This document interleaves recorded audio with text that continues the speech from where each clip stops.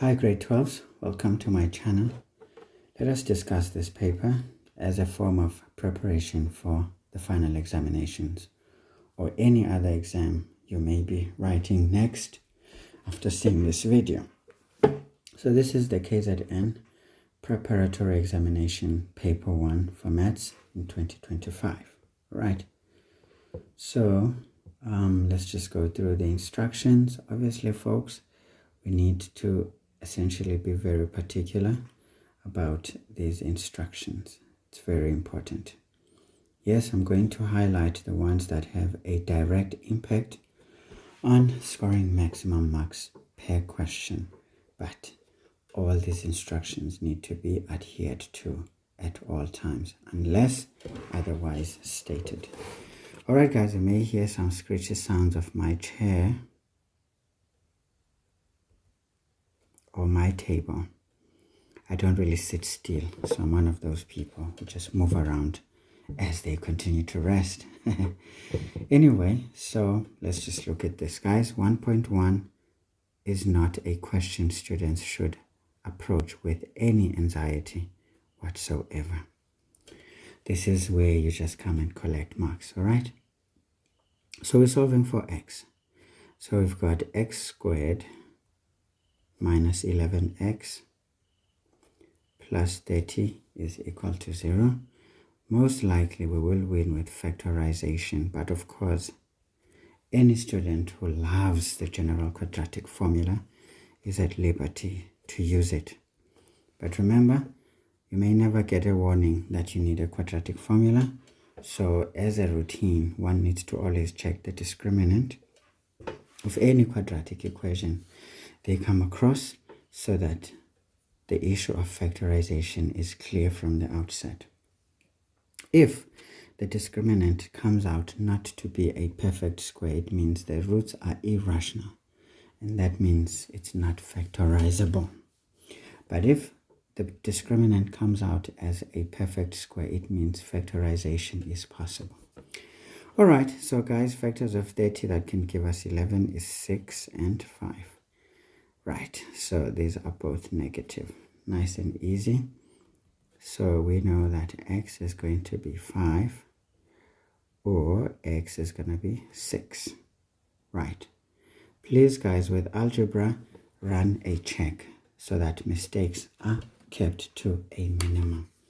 So each one of these solutions we plug back into the original equation and see if the left-hand side is equal to the right-hand side. Because mistakes do occur, and when they do, problems hit us when we least expect them, all right? So we don't want that. So when I put 5, I get 0, meaning the left-hand side is equal to the right-hand side. So this solution holds, okay?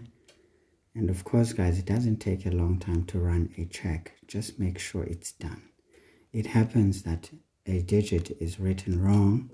Again, I get a 0. Or a sign is written wrong. So it happens, all right? So remember, guys, as part of the 3-step approach, to factorize is a mark-worthy exercise, right? 1.1.2. Here we are to solve for x correct to 2 decimal places. Usually, we know that if it is a quadratic, it is the one with irrational roots. So we will not be able to factorize. So here we can either use completing the square or the quadratic formula, but in essence, these are one and the same thing. So it's just easier to go straight to the quadratic formula. Right. Okay, guys, that's very easy. No issues there. So x is going to be minus into 9 plus or minus the square root of 9 squared minus 4 into 3 into 4, all divided by 2 into 1. Remember, guys, substitutions are very important, okay?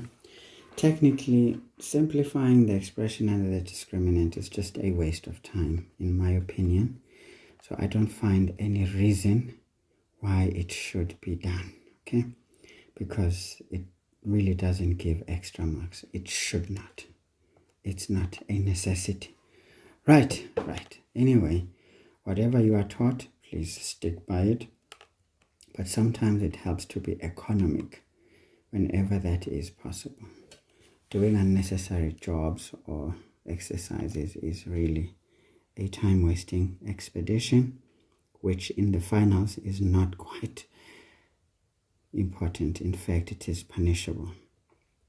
Okay, that's our first answer for X. Please, guys, ensure that the substitutions are correct, because this situation heavily relies on correct substitutions. So we get minus 2,46. So these are the solutions I'm getting. But remember, there's enough room for errors here. As we can see, the substitutions into the formula, quite hectic. But again, as I said, guys, we need to go back into the original and check if our solutions actually make any sense, or at least come close to the truth. So 0 minus 0,54. We substitute in place for x there. Right. Plus 9 into minus 0,54. Plus 4. Let's see. This one gives us a 0,0148. But if we look on the right hand side, we literally have a whole number. So it means we need to round off the left hand side to the nearest whole number. And when we do, we literally get 0. So it means the solution holds. Please, guys, there's no room for errors in the finals. So run a check whenever you can. There are some questions that do not allow this, but when questions do allow for a check, do not shy away from it. You may be making a mistake that can cost you easy marks, actually. So you don't want to find yourself in that predicament. Same issue here, getting a 0 effectively, meaning our left-hand side balances the right-hand side. But since the roots were irrational, we needed to rationalize, kind of. And essentially, that's when we round off to the nearest integer. Even rounding off right here is a form of rationalizing these irrational roots. Anyway, guys, so those are the 2 marks. Again, I'm just wasting time here. The most important here is substitutions and the 2 solutions. But these substitutions only get a full mark if we see the formula into which the student is substituting. First and foremost, the formula has to be correct, because an incorrect formula and correct substitutions is a mismatch. So that loses you marks. So be very careful, guys. Don't lose marks over very small and easy issues, right? So let's look at 1.1.3.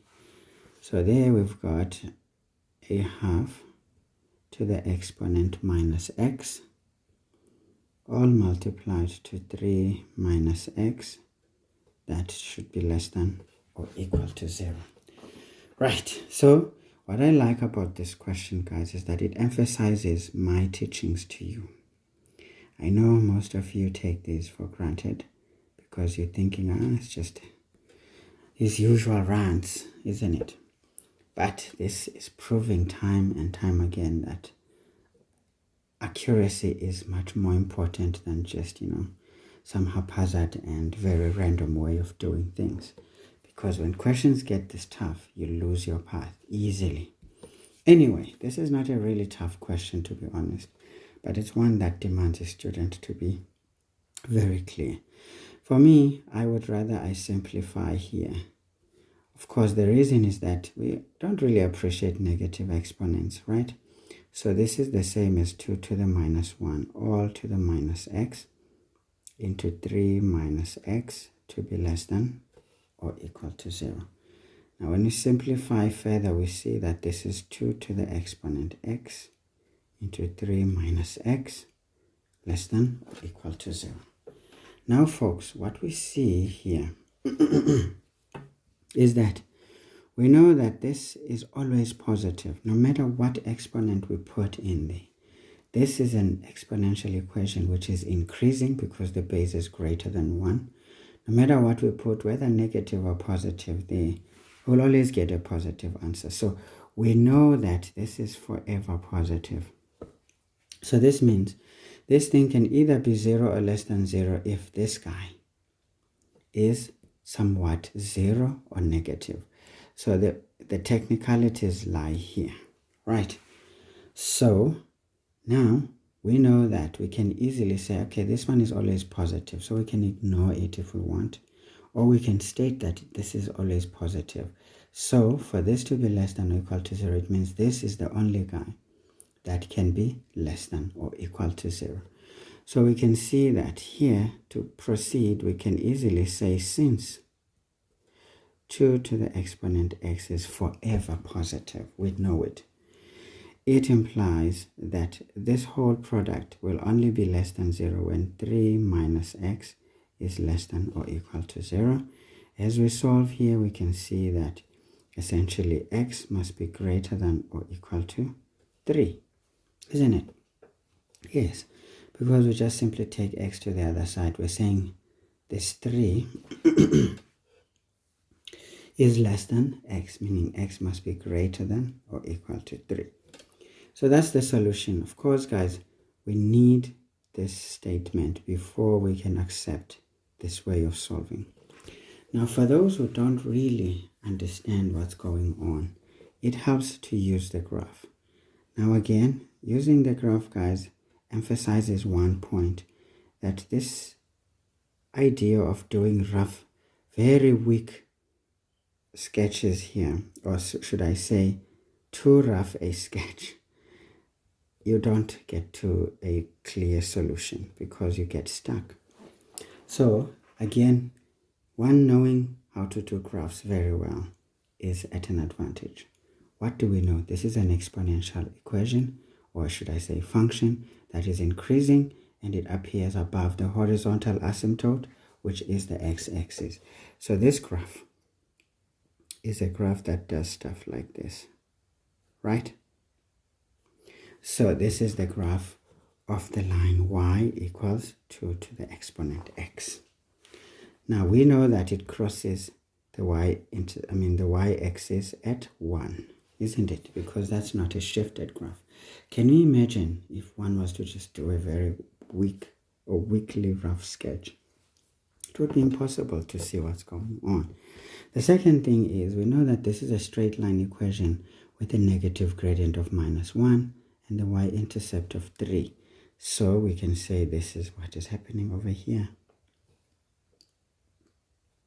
So this is the line y equals -x plus 3. So can you see, guys, knowing this is very important. And on top of that, we know that the x-intercept is going to be 3, as the y-intercept is also 3, because the gradient is -1. So you see, these very good and near perfect sketches are going to give us the right answer.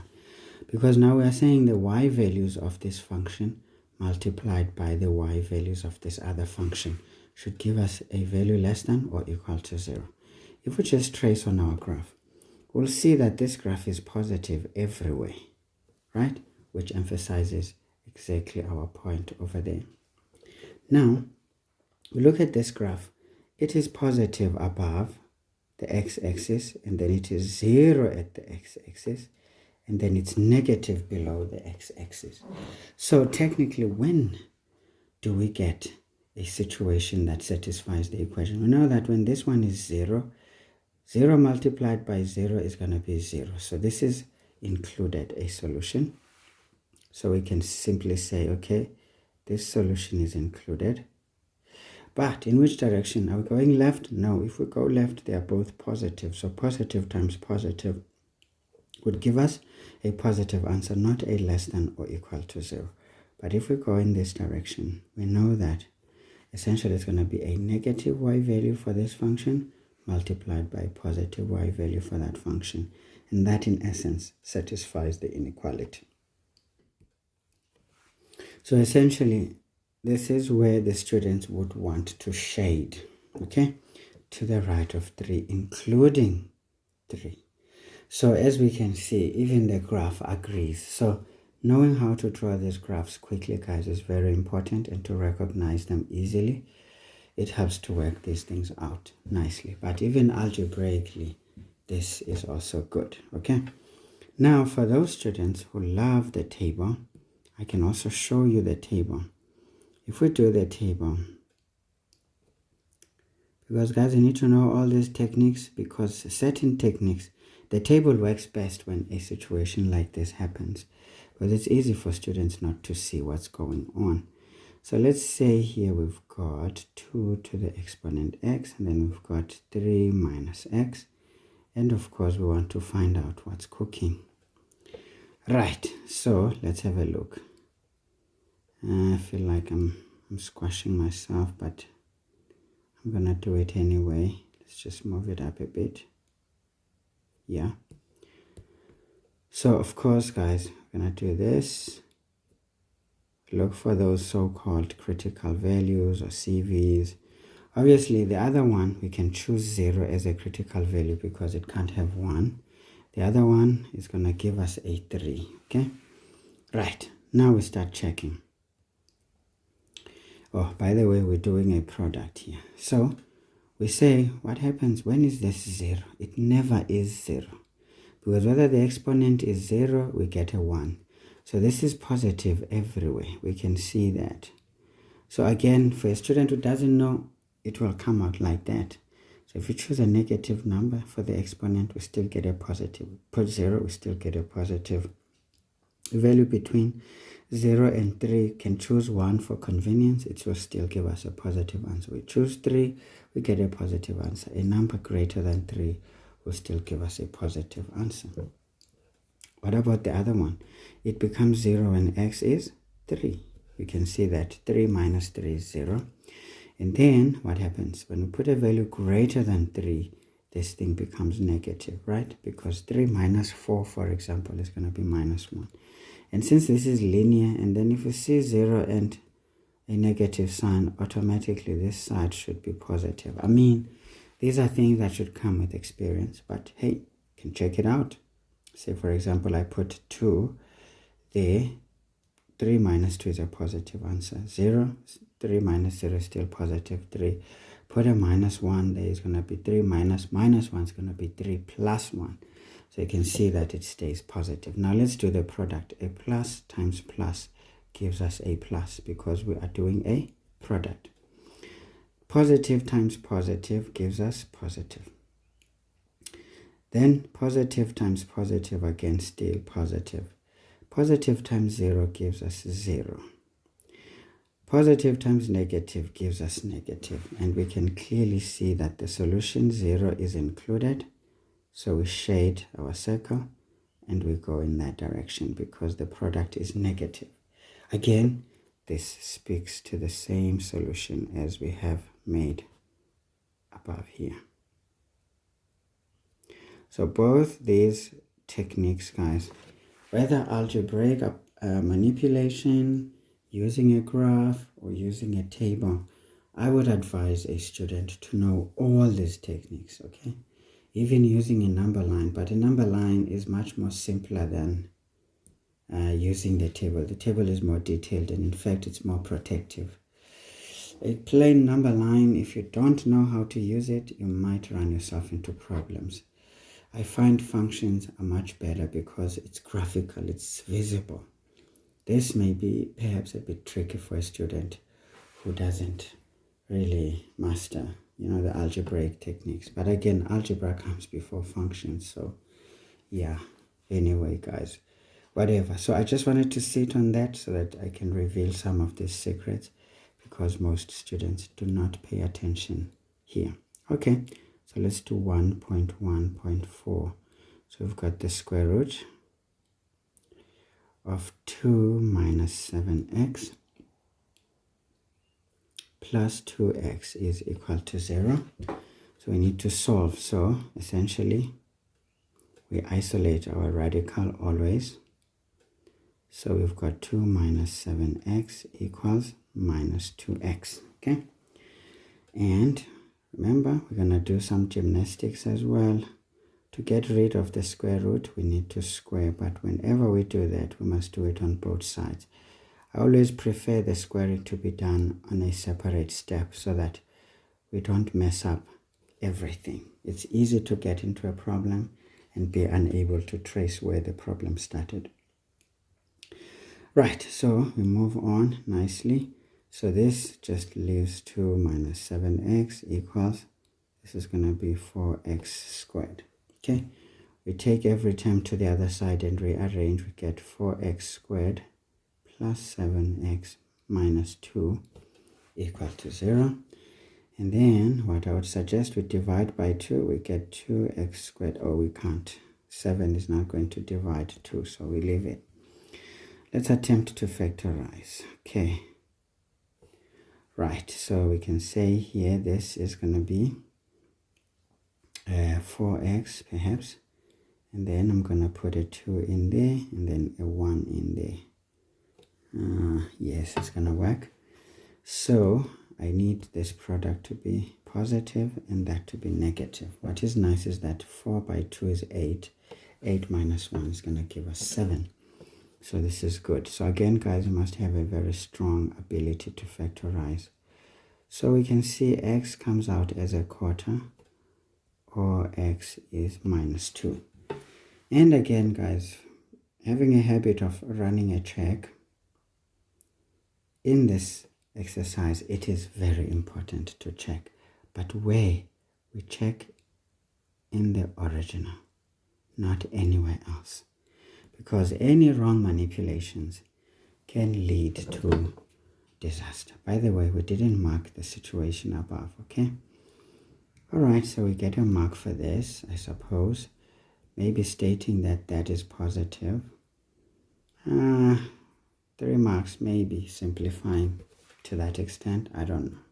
It's too easy though.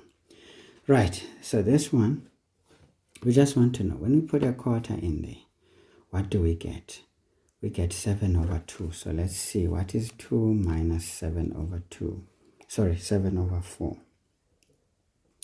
2 minus 7 over 4 in the calculator gives us a quarter, right? Now, the square root of a quarter is a half, isn't it? Because we can take a square root of a quarter. It is a half. Now we've got a half there. Now, 2 times a quarter is a half, right? Right. Now, what we will notice is that basically a half and another half gives us 1. It doesn't give us 0. So essentially, this is not true. So we need to strike this one. What is that? So we can reject that solution because our equation doesn't balance, okay? I hope I'm not making a mistake. It's easy to make one under these circumstances, but hey,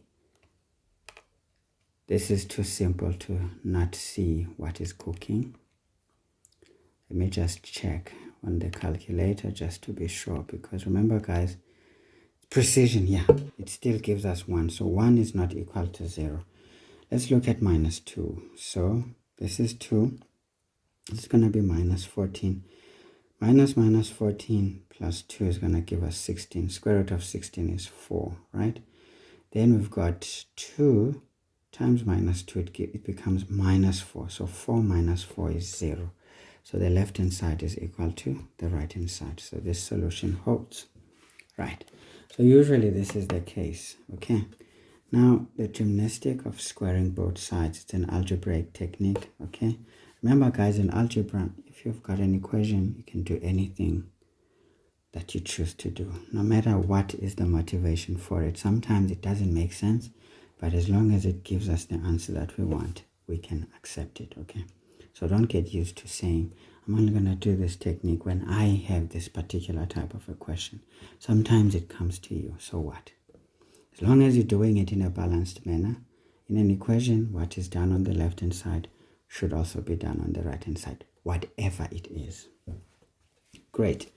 So, of course, guys, we know that every time we factorize, it's a very important step. So we get our 3 marks. obviously rejecting this solution is mark worthy in this question, right? So we've got 4. I guess all the gymnastics leading up to perhaps, yeah, I can say getting rid of that. Maybe it could be an extra mark, whatever.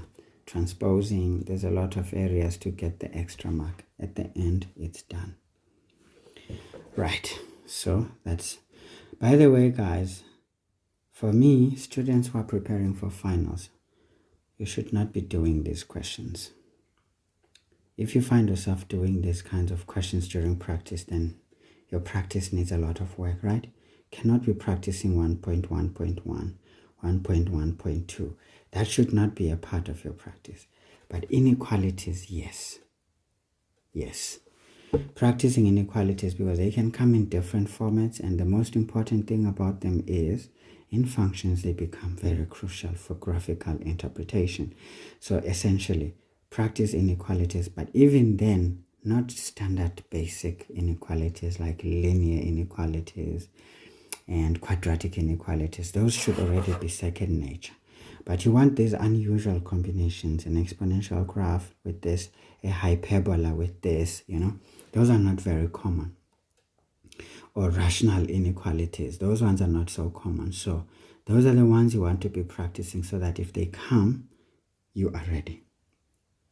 But you can't be practicing solving for x. If you find yourself really struggling, guys, please, man, you're not doing the right subject. No matter what we want to say, it is just unacceptable. At the same time, you also don't want to be practicing this kind of a question. This question is from grade 11, guys. Okay? This is from grade 11. Students should not be practicing this during the preparations for the finals.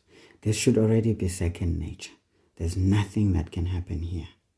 Yes, there are some areas where it can be asked in a smart way, but come on. This is too easy, okay? Even in grade 11, it was delved in much more deeper, whether there's a rational fraction, there's fractions involved, using the K method. This should not be a part of practicing for a matriculant who is preparing for the finals. If you find yourself doing that, guys, it means you are not ready for the finals. All right. So we've got 1.2. So we've got 2 to the exponent 425 plus 2 to the exponent of 423 divided by 4 to the exponent 2011. Okay. Now what do we do here? We need to simplify. Obviously, guys, we leave this one perhaps. This is 2 to the exponent 425 plus 2 to the exponent 423, all divided by, we know that this is 2 squared to the exponent 2011. So we always try to make sure that our business has the same base. So 2 to the exponent 425 plus 2 to the exponent 4023, all divided by exponents multiply. So 2011 times 2 is going to be 2 by 2 is going to be 4022, right? Let's see if the calculator agrees. 2 times 2011 is 4022. Okay, now that everything is in the same base, so what we can see is that, well, 4022 is smaller than the others. So essentially we can express these using exponential rules. So we can say this is the same as 4022 times 2 to the exponent 3, because we know that when we add those exponents we still get 4025, plus here we get 2 to the exponent 4022 times 2 to the 1, because we know that, again, when we put it back, it goes back to what we had. So all grade 11 exponential rules, guys. So this is 2 to the exponent 42022, sorry.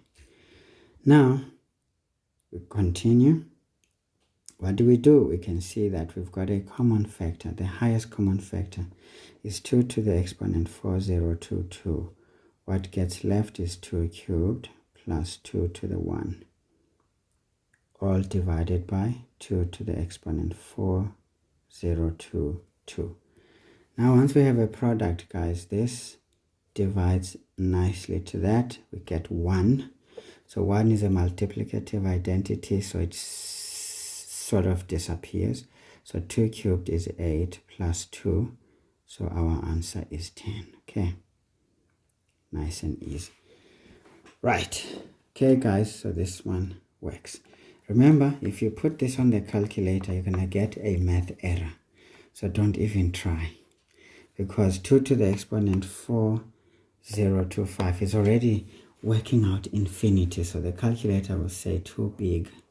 It cannot tell you. So only rules of exponents are applicable here and are able to take one to a simpler answer. Okay, so unfortunately there's no checking this one using a calculator, but rather working it out nicely. Anyway, guys, so I guess this is important. So that is very important. Whenever we factorize is key, guys, and the final answer. The rest is gymnastics a student doing maths at matric level should have as second nature.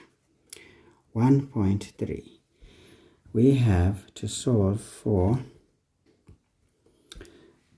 simultaneously. Again, guys, simultaneous equations is very easy. These are just easy marks. So this is 2x.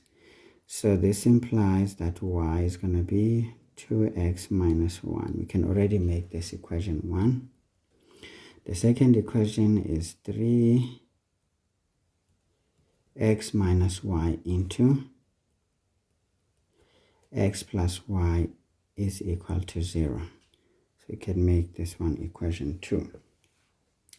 So what do? We put 1 into 2. So what are we going to do? So where we see y, that's what we're going to put. So we've got 3x minus, instead of y, we're going to put 2x minus 1. Okay. This is into x plus 2x minus 1. Okay. Equal to 0. So once we FOIL things out inside, the square brackets is killed. So we've got x minus 2x plus 1, okay? Then here we've got x plus 2x minus 1, okay? Equal to 0. We sort this out. 3 minus 2 is just going to be x plus 1 into, this one is going to be 3x minus 1 equal to 0. Maybe let's come a bit closer. There we are. And then we can see, guys, what to do from here. X is going to be minus 1, or x is going to be a third. Right. Very easy. So we go back to 1. Say y is going to be 2 into minus 1.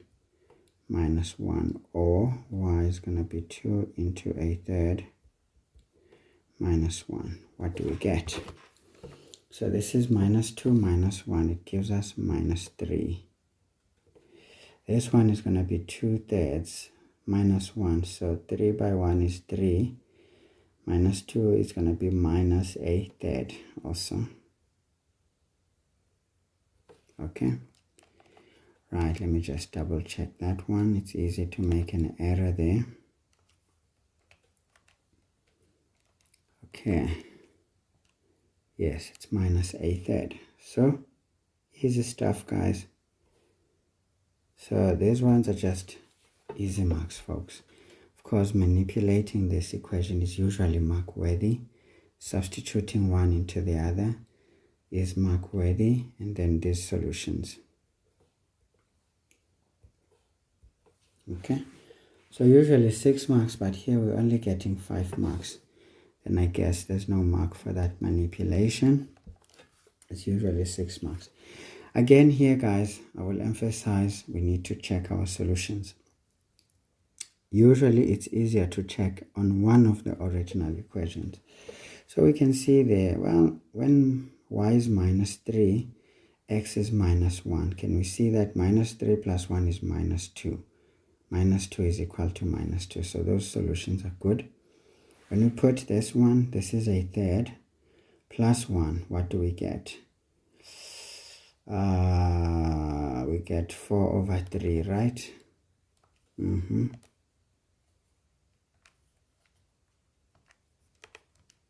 Yeah, we get 4 over 3.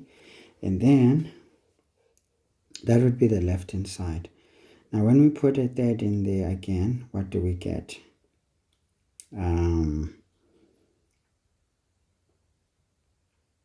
Something is fishy now. Okay. Oh, sorry, I made a mistake. Basically, it's minus a third. So why is minus a third? So this is minus a third. Goodness, I was worried now. What's happening? Plus 1. So we get 2 over 3. And of course, when you substitute that onto the right-hand side, we still get 2 over 3. So those solutions are exactly perfect. Remember, guys, you always know when you've got it. You also know when you don't. So checking solutions is another way of making sure that as you progress with this question paper, you know where you've picked marks for sure. It's not even a question. You don't need a memo to see whether you did well or not. No, you don't. You can actually see it right during the exam. That's if you're well trained. Anyway, let's leave that for later. Right now, it's not important. Maybe it is, but perhaps it's too late for some. Anyway, 1.4 says two integers have a sum of m and a product of n. Determine an expression for the sum of the squares. Okay, what are we looking for? An expression for the sum of the squares of the two integers in terms of n and m. Okay, as you can see, it's 3 marks. But of course, guys, we know that 1.4 always constitutes a higher grade question. Right? It's one of those questions you just never know what's going to happen there. You're lucky if you see it or you don't. Okay? Now, folks, it's easy because in algebra, we normally work with x and y. So we can just say let the integers be x and y. Right? Such that we have x plus y equals m and xy equals n. That's what we were given. Right? So we need to now do an expression for the sum of the squares of these two. Now, folks, this one becomes a bit horrible. I know we are used to working simultaneously and in the standard way, you know, sometimes express one by the other. Yeah, maybe it can work, maybe it doesn't. But sometimes you look at the marks and you realize that I don't have to sweat here. So what can I do? As I said to you guys, you see the technique of solving 1.1.4 is just a technique, because if you think about it, if I've got a sum here, if I take this and square it, I'm going to be able to get a y squared and an x squared. Are those not what I'm looking for? Exactly. But at the same time, I know there's going to be a combination of x and y, which can give me that. So in essence, I can be able to really do what I need. Okay, we can say now from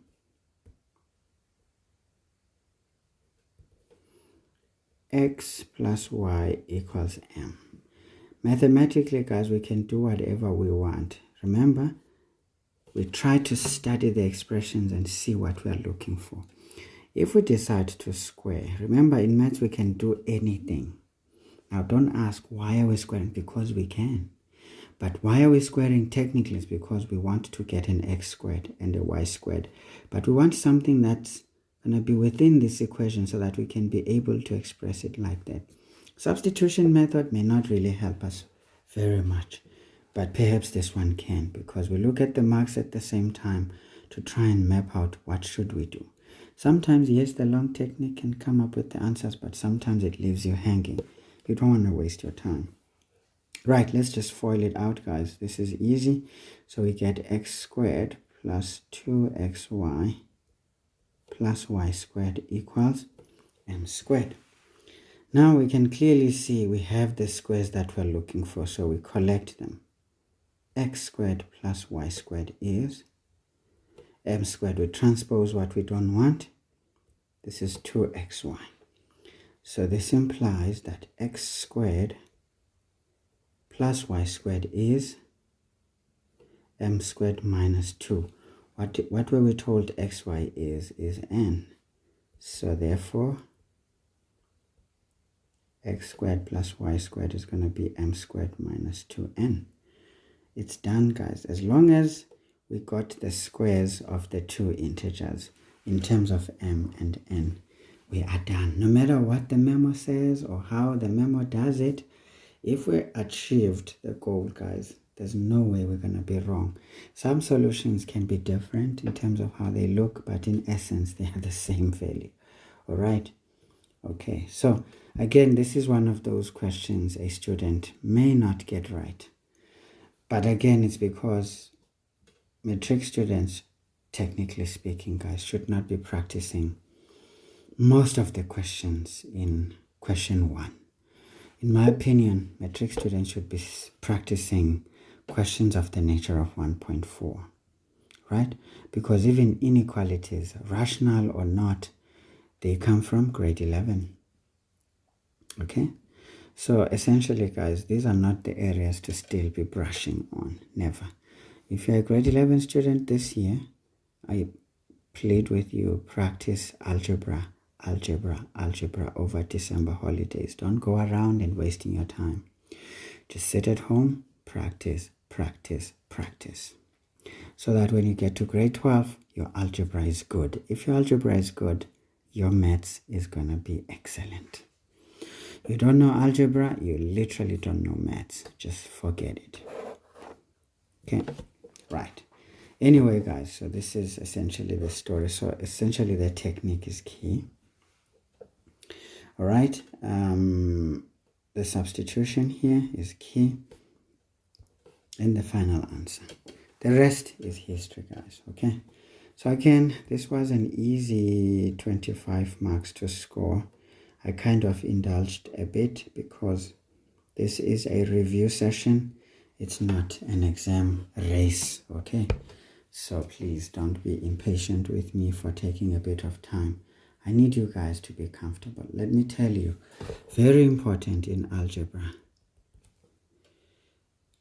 Let me write it so that you remember this. In algebra, we can do anything as long as due process is followed. Right? I hope this statement will wake you up. When you feel you can't solve something, think of anything in algebra that you can do.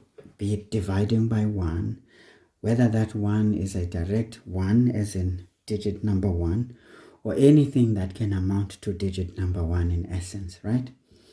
And we can also add nothing. You see, adding nothing is essentially, let's say we've got x squared plus, say, 3 equal to something, right? So we can still say x squared plus 3 plus, say, we can say 3y minus 3y. This is the same as adding nothing, but we can do it. And whatever we do, we must do on the other side. But this is when we are looking to group maybe this and that, and then maybe group this and that to achieve something. You never know. So in maths, guys, we can do anything as long as due process is followed properly. That's it. Okay? We can divide by anything. We can divide by 1, we can divide by 2, we can divide by p or q, whatever we want, as long as we want to divide by it. But if we do it, we must do it to the other side. We can square the left-hand side and the right-hand side, whatever we want. Please remember that, guys. These are some of the things students miss. And as a result, they botch very easy exams. Anyway, let's get to question 2. I really don't have stamina for these papers anymore, guys. So, I think I'm going to slow down now. Consider the arithmetic sequence. X minus 3 is to 2x plus 1 is to 4x minus 1. Determine the value of x. Obviously, if this is arithmetic, so we know that this is AP, arithmetic progression, x minus 3, 2x plus 1, 4x plus, not plus, but minus 1. And then it keeps on going. We know that for 2.1.1, we know very well that essentially 2x plus 1 minus x minus 3 is the same as 4x minus 1 minus 2x plus 1, because each equals d. Right? That's the common difference in an arithmetic sequence. Now we sort it out. 2x plus 1 minus x plus 3 equals 4x minus 1 minus 2x minus 1. Let's sort it out. So we've got 2x minus x. So this is x. 1 plus 3 is 4. This one is going to be 2x minus 2. Now we move everything around. It's better to take x to the other side. So essentially this gives us the solution. So we don't need so we know that 2 minus x is just going to be x. And we transpose 2 to 4, it gives us 6. Sorry. So this is done. Okay. Again, guys, this kind of a situation needs to be checked. All right. Whether we check it in the equations that we created here, we can see if the left-hand side is equal to the right-hand side. But usually once we solve like this, it's going to be the case. But does it matter in the original? So if we've got 6 minus 3, so this is essentially 3. This is 12 plus 1, that's going to be 13. Okay, and then this one is going to be 24 minus 1, that's 23. Right, now let's see, what is the common difference there? The common difference there is basically 10, isn't it? So 13 minus 10, yeah, then it's, what is this? 13 minus 3, sorry.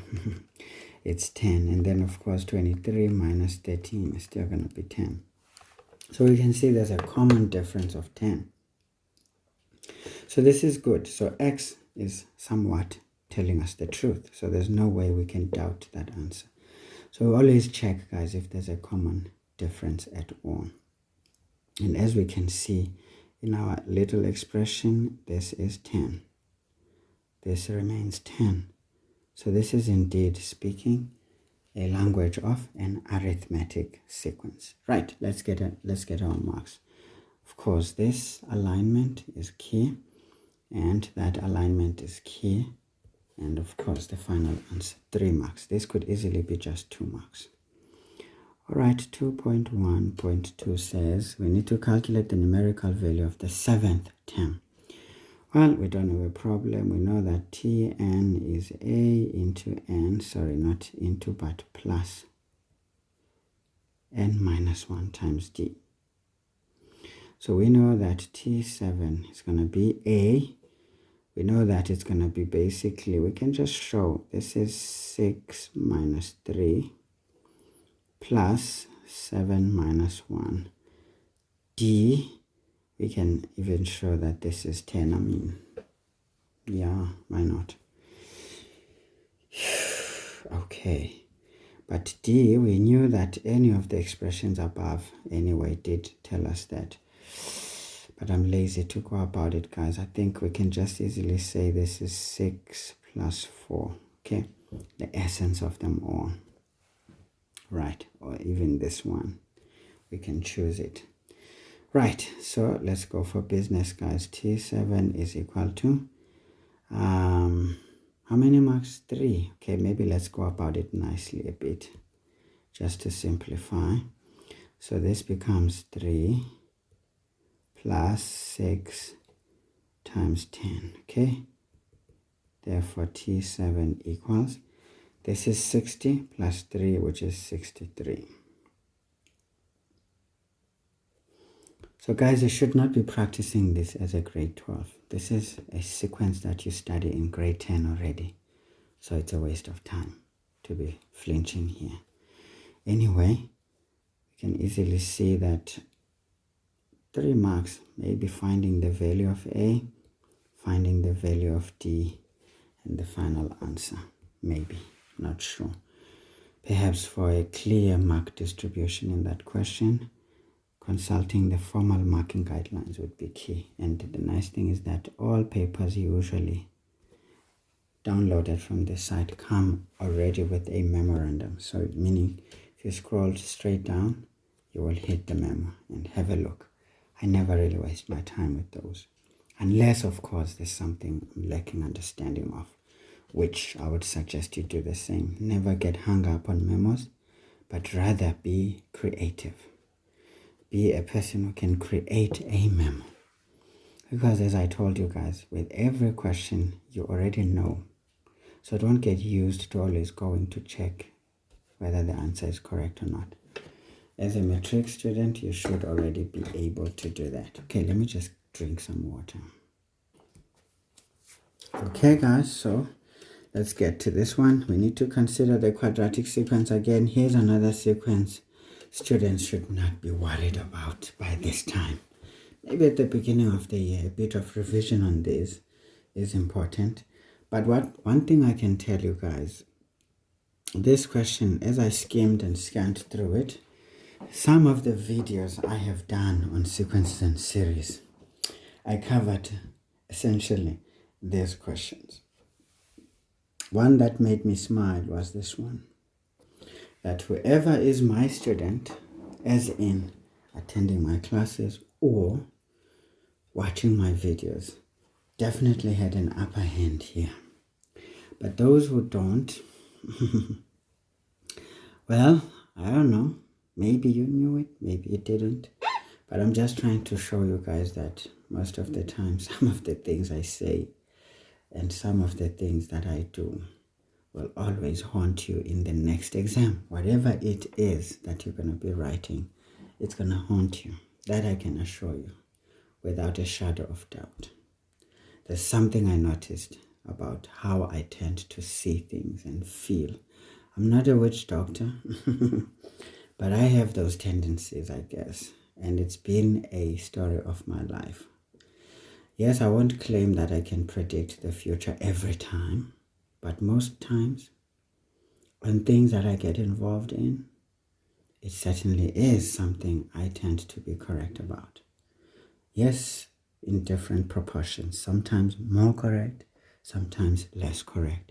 But fact of the matter is, I'm always around the issue that I talk about. So anyway, let's not preach, because if you didn't see those videos and never really cared to practice, well, tough luck if you didn't get this right. But if you did get it right, well, you're already good enough, you're in shape. But then if you're one of those who's going to regret, well, I know. Right, okay guys, we've got a quadratic sequence. 2, 7, 16, 29, and it goes on. Now folks, we know that once we are told this is a quadratic sequence, we don't need a second invitation to get the first differences right. Yes, because we want to even uncover the second difference. So 7 minus 2 is 5. 16 minus 7 is, what is it? 9. And then 29 minus 16 is 13, right? 29 minus 16 is 10. Okay, yeah. And then the second difference, we should also be able to just run to it. So this is 4. This is 4. Okay, now we know we are dealing with a quadratic sequence. Again, guys, you don't need a second invitation for what I just did. So 2.2.1 says we need to determine the fifth term of the sequence. Now, if you've been watching my videos, I've shown you that if you just add all these up, you will get the next term. Right. So that is the story of your life and my life, because nina ndiyanazi anikho serious. Nidlala ngemikhunya kulanjwa nina. Nidlala ngemikhunya kulanjwa. Hayi, ngiqhela kabi nayo ngoba. Sengiqhelela away. Bengingafuni ngiqhele kabi yabona. But iyangiqhela. So let's try again. Yeah, whatever guys. Iyanibhayizisa. That's a 9. So we add all those up, we should get to T5. So T5 is going to be 4 plus 13 plus 29. Okay, this is 46. Another smart student may know that if you add all the first differences up, including the very first term, if you follow the video that I showed you. So if you take the very first term and include all those differences, that will give us the next term. Okay, so there's 2 ways of killing this cat. You just kill it, all right? So let's check it. 2 plus 5 plus 9 plus 13. Ha! Ogile boy. Ogile twice it. I bogo. We tell you kelagag ke go guy. But I guess that's like the cook. Yole. Oh, actually, the reason why we didn't win, there's a reason. We didn't get the term before these ones. Actually, if we want to explore this, we need this term. Sorry, guys. We need this term. And that term is only going to come from 4 plus 13, isn't it? So 4 plus 13 is 17. Yes. Now we can do the business of the day.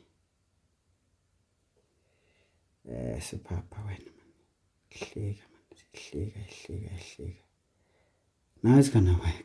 Okay. So technically, guys, this 46 still comes up nicely. Like that. Okay, but we need that extra little thingy, which we can just add those two. So you will see that if we add 17, we get to 46, right? So there are many ways of killing a cat, guys, but the job a student needs to do is to kill it. Student must just kill the thing. Okay, guys, I'm just showing too much, but again, I just want you guys to be strong because, yeah, you know what? I know you folks take a lot of things for granted. So this is just 1 mark after all, no matter how one does it. 2.2.2. We need to find the nth term. Again, guys, in a question like this, this is too easy. We know that 2a is 4. Therefore, a is going to be 2, isn't it? And then we know that 3 into 2 plus b should be 5. Therefore, b is going to be essentially minus 1, isn't it? And we understand that a, which is 2, plus b, which is 5, plus c should be equal to, did I say 5? No. This one is minus 1. Is going to give us a 2. Therefore, c should be essentially 1. Okay? So I'm just going to write here, guys. So, of course, when you write next to the things, you must draw a vertical line across so that we don't read incorrectly. Sometimes when there isn't, I may read from this until there, but if we divide, I know I have to finish this side and then go on to the other side. You can say, therefore, Tn should be 2n squared minus n plus 1. Again, guys, we need to check if this represents our sequence at all. Okay. Now, how do we run the check? We just substitute 1 in there. So this is going to be 2 minus 1, which is 1. 1 plus 1 is a 2. So the first term comes out. Let's check the third term. So this is 3 squared, it's 9. 9 times 2 is 18. 18 minus 3 is 16.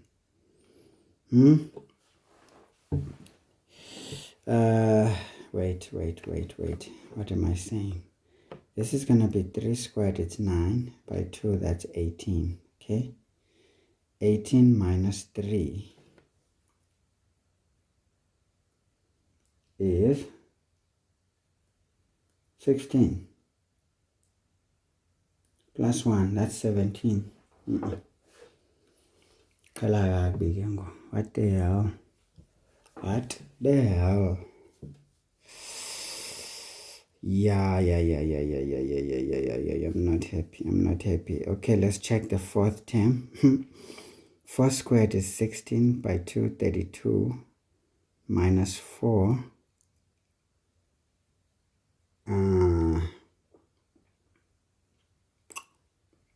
Is it 28? Yeah. 28 plus 1, that's 29. But why am I not getting 16, Gandhi?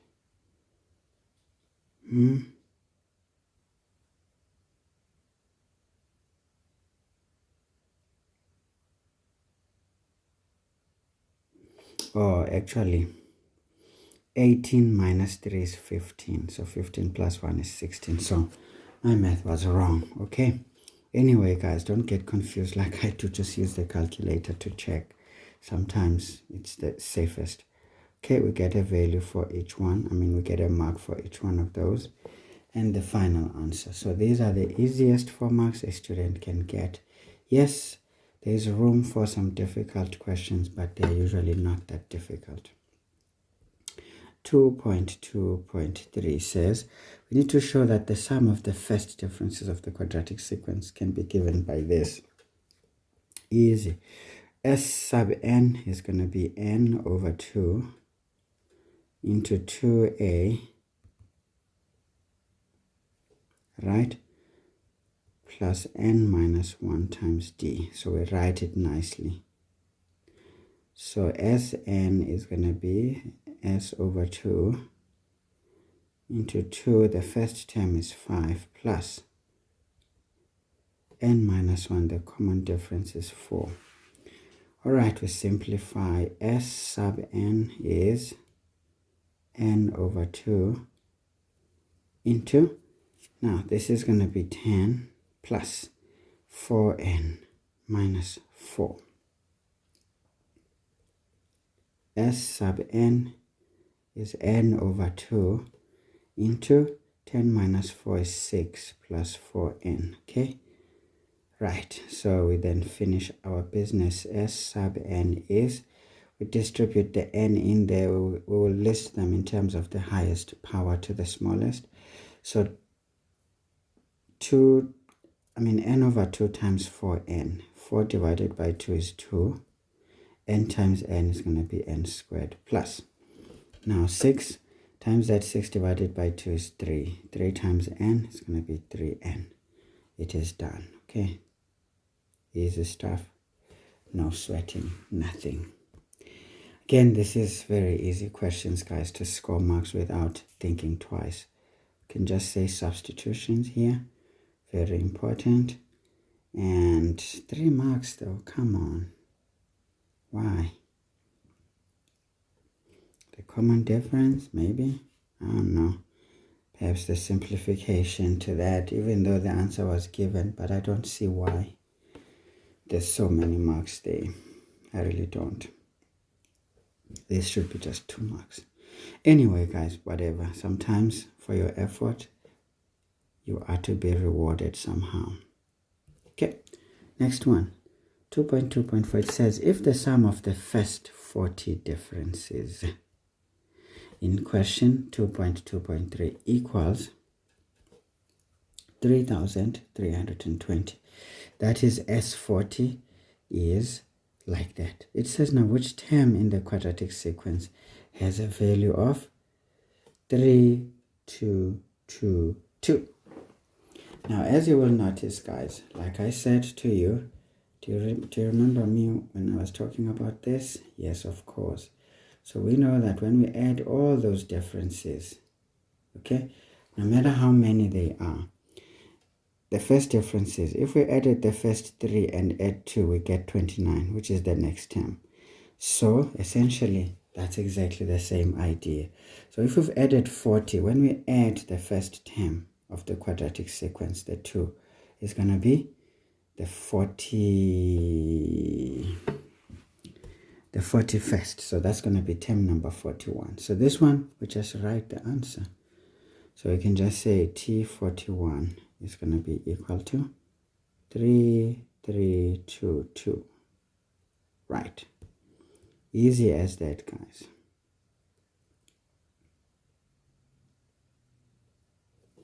Because to that 320, we just add the first term. Then if these terms are 40 plus that one, we get to the 41st term. Right, so it's either you know or you don't know. And again, what made me smile about this part is the part that says, you see, if you learn different techniques of looking at a problem, you see this green part is actually the idea behind all of this.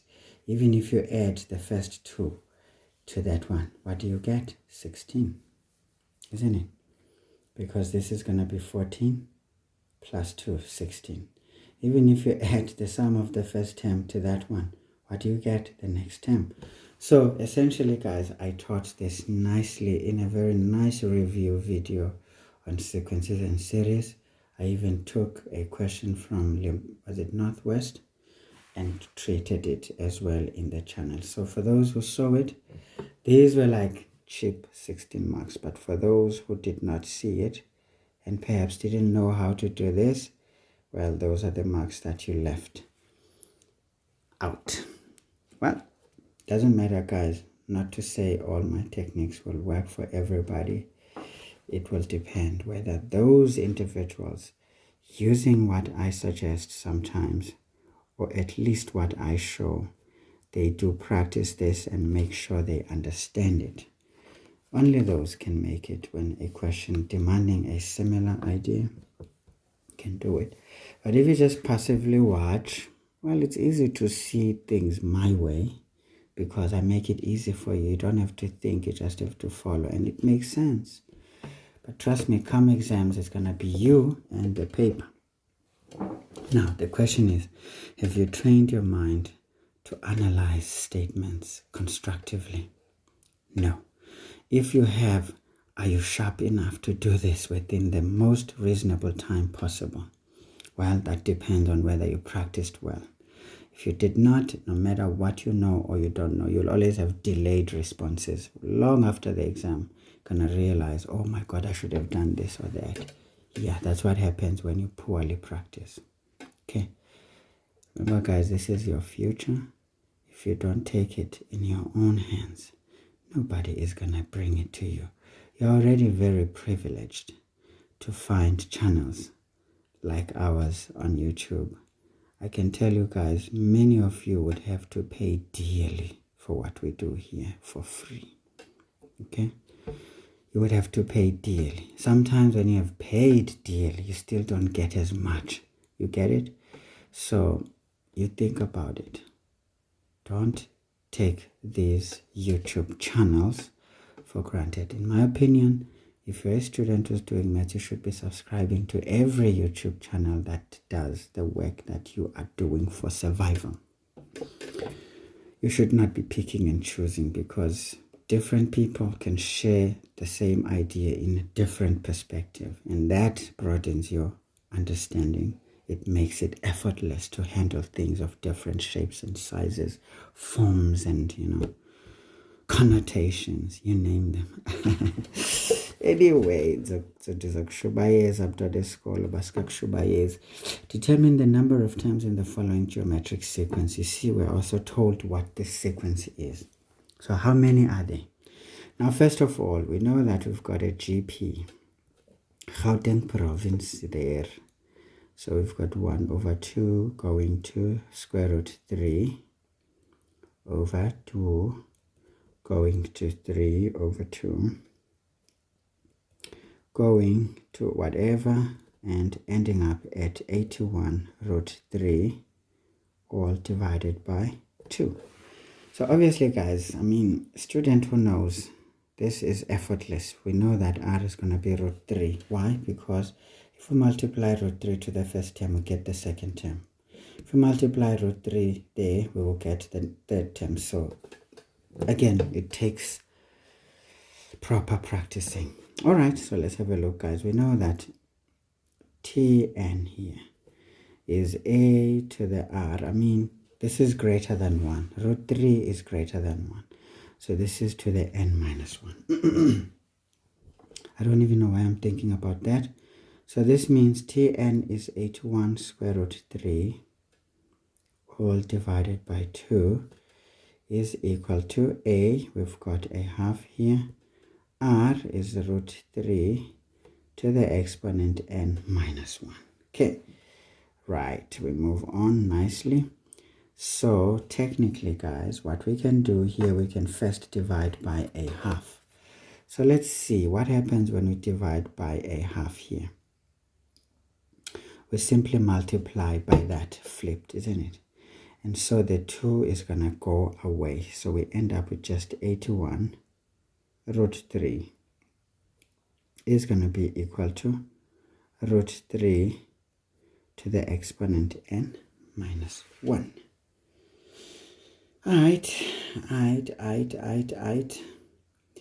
It looks like we have a serious problem. Yeah, we've got a problem. So I was thinking that, exponents are going to help us here, but they're not helping. But you see, what I love about maths, guys, it makes you a genius. There's ways of dealing with issues. Let's continue. So this is 81 root 3. We split this one. It's going to be root 3 to the exponent n times root 3. This one is not going to win. It's not going to win us the prize, my lord. It's not going to win us the prize, is it? I was kind of hoping for some stuff, But now what stuff is this stuff? But I think it's going to work, but it's going to be horrible. Let's go on. So we've got 81 root 3 equals root 3 to the n divided by, see, that one, when you convert to a positive exponent, is like this. And that one is like that. Let me just see what I just did there. Let's just see 81 root 3 over 2 divided by a half. I just want to check something. Sometimes it's easy to make errors. Yeah, okay, it was good. So obviously, guys, what do we do now? We cross multiply. But I think what I was trying to avoid, I'm still landing up in it. So we end up with just 81 times 3 is equal to root 3 to the n. Yeah, doch. I was hoping for some things to just go away. But now these things are not going away. Lord of lords. You know. But there's another thing that I was thinking, you see. There is another thing. You see, there's many ways of killing a cat, guys. As long as the cat dies. But I'm trying to figure it out. What on the Lord's earth is going on here?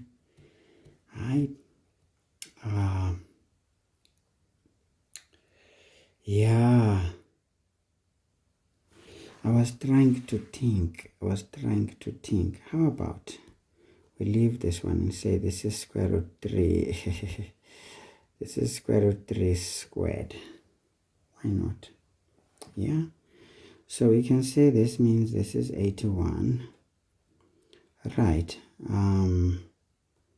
Into root 3 squared is equal to root 3 squared to the n.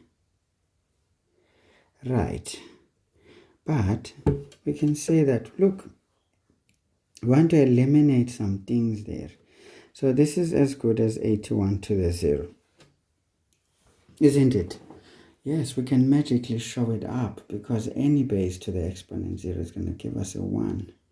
But we want to show that we actually want to equate the two. So we can say, therefore, we understand that root 3 squared should be equal to root 3 to the n, isn't it? Because the 81s are going away. But is that correct, guys? It sounds wrong.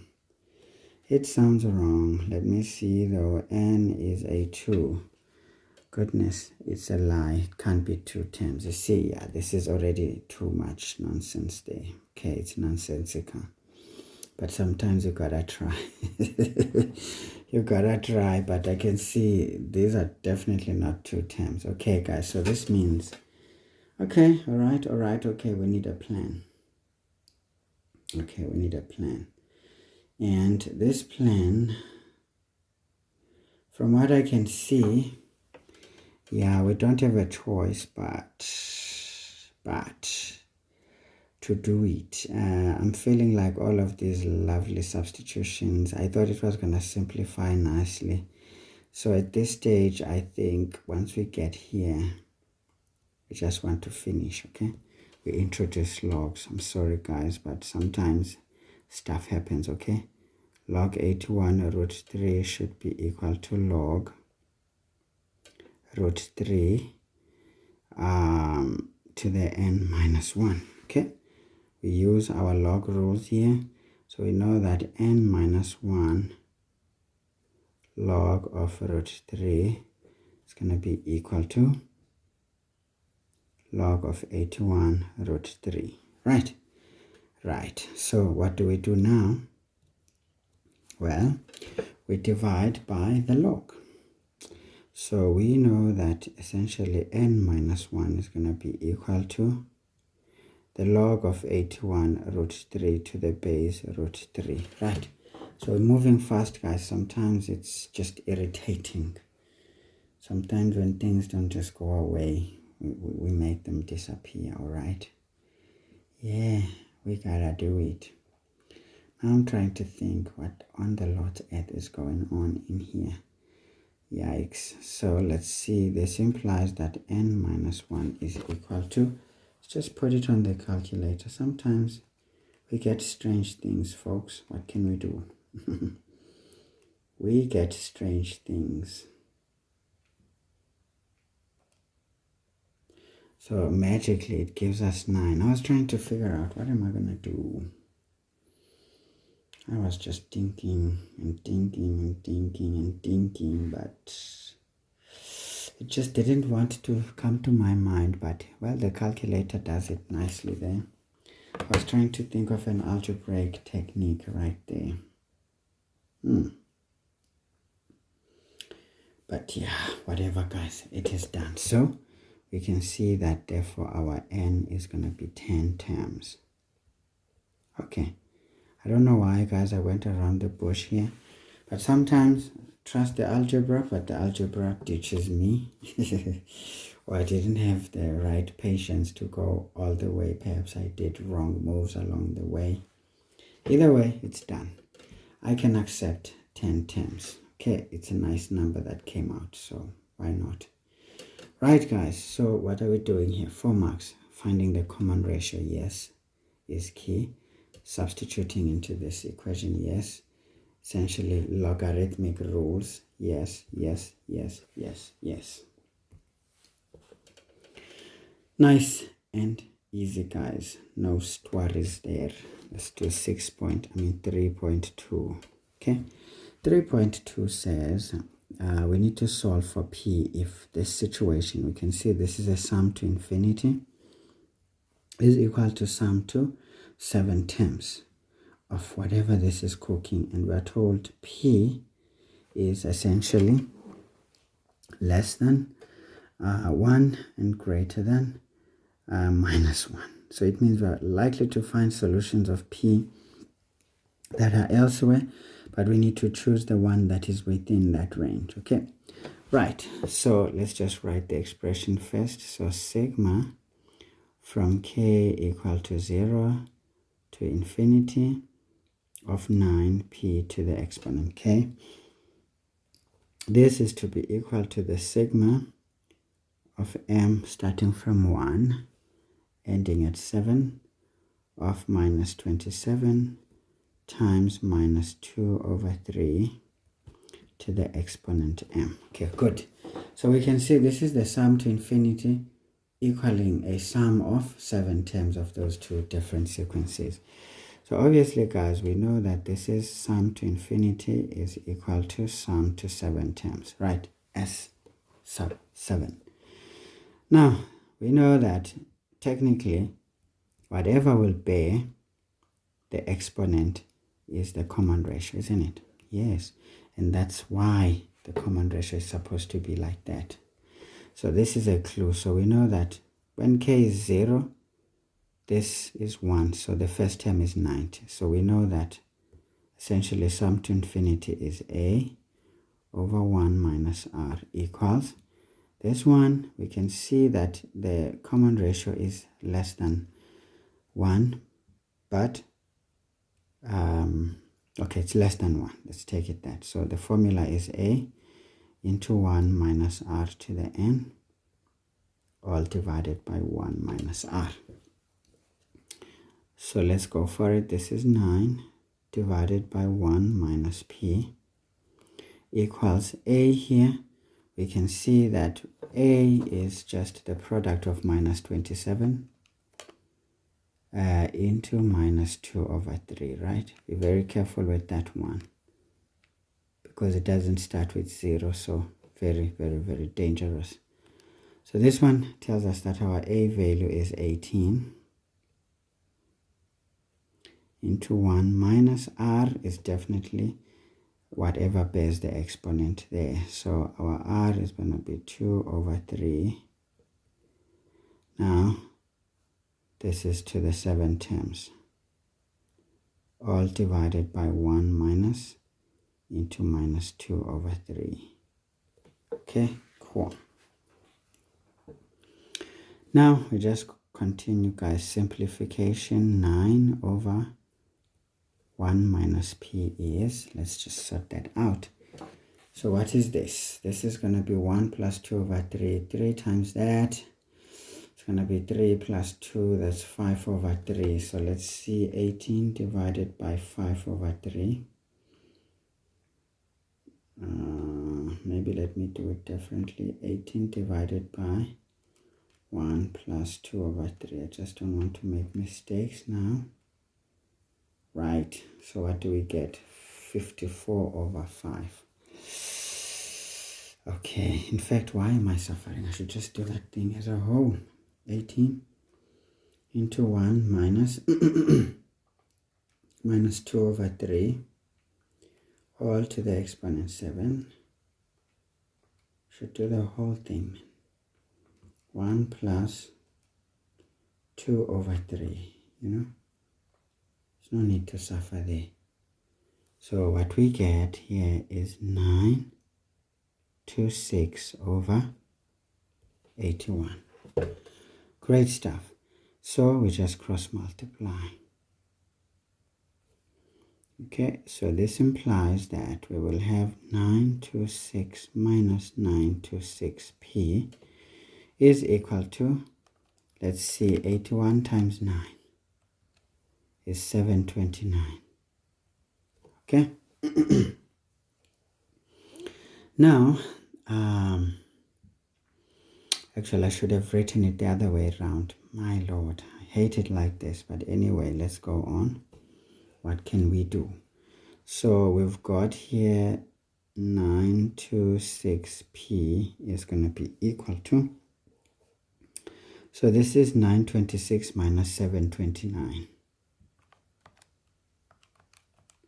So this gives us 197. Okay, great stuff. So 926 minus 197. Aibo, 926 minus 729. Okay, it's 197. Okay, so we can see that P is going to be 197 divided by 9 6. Oops. So P here is 197 over 926. Unfortunately, we cannot handle it better than this. In any case, this is a proper fraction, so it makes sense in the given sense of the question. So it's done, guys. Wrong or right? If it is done, it is done. Okay. Oh, let's mark. Why am I so clumsy now? Right. 6 marks. This substitution is key. This substitution is key, but finding the number of terms was key. And essentially, finding the first term there, I think, was more important. Right. So this is 1, 2, 3, 4. Of course, 5. Where's the 6th mark? I guess knowing that the common ratio in the other instance was going to be that. Okay. I mean, guys, when something is done, no matter what happened, if everything is good, we can read what happened. We can move on nicely. Okay, so there it is. Right. So this was an easy 10 marks to score, honestly speaking. Here, this is where I suggest students must just come and take marks. It's never really too out of reach. Okay, now let's get to our favorite section, functions. This is where students smile when they see these kinds of questions. Right, so this is where a lot of marks sit, guys. So we need to sharpen our scales so that we can cut this kind of thing. Anyway, question 4 reads, the graphs of f of x equals half of x plus p all squared plus q. What I like here is that I've got a half. Now half is a, and it means my a is greater than 0. So I expect a concave up parabola. Do I see that? Well, yes, we do see a concave up parabola. So makes sense. So this is given in the vertex form. But if we look at this parabola, E is supposedly the turning point, but we can't just jump to conclusions. But if that's the case, it means our P is 2. Okay? Right. As for the Q, is still elusive. Right, no problem. G of x is a over x plus r plus t. This is hyperbola. This is a hyperbola. So we can see there it is. It's a hyperbola. Okay, nice. So again, if we look at it, this is in the second quadrant and fourth quadrant. The gradients are effectively positive. So this is a negative hyperbola, if you want to call it that. But it's definitely suggesting that a is less than 0. So here the a is a value less than 0. If you find anything bigger than that, then it means something is missing. All right, so the line h of x equals minus x plus 3 is the axis of symmetry of G. Okay, one thing for sure is that, guys, if you see any straight line with a gradient of 1 or minus 1, in association with a hyperbola like that, it should be an axis of symmetry, even if it's not given as such. So don't be lost. Okay, C is the y-intercept of both. Okay, so this is a common y-intercept of G and H. E with minus 2 and W is the turning point of F. Now that we know, so we know that our P here is going to be 2. Right, because P always takes the opposite sign of that point. I mean that x coordinate at the turning point. Right, so what else? We are told that B is a point on F. It's a point of intersection of the asymptotes. Okay, B, a point on F, is also the point of intersection of the asymptotes of G. Okay, so we can see there that B is doing that. Right, okay. Obviously, guys, we get to business here. 4.1 says write down the coordinates of C. Now we can see that C is the y-intercept of H. So in essence, C is when x is 0 and y is 3, which is the constant term in our equation. All right. So that becomes the y-intercept. So no questions about it. Easy 1 mark. 4.2 says, show that the coordinates of B are 2 is to 1. Again, guys, I spoke about this. Those who really listen when I teach, they got an advantage. If you look at B, I always say the point of intersection of the asymptotes. I always say this is the center of the hyperbola, meaning from the point of intersection of an axis of symmetry to another, that is going to be equidistant. So meaning B is the midpoint of point C to this point A. So B is the midpoint. Now if you forget this, it's up to you guys, but there is a video that I did and I showed this. But yes, again, those who stick by my channel, can you see there's more areas of an advantage already on paper 1. But even if you look at paper 2 of KZN, I did it, it's in the channel, you can check it. You will see that there were lots and lots of points that I highlighted before the exam, and they were there. So those who pay attention definitely did benefit, but those who don't, well, they will be surprised. But again, it doesn't mean if you don't know, you're not going to see it. So maybe you did see it. If you did, good luck. If you didn't, tough luck. Right. Now, we know that B is the midpoint of AC. This is the center of hyperbola.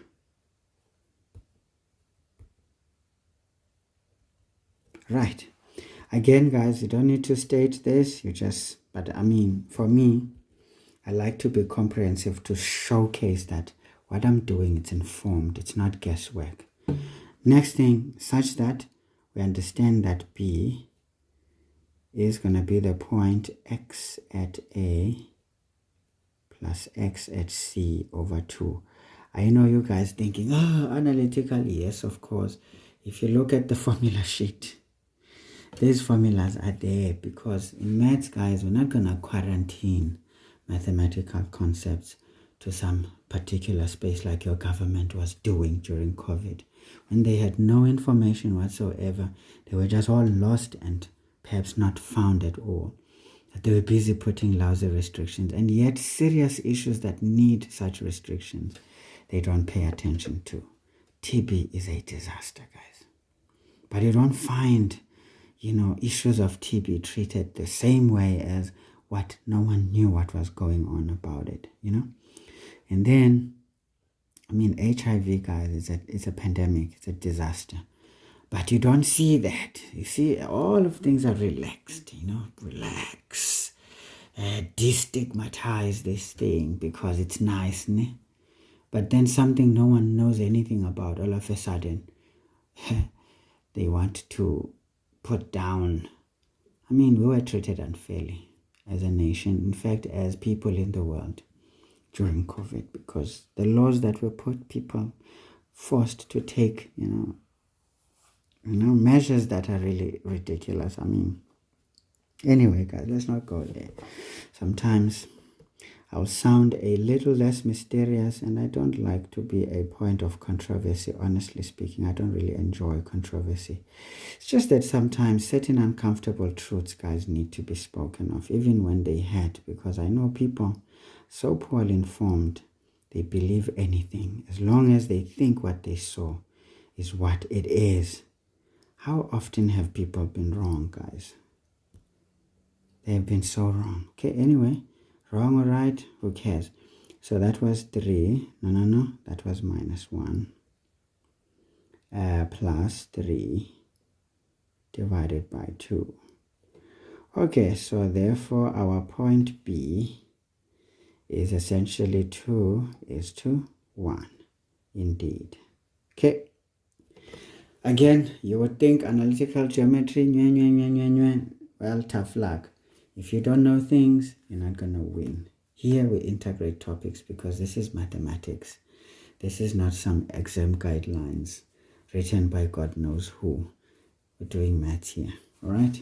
So be very careful. Anyway, I'm not against I'm not against your exam guidelines, folks. Please don't get me wrong. I am not. But the manner in which these are emphasized, I have a problem. Okay? Because it just shows, man, how people don't really think deep about what they say and do. As a result, they don't realize that this is not about them even. It's about you, the students. If we cage your growth and limit it by putting a cap on it, how do we expect you guys to surpass us who have come before you? It's not possible, is it? But if we show you some of the things that we kind of realized later than early, these could easily unlock your potential even further than you could ever imagine or we could ever imagine. And as a result, we can see some very important developments coming through. Yes, standards are the basis of everything, but they're not the limit to which we should confine ourselves. No. I beg to differ. Anyway, guys, this is essentially cool. So for me, I think those 2 marks come through there, right? Right. But again, we can easily say, look, there's nothing wrong in saying substitutions and a mark, even though that was given to us. But for me, I think the method is more important than the final answer because it was given. Anyway, that is it, guys. You got it. And of course, I did a video on this. I did some question paper on this and I explained this. So hopefully you saw it and hopefully you benefited. If not, you will benefit next time if there is a next time. Right, determine the values of A, R, and T. Easy. What is A? A is part of the hyperbola. So we know the coordinates of the asymptote. So this is very easy. So we can easily write nicely that essentially the hyperbola g of x is going to be equal to A over, we can say x. Now remember, the x coordinate is what changes the sign, isn't it? So if it is positive, it must have been negative. All right, yes. This one, we write it as it appears in point form. Sorry, it's 1, not r. Excuse me. So this is it, guys. And so what are we going to do? We take a point through which the graph passes. And we can see that the hyperbola passes through point C. So we can say, well, with point C being 0 and 3, what do we see now? We can see that 3 is going to be equal to A over 0 minus 2 plus 1, right?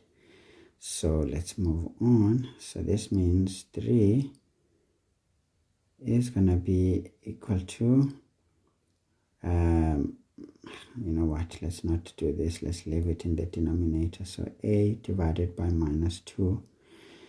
In fact, I don't know why I'm delaying this. Goodness, losing my focus. I talked too much. We transpose the 1, there it becomes a 2 over 1, right? Equals A divided by minus 2. So we cross multiply there. So we can see that our A is going to be minus 4. So we knew that our A should come out as a negative number.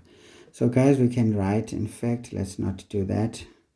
We can say, therefore, we know that A is minus 4, and then R is 1, and T is minus 2, right? Right, because T is R. Wrong. Excuse me, guys. R is the minus 2 and T is 1. Okay. Right. At the end of the day, we need to give everything back. Right. So we're getting 4 marks. Obviously, guys, we're getting these marks here. That is the stuff there, and of course the substitution. The rest is your own problems, okay? If you don't know your stuff is gonna know you. Right, determine the equations of the asymptotes of the graph of J. If J of x is g of x plus 3 minus 1. Now we need to understand the transformation here. What are we doing? We're shifting the graph to the left by 3 units and then shifting it downward by 1 unit. So this is 2 translations. 3 units to the left and essentially 1 unit down. So what we need to do here is to get ourselves into answering this question properly. What is this? 4.4. So we know that J of x is basically given to us as g of x plus 3 minus 1.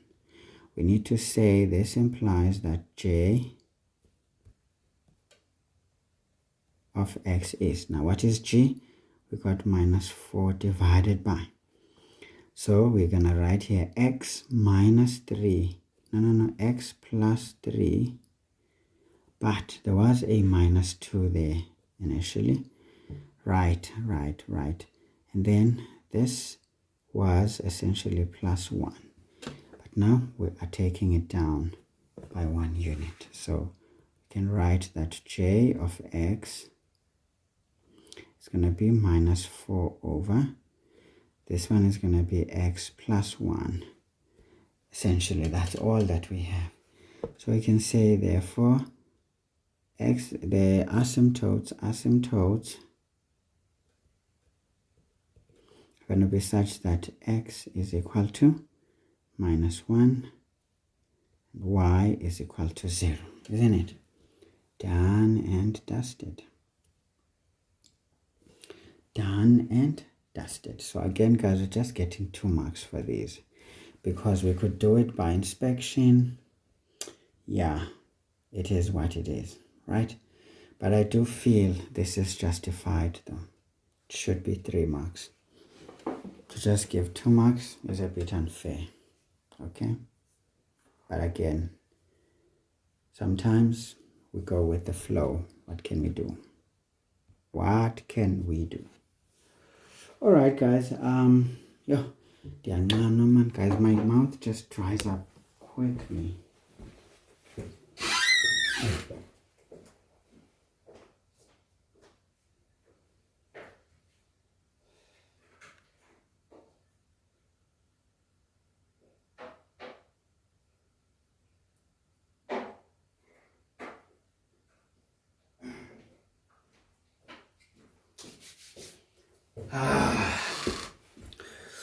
All right, I should have actually paused to save time. So guys, so that is the stories there, okay? It is the stories, you understand? Right. So let's move on. Actually, guys, I was not well. Actually, my students didn't notice that the dude was not fine. I kind of didn't make it so obvious because I know they are writing exams soon, so I couldn't let them suffer because, I mean, I'm a big boy, I can take it on the chin, but sometimes it's not fair. But yeah, it is what it is, isn't it? So I realized, in fact, I discovered I had a bit of a kidney dysfunction, so it kind of knocked me a bit. So I had to stay home for a while. Right. Next one says, show that the equation of f is given by that. Okay, 3 marks. You see, this I think should be more marks also, but let's find out. So we need the equation of f. Easy. We know that f is going to be a half of x. Remember, the x coordinate of the turning point inside it's positive. So that means p was a positive 2 as I indicated, plus q. Now we've got a point on f, which is point B. So with b2 is to 1, we know that essentially 1 is going to be stuff like that, okay? It's going to be stuff like that. What are we doing here? We've got 1 equals, so this is going to be 4. 4 squared is 16, divided by 2 is 8, plus q. So therefore, q is going to be minus 7. Makes sense? It's on the third quadrant, so y is supposed to be negative there. So we can say, all right, okay, all right. This implies then, we can just say then, we understand that f of x is a half of x plus 2 minus 7. So which also implies that f of x is a half into x squared plus, this is 2x times 2 is going to be 4x plus 4 minus 7.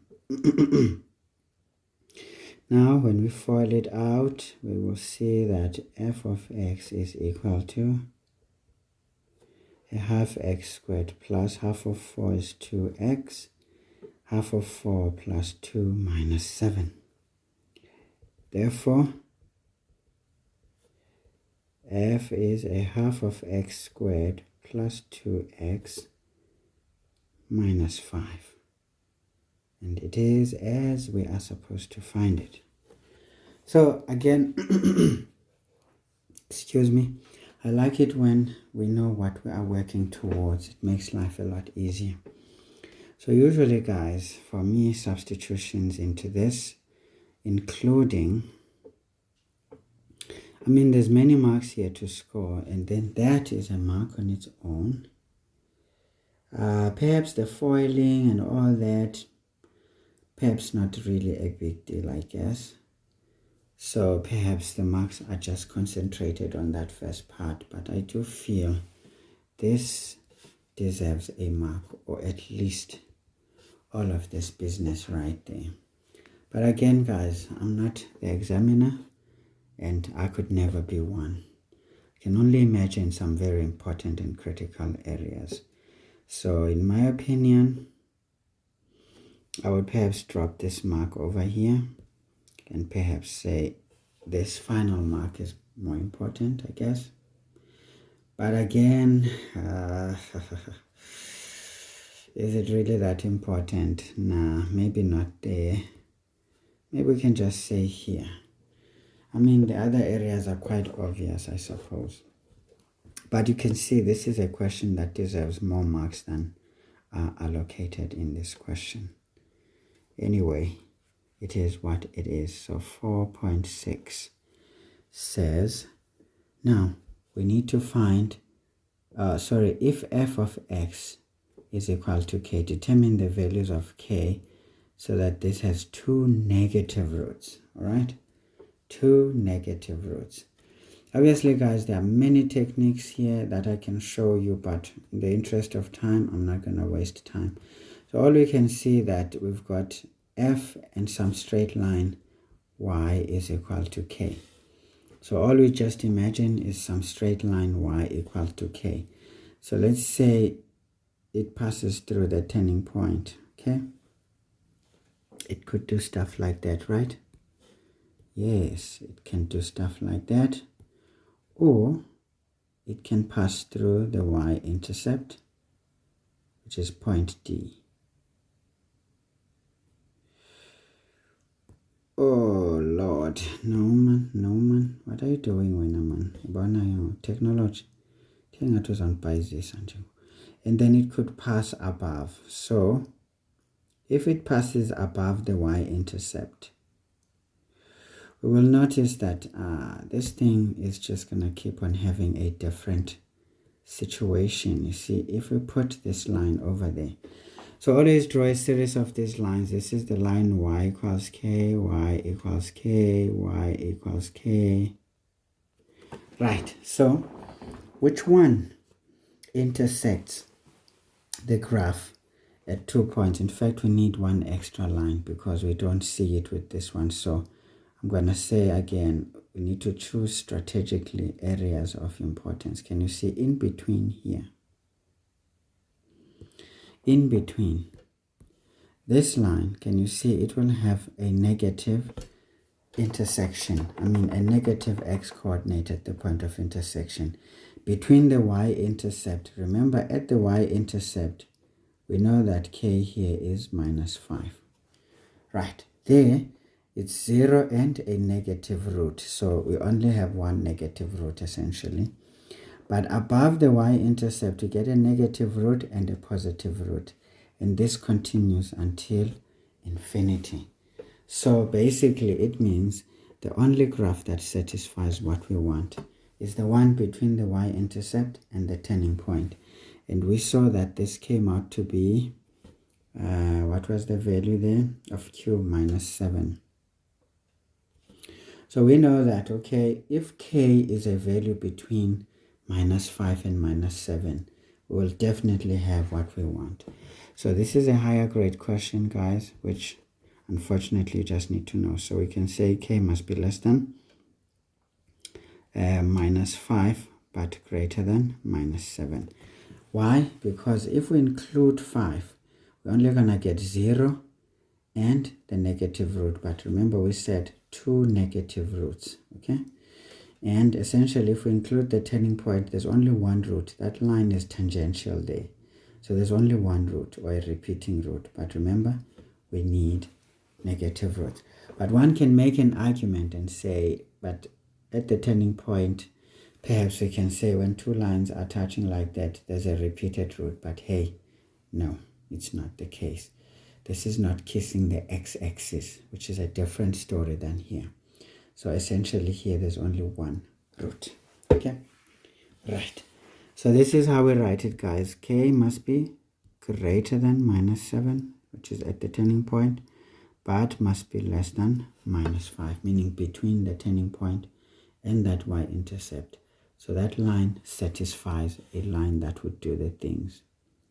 Okay, we take away all these others now. They don't matter. So we have done our job nicely. Right, so again, guys, this is whether you get it or you don't, okay?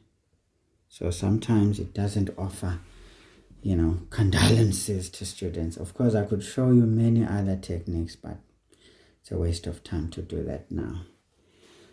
Right, okay, we need to determine the values of d such that half of x plus d all squared plus 2 into x plus d minus 5. Now, what is this, guys? This is the graph of f. Basically, that statement is just saying f of x plus d. So this means it's a graph of d shifted horizontally. Whether to the left or to the right, we don't know. But that's what it is. Is equal to minus into x plus d plus 3. Again, if you look at this, this is the graph of h, because it is minus x plus 3. Again, this graph is shifted, so we can just say this is h of x plus 3, basically.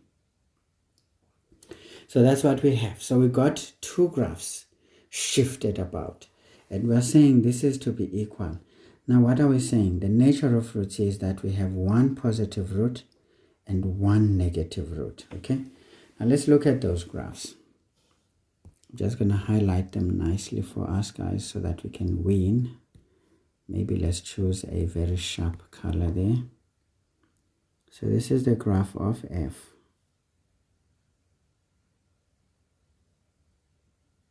I don't like how it happened at the turning point. Kind of lost my mark there. Ach doch. Why does it overshoot? Okay, there's the graph, and then we've got our straight line. Remember, these two are intersecting. So we can see that it is those two graphs. Again, it helps to read the transformations. So we can see these are those two graphs, but shifted the same way, d units horizontally, whether to the left or to the right. So that's why I'm focusing on the two of them. In fact, let's eliminate this one now. All right, so let's crop them nicely and start working with them.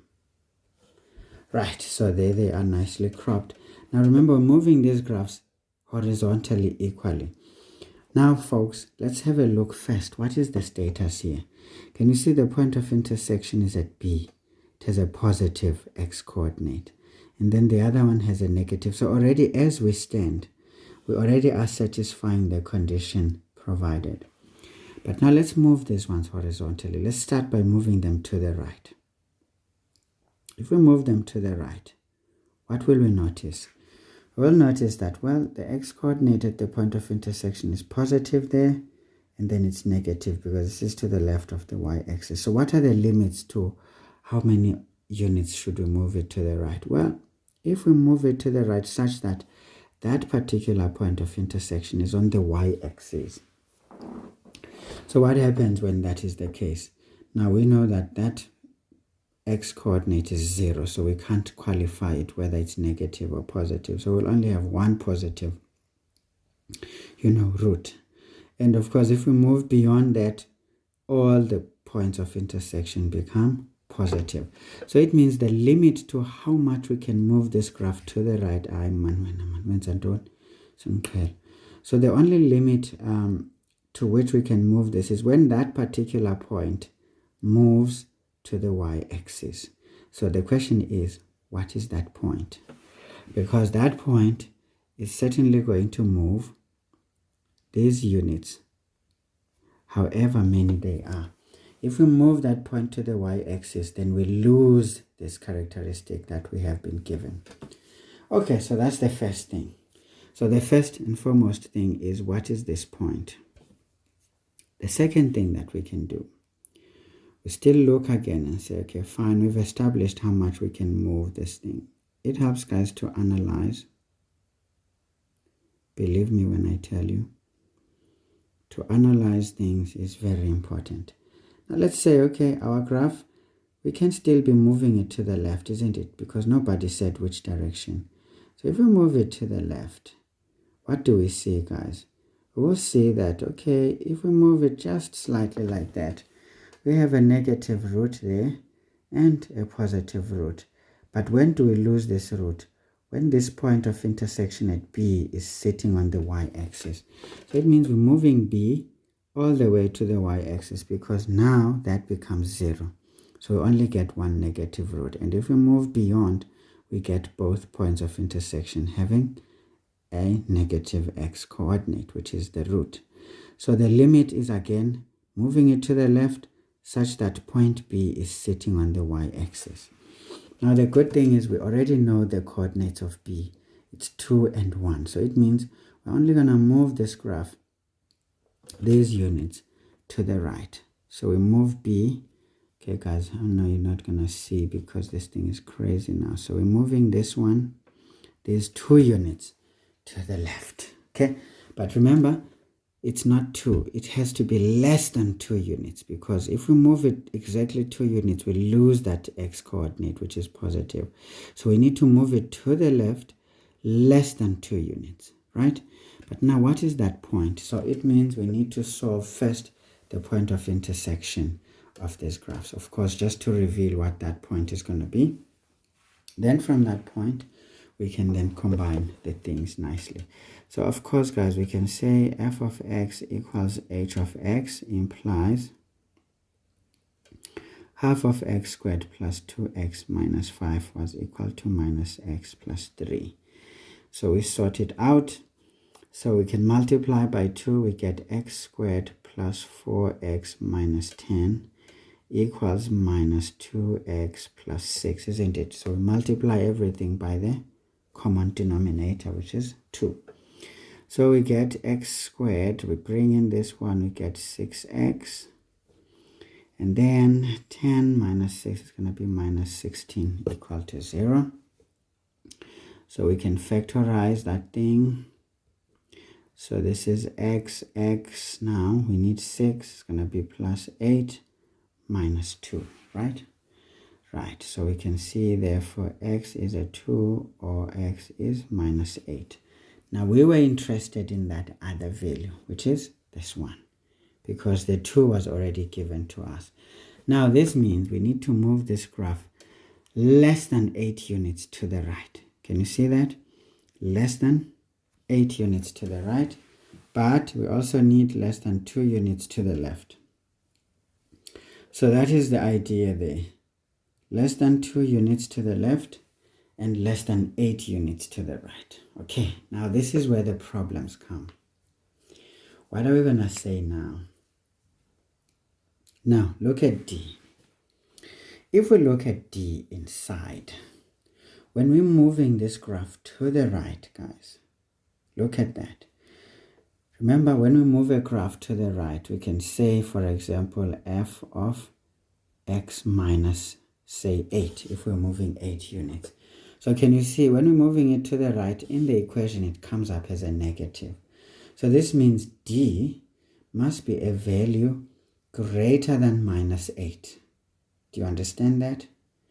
D must be a value greater than minus 8. Any value greater than minus 8 is something positive, okay? Or at least less negative, not more negative. So technically, we can think about it and say, okay, this implies that D, what can I say? We can say minus D, because at this point, D needs to be negative within the expression as it was given here. D must be negative. But now, how negative? It must be greater than minus 8. So minus D must be greater than minus 8. Okay? Right. So that's the first thing that we need to do. All right? Right. D must be not greater, but yeah, I was supposed to say greater, sorry, not less. D must be greater than minus 8. But why am I saying minus D, guys?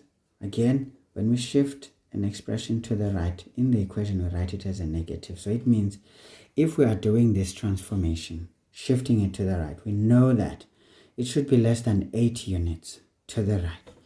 Now, if we're moving a graph to the right within the equation, as we can see, D was shown within the equation. I'm sorry, guys, STEM physics has just this negative thing of just putting this watermark here, and it just blurs everything. I don't know why they do this, because what's the point of making this available when they're gonna do this? It's ridiculous. Anyway, whatever. Basically, that D, guys, if we're moving this to the right, some less than 8 units, we need to say essentially minus D must be greater than minus 8, because this could be minus 7, minus 6, minus 5, you name them. All right, but we can't do exactly 8 units. It has to be less than 8 units. So this is how we write this. And as we solve for D, we can say here D should show up as less than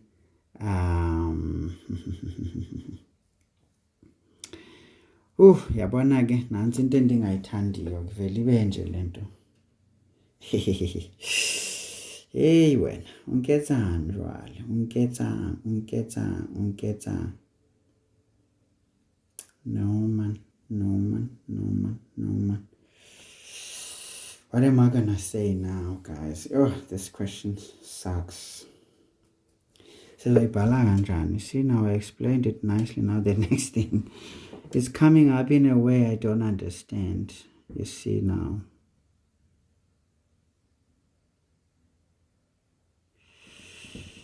Hi.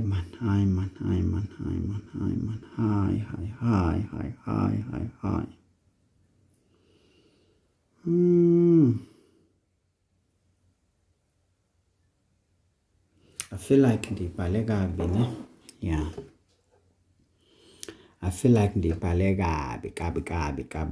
this is wrong the way I wrote it. In fact, the way I wrote it the first time was correct. Remember, guys, we're saying minus D must be less than 8 units, right? So we are saying this must be less than 8 units. Minus D must be less than 8, which means we're saying that D must be greater than minus 8. Now that makes sense, isn't it?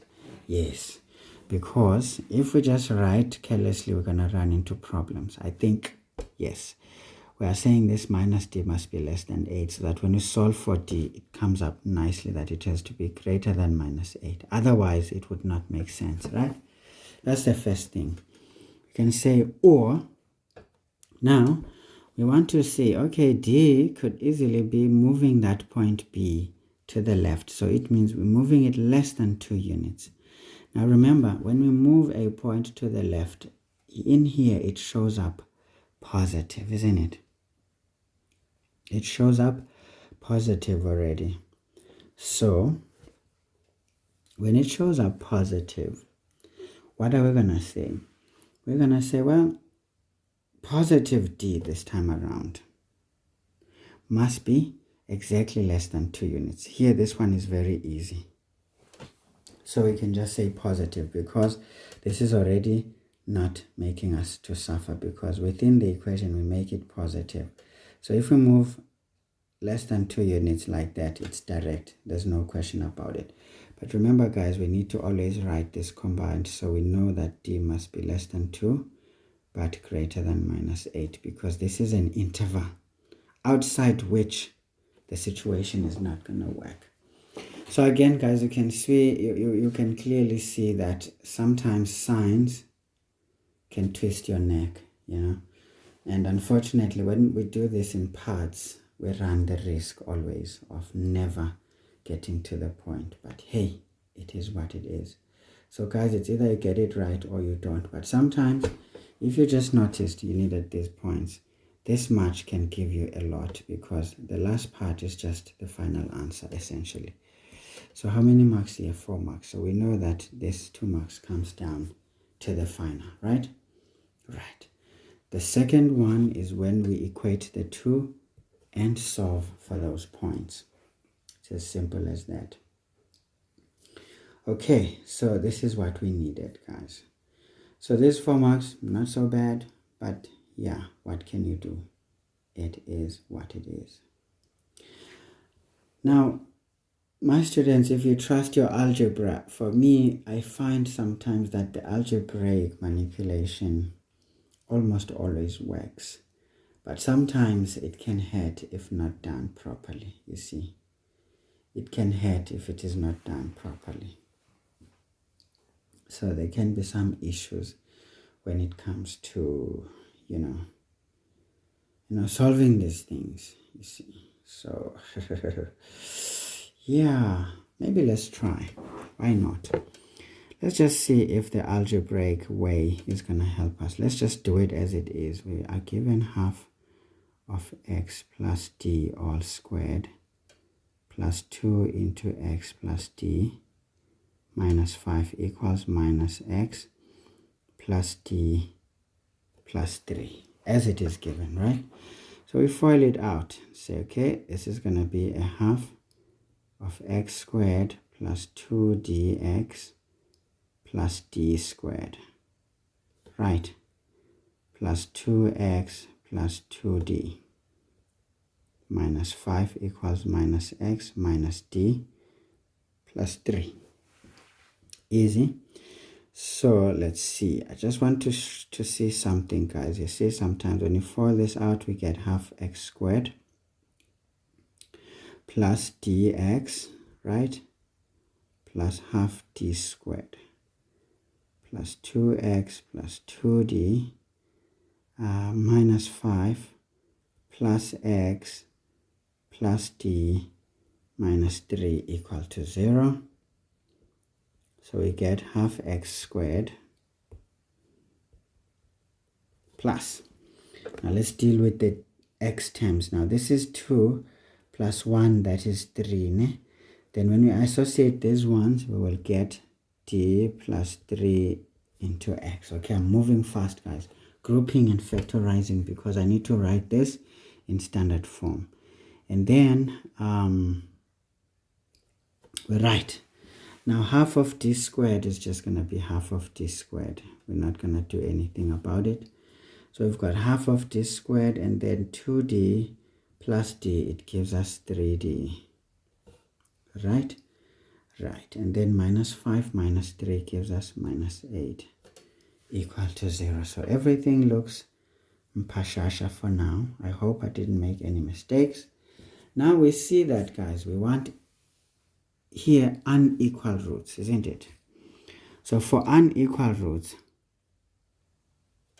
in fact, I'm thinking, if we say for unequal roots, we're going to find the discriminant. It's going to help us with something.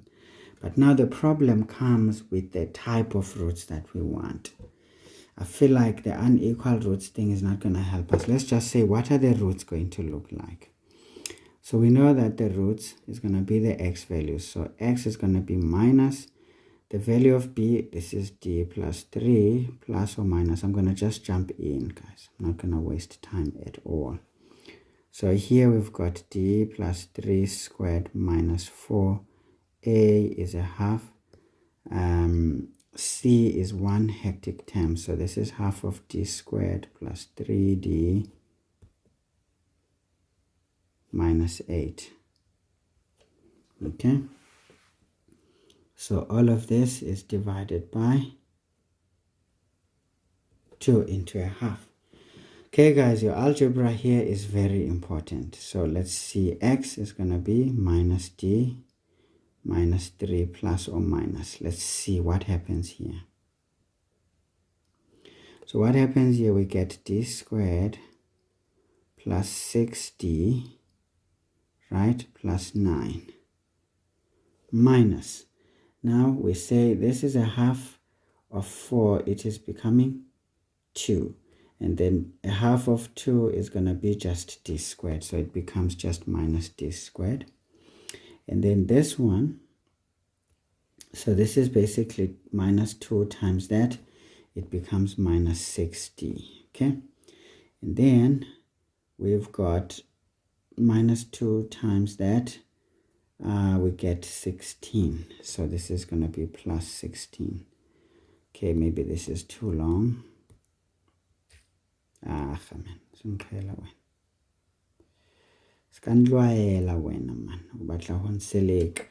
So this is over 1, so we leave it like that. So we know that our x comes up as minus d minus 3 plus or minus.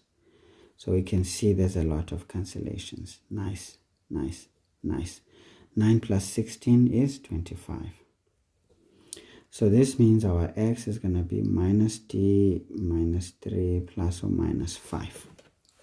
Okay, so these are the roots. So basically we know that x is going to be minus d minus 3 plus 5, or x is going to be minus d minus 3 minus 5.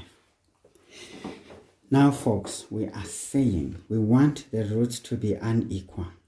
One must be positive and one must be negative. All right? Now we need to look into these expressions and see which one is likely to be negative and which one is likely to be positive. Okay?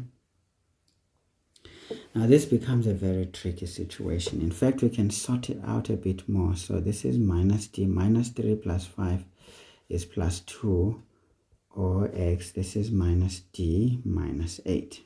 Okay? So now, guys, if we look at these two solutions, which one is likely to be positive and which one is likely to be negative? All right, okay, all right. So now this is quite interesting. Okay, this is quite interesting. Now you have to think about the graph even as you think about these solutions, because without the graph it's very difficult to figure out which one is supposed to be positive. Well, let's say it is minus 9. Minus 9 is going to be plus 9. That minus 8 is going to be out. So we already need to think about the graph itself. Now we can see that if we look here, we can clearly see this one is likely to be positive, right? Because this is already positive. And if we look at D coming from this side, I don't know if it makes any sense. We know that it has to move a small distance. So maybe this one we can say is greater than 0. And then we look at this one and say, okay, since everything looks negative, well, if we're moving to the right, D is already negative. So in a way, this says D itself is a positive value, but it's going to be affected by the sign, I suppose. So essentially we can say, well, likely to be negative. So what are we going to say now, folks? I don't know if it's going to make any sense. We can easily say that minus d plus 2, right, must be greater than 0, isn't it? That is the one that's greater than 0. And then we can say here minus d minus 8 should be less than 0, because we are saying these roots must be negative and positive. Again, it's a game of really looking and seeing. Sometimes you get it right, sometimes you don't. As you can see, it's very difficult to decide what to do once we get here. But I'm just showing you guys that sometimes with the right patience. So we can see that minus d here is going to be greater than minus 2. And then minus d here is going to be less than 8. So when we solve for d, we can see that d must be less than 2. Or we can say d must be greater than minus 8. And we combine it. Say d must be less than 2, but greater than minus 8. Okay, guys. So again, algebraically, you can go about it. It's going to be painful, but what I like is that there was no specification as to how this should be done. So you can do it. As you can see, it's a bit longer. You need to focus, you need to play a long game, and again, look at what the graph is supposed to do. At least figure out which one is likely to be which one and which one is likely to be the other.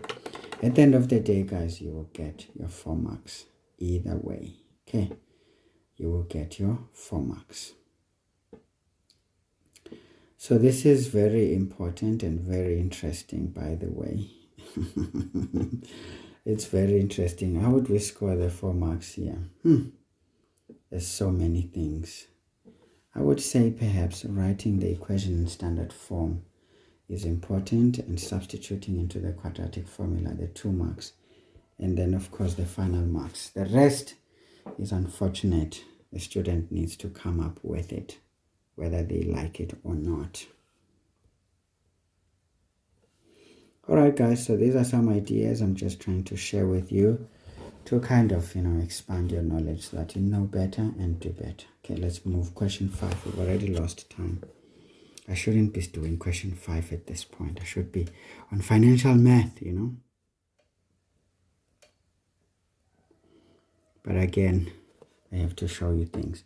In the graphs of f of x equals a log of x to the base b, and k of x is equal to mx minus 3 are drawn below. Okay, a is the point, a quarter is to 1, and it's a point on f, and d is the x-intercept of both f and k. Right, no problem. Now, what are we supposed to do?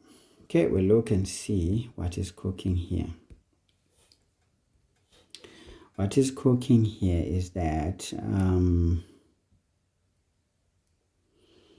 we want to have the coordinate of d immediately here, because if we make y 0, it's just going to give us x is 3 over m. So we don't really have anything, but I mean, we can write it for fun. So this is going to be 3 over m and 0. But we still need the value of m, the gradient of that function. All we know is that m is greater than 0 because the slope is telling us. Okay, nice. And then, but I think our key to all of our problems is to find the equation of, what is this equation? F. Why is it not labeled? Oh, it's labeled there. So we need to find the equation of f. At least we've got a point, we've got an equation, so we can sort that out. From that, we can work out the x-intercept, which would tell us what this is. And indeed, once we've got the x-intercept here, we can take that point and substitute it in there, and then we can solve for the gradient. So that would be easy. All right, so that's it, guys. In essence, we don't really have time to waste. Let's just move. For this question, there's not a lot to do when it is given like that. Write down the coordinates of D. Wow. Are we serious right now?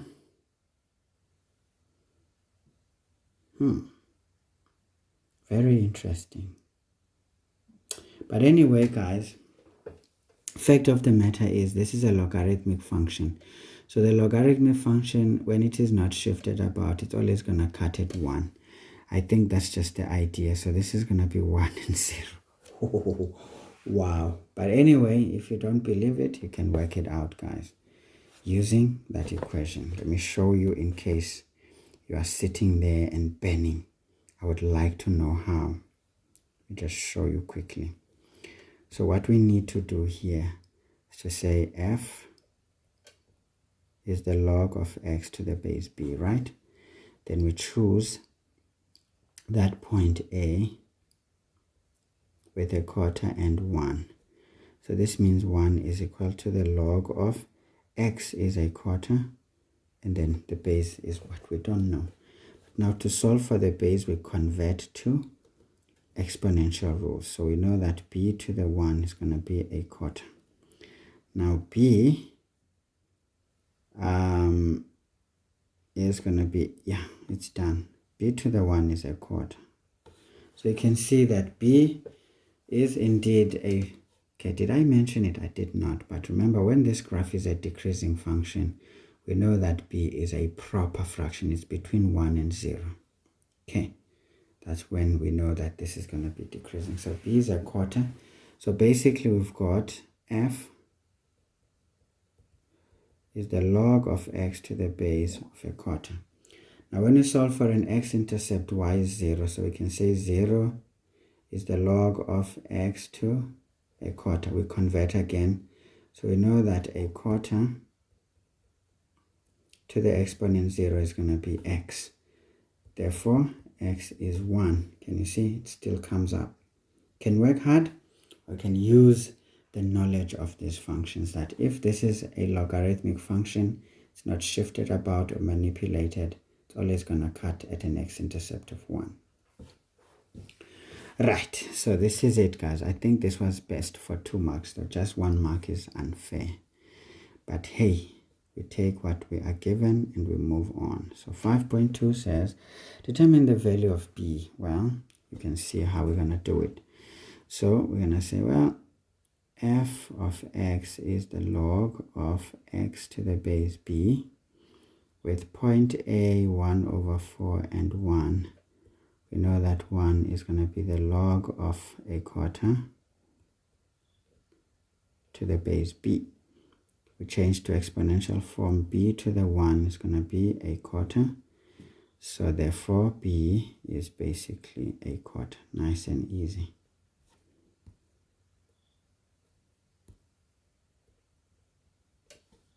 Right, so easy 2 marks, substitution and answer.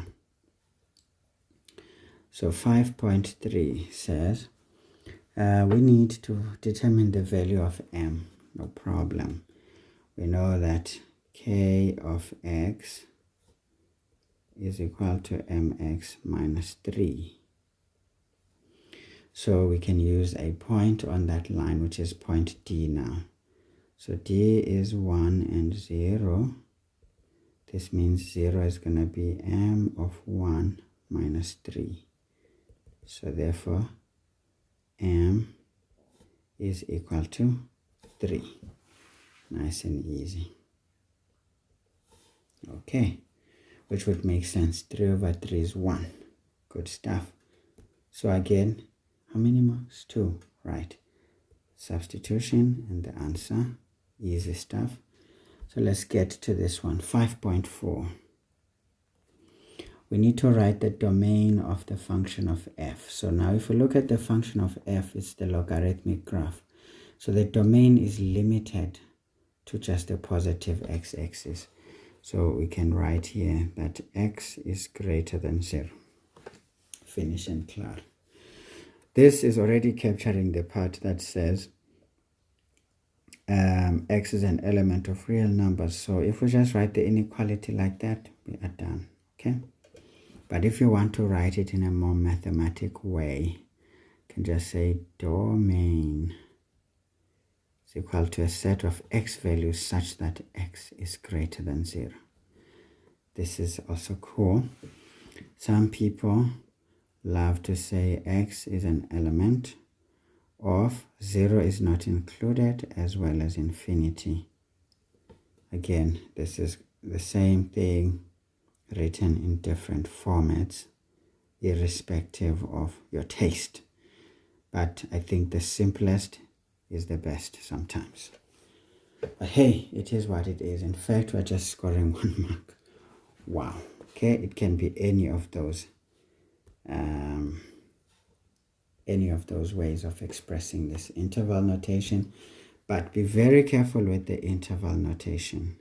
It only is applicable when x is an element of real numbers, or should I say, when the variable is an element of real numbers. If this is not the case, let's say x is an element of natural numbers, you're not allowed to write the interval notation, because the interval notation speaks about real numbers in between the limits, whether including or excluding the limits.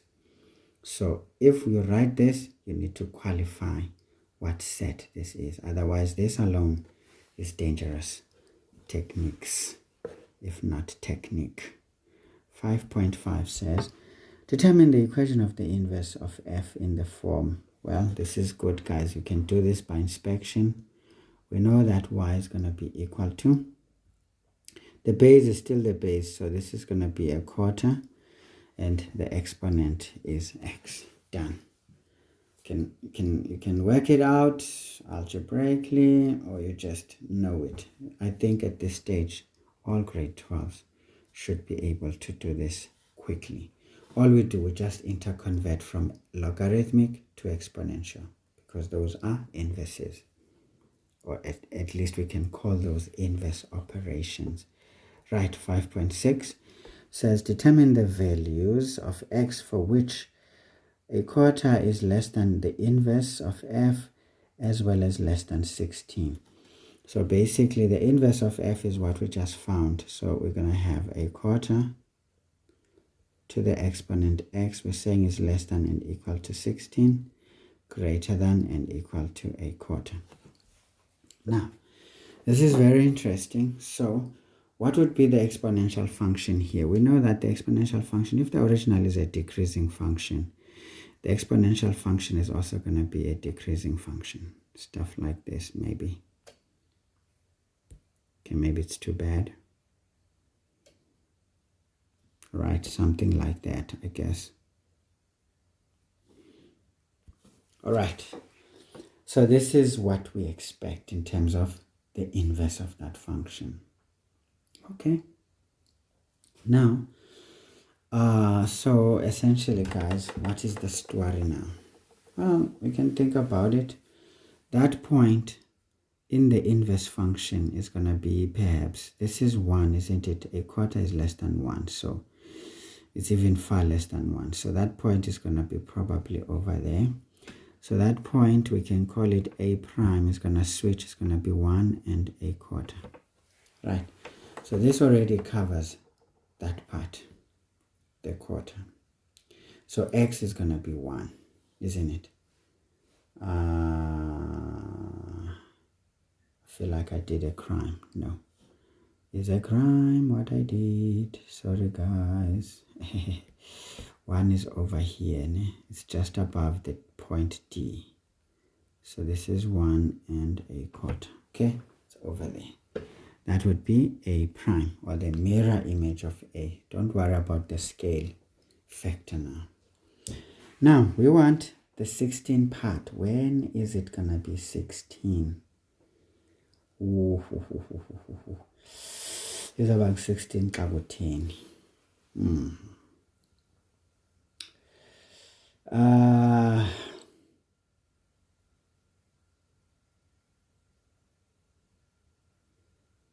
I'm feeling like I'm doing a crime here. Am I not? But it's going to be 16, this one somewhere there, somewhere there. But actually it's going to be negative even, because this graph cuts at 1. So this graph cuts at 1. When x is 0, it's 1. So it's going to be 16 on this side when x is a negative number, which makes sense because 4 to the minus 1 For us to get 16, we get minus 2. So this is going to be at minus 2. Again, guys, I'm using inspection, but you can work it out, guys. There's nothing stopping you. So we know that that y value there should be 16. Okay. So obviously, guys, if this is the case, I want this graph to be less than and equal to 16, but greater than and equal to, I can easily say here by inspection or knowing what I need to know, I can easily say here x must be less than or equal to 1, but greater than or equal to minus 2. Right. So that's how we get this one done, folks. It's as easy as that. Ne? I don't know why this is 3 marks, but of course, questions like these, maybe we can just say the substitution. I don't understand, but for me, this is what I can say. So that is essentially what would happen. But for those who don't know what to do, let me show you the algebraic technique of going about business, because you need to know this as well, in case you don't trust your answers. So we know that a quarter to the exponent x less than or equal to 16, greater than or equal to a quarter. We need to introduce logs. Is that right? We're going to have log of a quarter less than or equal to the log of a quarter to the x less than or equal to essentially 16. Right. No, log 16. What am I doing? No, can still do it here. There's nothing stopping us. But now what I can clearly see there is that it makes a bit of sense now. So technically we want x. So this is nothing but okay, let's just go for it. Log of a quarter less than or equal to x log of a quarter. Then this one log of 16. Right. So obviously, guys, we're going to divide by the log everywhere. In fact, I don't know why I did what I did, you know. I'm feeling like I could have changed the base, you know. But yeah, it would have been horrible anyway. Anyway, let's go on. I'm seeing something which makes me feel I could have done differently. Now, folks, if I divide by log of a quarter, what am I going to get? X. So dividing by log of a quarter, remember this thing is negative. Log of any number less than 1 but greater than 0 is always going to be negative. You can check it on the calculator. So this means I'm dividing by negative everywhere. Okay? So obviously log 16 is going to fall into the left hand side now. So we're going to have log of 16 divided by log of a quarter. So that would be a negative answer, right? Exactly. So it gives us a minus 2. So we know that, okay, that friend comes this side. But remember, that was less than. Now it becomes greater than. We write it like that. And of course equal to that because it was included. Now, what happens here? We're going to say log of a quarter. Right? This is a negative thing. Divided by negative thing is going to be positive. So if we divide by negative throughout, that sign becomes greater than. Obviously, this value is going to be less than, of course. We write it there. So we divide by that, it becomes 1. So it's already done, guys. So, yeah. It's finished. It's clear. It's finito. It's over.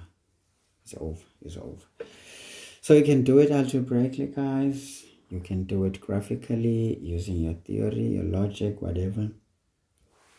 Some things, when question says determine, and for minimum 3 marks, sometimes an answer only can be accepted.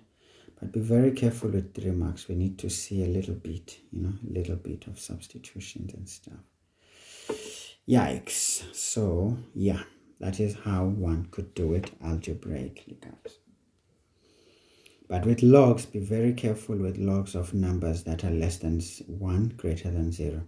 Those logs are negative, so be very careful of the inequality change. Right, so let's do 5.7, finish this business. So we need to sketch the graphs of the inverse of f and the inverse of k on the same set of axes, clearly indicating the intercepts with the axis. That's easy. We don't even need to do any calculations, to be honest. So, and there was nothing saying we should show any points, so we can just go straight into it. Okay, this one is not exactly 90 degrees. That's better. Now I'm having a bit of a headache. But yeah, it is what it is. So there's our axis, guys.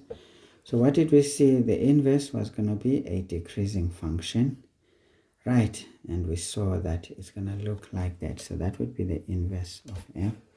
So we know what it should look like. So it should cut at 1, approach the horizontal. What? It's an exponential graph, isn't it? So that would be the f inverse. And maybe let's just be a little bit nicer on these things.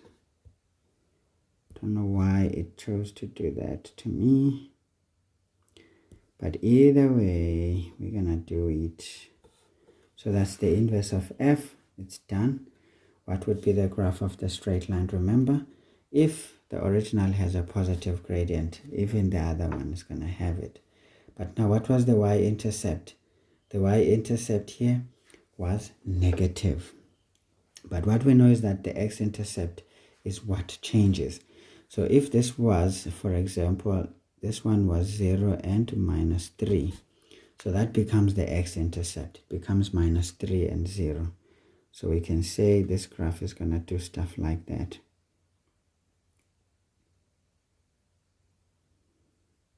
Okay, what was the x-intercept? It was 1. Okay. Now that becomes the y-intercept. So this one does stuff like that. Right.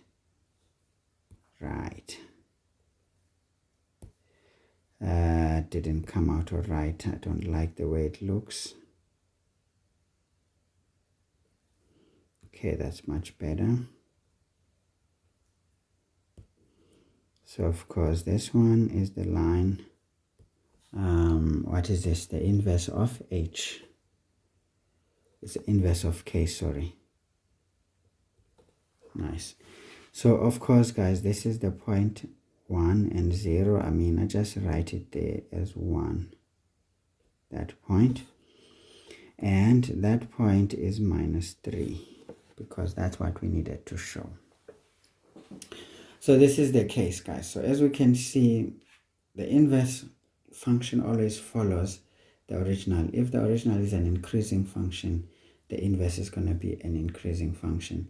If the original is a decreasing function, also the inverse will be a decreasing function.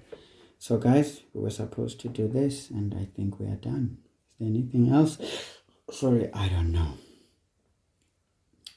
So that's it. That's it, guys. So we get 2 marks for the shape and the y-intercept for the exponential, for the shape, and both intercepts for the for the straight line equation. So it's easy, guys. It's done. It's dusted. Again, students picked up marks here because they were just asked homework, essentially. This was homework, guys. So no one can tell me that. Ayman, hey, Suga wena, bloody bloodsucker there is trying to suck my blood. Eish, my blood is small, man. It's not big, so please don't suck it. I'm gonna gasp if my blood is sucked by the bloodsucker. The bloodsucker must just go away. Alright, guys, so this is the business that was expected of you for that question. Nice and easy, guys. We learned into financial mathematics. Let's talk the money. I've given you a bit of a nice series of, very interesting questions on financial maths. Please watch that video, guys, because a lot of you drop marks in this question. You only manage the first question, which is usually easy, and then you start dropping marks. I need you guys to get a total for financial maths. There's no reason to lose marks there. There's hardly anything that is not manageable. Okay? Watch that video. Don't ignore it. It's very important for you guys to watch that, especially if you are my student. Because some of those questions, we went over them, but it is worth looking at how we solved them so that you understand the method. And you never know when you're going to need some of those very techniques that we showed there. One thing for sure, I would say, master the timeline, guys. A lot of students drop marks because of not knowing the timeline. Please master the timeline. Draw it even when you don't need it. You will thank me for this, guys. If you don't do it, you will always get confused with financial maths. Anyway, let's go. 6.1. Johnson deposited an amount of 10,000 rands into a savings account that pays interest at 7.15% per annum, compounded quarterly. I always hate these other compounding periods. I don't know why. I like monthly. It makes me feel comfortable. I feel at home. Anyhow, so 6.1.1, we need to find the effective interest rate. Easy. We know that, okay, 1 plus, what do you write it? Write I effective. Yeah, it's written like that. It's going to be equal to the nominal interest.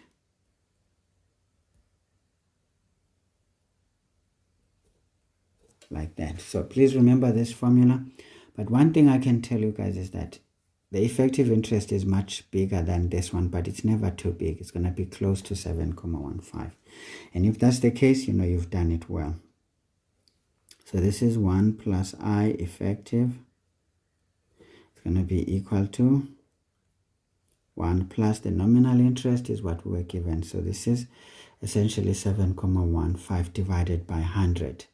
So this is going to be 0.715. Then we divide by the compounding period. It's quarterly, it's over 4. And then same thing, because per annum, yearly. So that means we're going to do this 4 times. All right. So essentially, guys, we know that this implies that our I effective is going to be this situation here. 1 plus 0.715 over 4 all to the 4 minus 1 when we transpose, and then we times this by 100%. Therefore, our effective interest is going to be the results. Okay, I like to make things easy for myself, but again, you guys can go about it however you see fit. Very important thing is to ensure that stuff is done properly, guys. There is no forgiveness for errors here. If you make errors, well, good luck. As much as they are acceptable in life, but in these kinds of situations, it's dangerous. But now my situation is doing me things I don't like. What on the Lord's earth is this thing doing?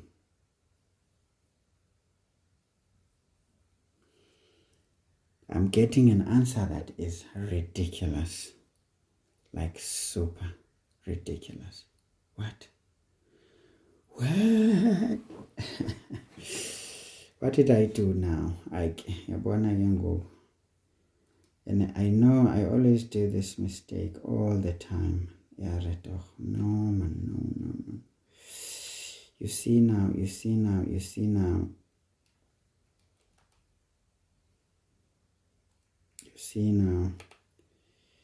I don't like what is happening now. It cannot be, man. It cannot be, you see. It just cannot be, man. Hey, it's still doing that. Hayibo, hayi ke ngoku. Ifomula yami wrong yini? Yabona ke ngoku guys, nansi ke lento endiyizondayo. Yintoni ngoku wrong? 7. Oh, snap. Wrong. My interest. It is my interest. 7 is units. It's not 71. So yeah, so this was 0. It's supposed to be 0,0715. 0715. Hey, listen, ngoku. Kutheni uyandiqhela kabi ngoku? Ngizange kaloku guys into hlule izinto ezilula, but you can see I'm becoming complacent. And again, this is a warning to those who do things like me, who are complacent. See? You already have a warning there. Now I know. If I get anything around 7, I am happy. So this is 7.34%. Remember, we were told 2 decimal places. Don't forget. If you do less, you are going to pay. Okay, guys, so that's the one. So please, again, pay attention to this thing. It often causes problems. As you can see, I was getting a 93% by doing it wrong. Otherwise, it's a very simple calculation. So we get a mark for that in the final answer. Easy stuff.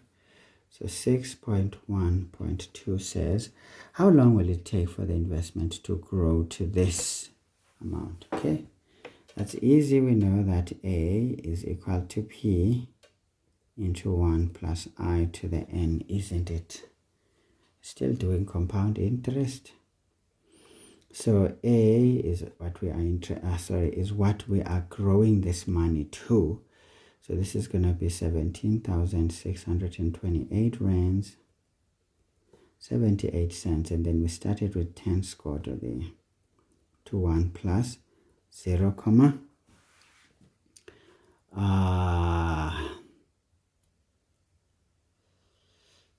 0, what is that one? 0,0715. Now I'm a bit in trouble here. This is done quarterly. So how many quarters? Because when we are asked how long, nobody told us exactly what we are dealing with. So we're going to just divide this by 4. And then we know that whatever this is going to be 4n, isn't it? Because n could be the number of years. In fact, it is the number of years. So we are looking for either 4n or just n. So here we are at liberty to express however we want to.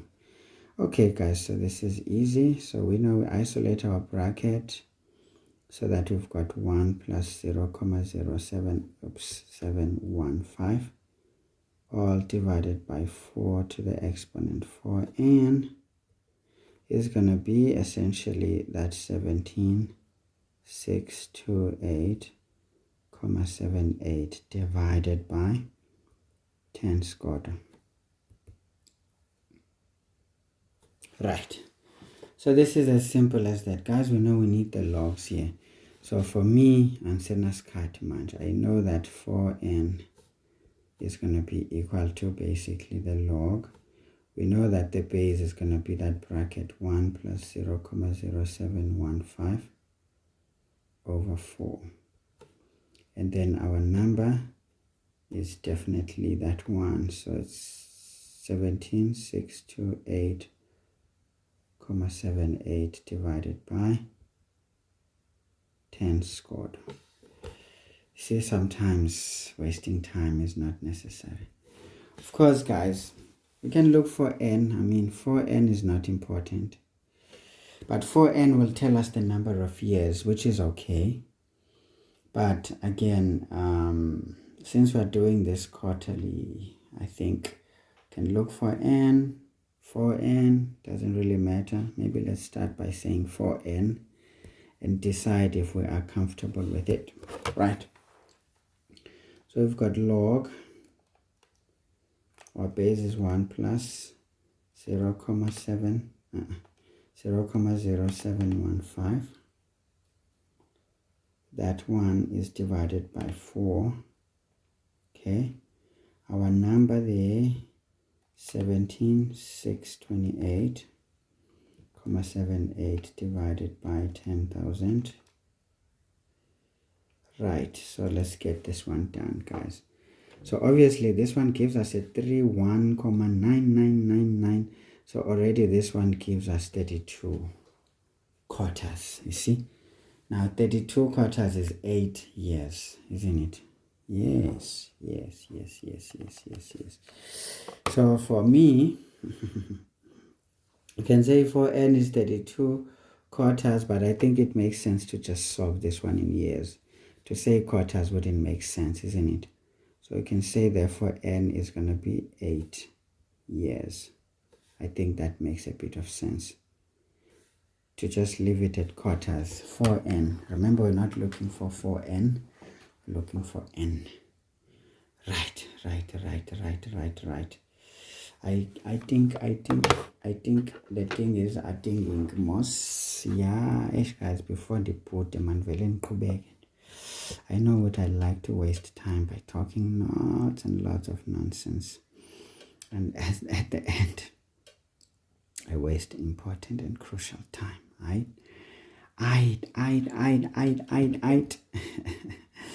All right, guys. So what are we doing? How many marks is this? 4. See, easy stuff.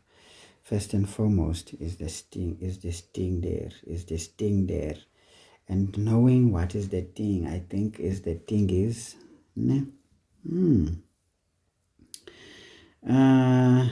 Maybe I would give the exponent, knowing how to do it right, guys.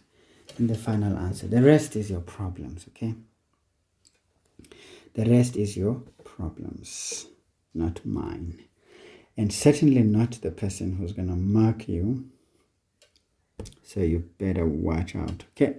So let's get to this annuities. So Mr. Simbine took out a home loan. Wow, they're talking about the runner. Akani Simbine. All right, took out a loan for $1 million. A gorilla, really. At an investment rate of 11.25. Oh, I would be so happy because if I could find myself investing a gorilla. That would be very nice. Very nice.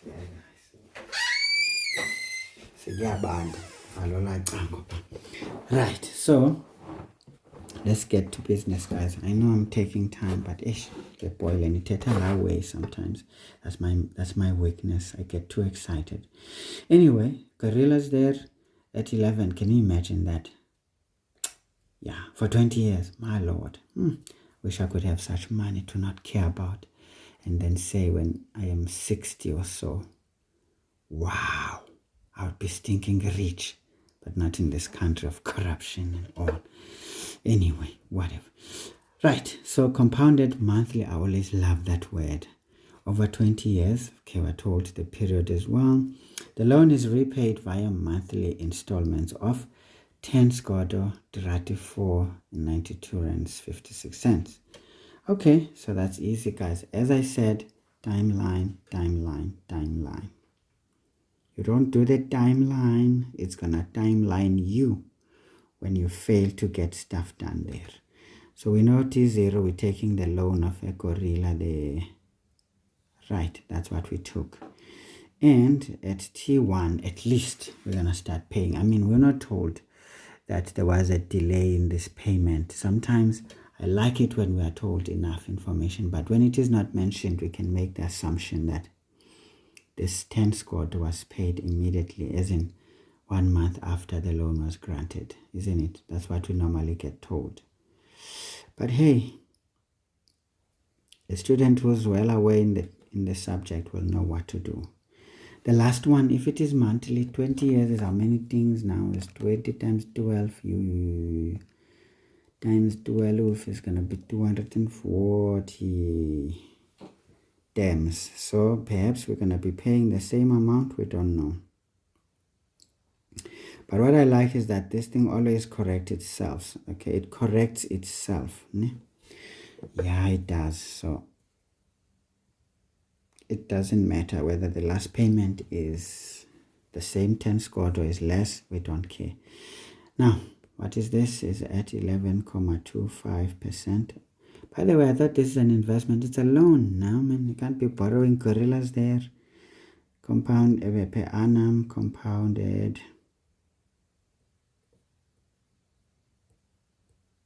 Monthly. Okay, please be patient with the timeline, guys. It's gonna save you a lot of unnecessary losses that students often suffer by not being on point. 6.2.1. What are we talking about? We want the outstanding balance after the 25th payment. Remember, we're not counting that. It's already paid. So let's see. There is T125 perhaps. This is 240. Maybe it's still far away. So T125. We're still paying our 10 gorillas. No. 10 scotos. 492.56 cents. Now we need to know. You see, this is why I like the timeline, guys. It helps. When I'm so move, man, you wanna and mosh and some kale. 10 more balance. Now, guys, what is the difference? Remember, the difference here, we're not gonna add that payment in, so just take the difference. 240 minus 125. That is the remaining payments that we still need to make. See, 115 payments. That is serious business. So this is what I like when a timeline is drawn. It helps to solve the problem. So what's the outstanding balance? We know that the present value here is going to be x into 1 minus 1 plus I to the minus n, all divided by I. So if you get asked these questions, guys, you should just smile. We know that the outstanding balance is the present value of the remaining payments that we need to make. So this is 10,492.56 into 1 minus into 1 plus. Now this is going to be 0.12. No. It's 1125 over 12. To the minus, remember, it's going to be 115, the remaining payments. All divided by 0.1125 over 12. Okay, just confirm this. 11.25 divided by 100. Is it like this? Yes, it is like that. Right, so we can see, guys, that the balance outstanding here is going to be some cash. Remember, this balance outstanding is money without interest on the loan, okay? On the original amount. It hasn't captured interest yet. Okay, just remember that. All right, so we've got 10,492.56 into 1 minus into 1 plus 0.1125. All of that divided by 12 to the exponent minus the remaining payments, 115. Can you see? This is so nice when it is done. So this is going to be 0.1125 divided by 12.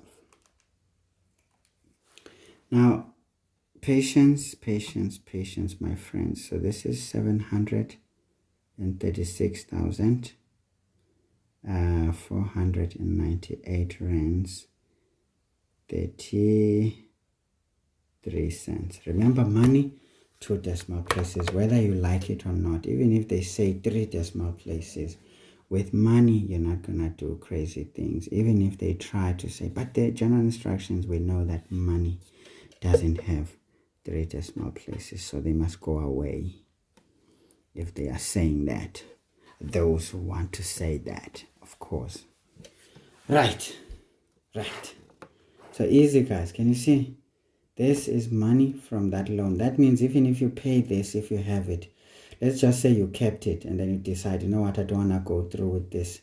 You can just take whatever remains if you have not used it already. and put it back. You will not be charged interest on this. But the banks will not allow you. They will be like, hold on, we need to calculate first. They will try to get some interest on this money.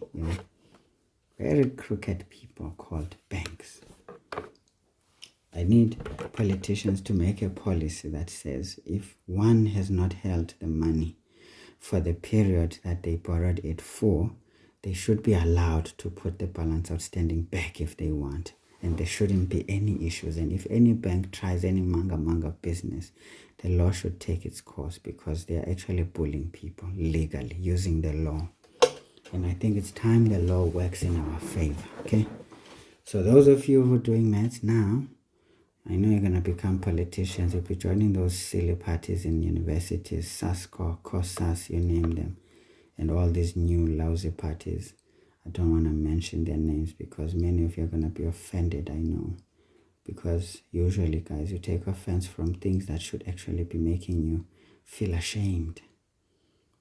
Instead, you want to sympathize with those things. And then when those things destroy you in the future, you feel like you were unfortunate in life. But you forget that you entertained and nursed a disease that needed treating and destroying. You kind of sympathize. Oh, shame, poor disease. It's going to destroy you guys. You see, a cancer doesn't start off as a big mass that can be recognized that it's causing damage. It starts off as maybe 2 cells, 1 cell that transforms into 2, 3, 4, 5.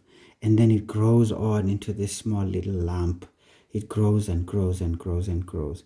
And I can tell you, if you recognize it while you can still cut it out safely and you still become undecided. No, you don't want to be wrong. You want to be politically correct and all. Is colicans, and by the time you decide you want to take it out, it has spread to the lung, it has spread to the spine, it's gone into your brain, perhaps even in other neighboring structures. Usually the liver gets caught in the mix very easily.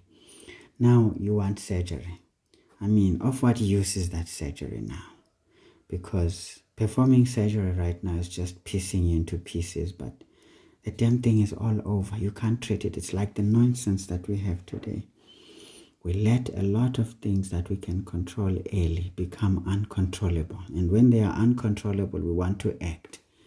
Look how stupid we look right now.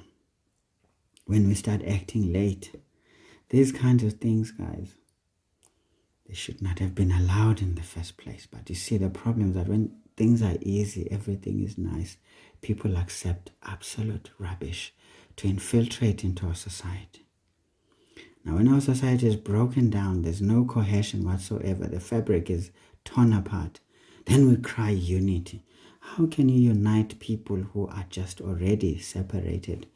I'm listening to these politicians, EFF, MK, you name them, especially those two. They're preaching, we need a unit of progressive forces.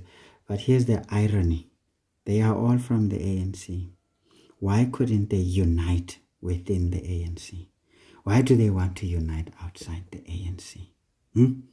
If they preach this so-called unity of progressive forces. But now these progressive forces have to be according to their own terms and their own views. That's not unity. That's just blackmailing people to believing into some fictitious rubbish that is circulating in their minds. Those people are just hungry for power, man. And they will use every little bit of an emotional and sensitive idea that they know, the multitudes. Just going to jump in blindly because most of the multitudes are blind. There's no doubt about it. They're just blind. They're just sheep for the slaughter. All the time. Because, there's so much wrong that they can see. But do you ever see them stand for it? They will wait and cry. It's dangerous. You never know. The truth is something else. Yeah. There's 2 sides to the story. Look, there's only one side to that damn story, man. You can create the other facets all you want. It's imagination, I can call it. But there's only one side to the story, okay? It's the rubbish that you see. It is the truth. What you see is what it is. But if you want to create narratives around it, be my guest, but you will be suffering tomorrow because of those lousy little conveniences you create for unnecessary things. There are certain things you need to beat to the ground from the start, no matter how sad, no matter how unfair. Okay? Those things need to be beat to the ground. Because allowing those to infiltrate, it causes chaos. Let me bring up a very controversial topic, guys. I'm not saying I advocate for this. Maybe let me not even go there because I'm going to spoil my maths video with a lot of very insensitive ideas in my mind. Perhaps you will say they are insensitive, but maybe they are sensitive, but maybe the projection may not really send the right message. Let's leave it there. But I wanted to actually make an example of something I see often, and I see a lot of people falling into the trap, thinking they're doing the right thing because they were taught so. But they don't realize that that teaching was flawed because it had no context in it. And sometimes such teachings are dangerous. Teachings out of context are dangerous because people blindly keep something that destroys them, and they carelessly reject what can uplift them. In life, you gotta be dynamic, guys. You gotta be the dynamic equilibrium. You can shift from one position to the next, as long as you're within the closed system. That's all. Anyway, whatever. Let's mark. I kind of derailed a bit, guys. You see, I'm a very passionate guy because I see a lot of things that I wonder why people don't see. But anyway, I understand why they don't. It's how they were brought up. See, certain upbringings are dangerous if they are not checked. Anyway, so tet and tet and tet. This one is good. That one is good. The general substitutions. The final answer in the correct manner. Good stuff. Let's do the final one, guys. I know I like to waste time, and I shouldn't. Right. Mr. Simbine experienced some financial difficulties and was unable to make the 126th, 127th, 128th, 129th, and 130th payments. So these are 5 payments. 1, 2, 3, 4, 5. So you couldn't pay the next 5 after the 125th payment. Okay. Now the bank agreed to restructure the loan so that it is paid off in the same amount of time, meaning Mr. Simbine still wants to pay within these 20 years, right? But he missed those payments. Now determine the new monthly installment. Okay, so this is easy, guys. So we know that our balance outstanding is going to grow interest first before we start getting interest on the repayments, right? Right. So essentially, our present value now will have increased. But again, we're still going to do this same thing. So we know that our present value is going to be x into 1 minus 1 plus I to the minus n, all divided by I. Okay, but now there's something that's going to change. We take our balance outstanding, so this is 736,498,33. It's going to accumulate interest, compound interest. 1 plus 0,1125 over 12. Now, how many months is this? It's going to be 5, so this is going to be to the exponent 5. This is going to be equal to, and then whenever this guy starts paying, he will have missed 5 payments, which will have accumulated interest, right? So again, we will be looking for the value that must be paid now. X is going to be 1 minus into 1 plus 0,1125 divided by 12 to the minus, essentially, how many payments are these going to be now? Yes. Timeline. That's why I love this thing. So we missed 125 until 130. So meaning this guy is going to start paying on this one, T131. This is when he's going to start paying this X amount, which we don't know. All right, so now remember, the number of payments are going to include that payment, right? Right. So now what would be the number of payments remaining to be paid? Interesting. It's going to be 240 minus 131. But remember, we are going to include that payment plus 1. So that's going to be 110 payments. Can you see that? Very, very, very important. Obviously, we had 115 payments to make and we missed 5. So we're going to have 110 remaining. Makes sense, isn't it? So be very careful on how I calculated these because it gets confusing to students. So this is going to be to the exponent minus don't go, minus 110 all divided by 0,1125 divided by 12. Apologies guys for losing time, you know, sometimes the dude is getting slower and slower and slower because I have a lot to say which is truly unnecessary. Of course guys, we're looking for x, so x is easy. X is going to be equal to our lovely money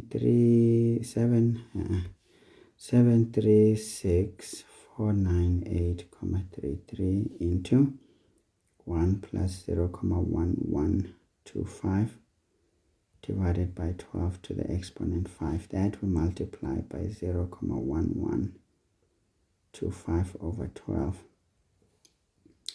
All of this is going to be divided by our big bracket, 1 minus into 1 plus 0,1125 over 12 to the minus 110. So let's see, therefore x is going to be, obviously we should get a value greater than 1. Greater than 10,000. If we don't, then it means we made a mistake. So 736,498,33 into 1 plus 0,1125 over 12 to the exponent 5 into 0,1125 over 12. Okay guys, be very meticulous here. Mistakes are easy to find and they can spoil the whole plan. You don't want, you see, sometimes some calculator can refuse to write some digits, you know, under the pressure. So don't try to be too fast here. That can be a disaster, okay?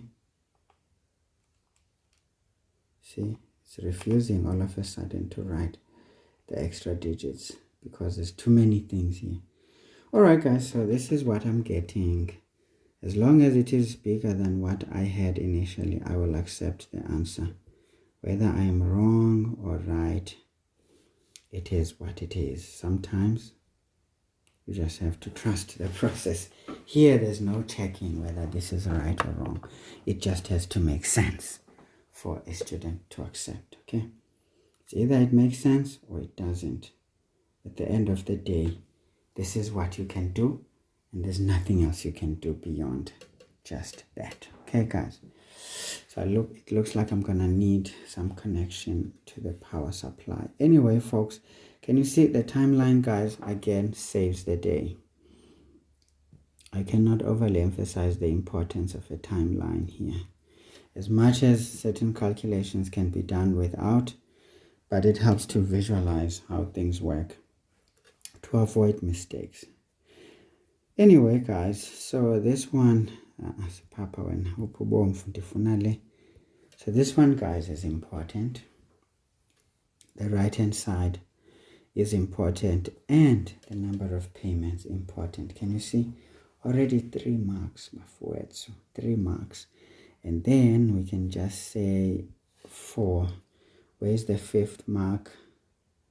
Yeah, we can say 2 marks also for the left hand side to know that we needed that compounding period in a way.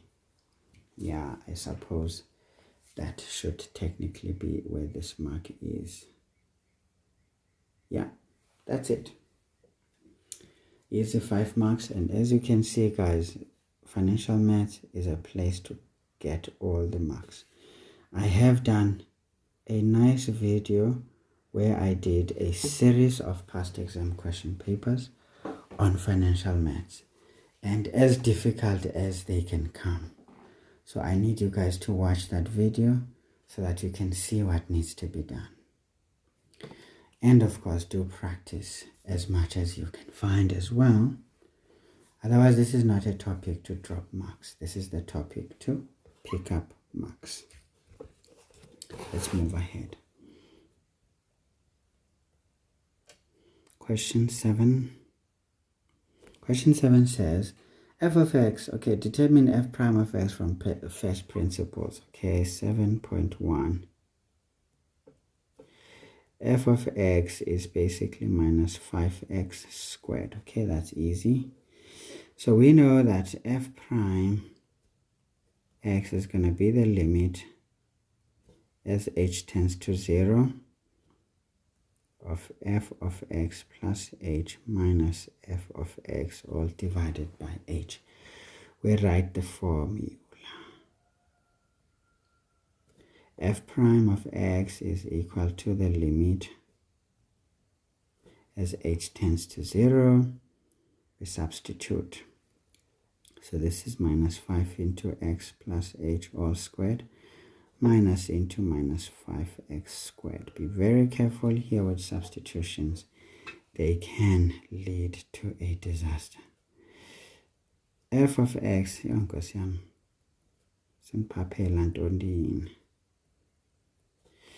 it is what it is. So let's FOIL these things out. So this is minus 5 into x squared plus 2xh plus h squared plus 5x squared over h. Okay, this means f of x, no. This is prime, this is prime. F prime x is going to be essentially the limit. As h tends to 0, we sort this out, guys. So this is going to be minus 5x squared, minus 10xh minus 5h squared, sorry, plus 5x squared all over h. Right. So certain things start going away. And of course, we need to be patient with the process. Hi man, man, can't stand this. F prime of x, ask shake here, man. Anyway, I'm agitated because I'm chasing time. Right, so what we need now is to sort this out, guys. Obviously, we can just factorize here by just taking h out quickly. See, my h is also starting to become hungry, so we get minus 10x minus 5h.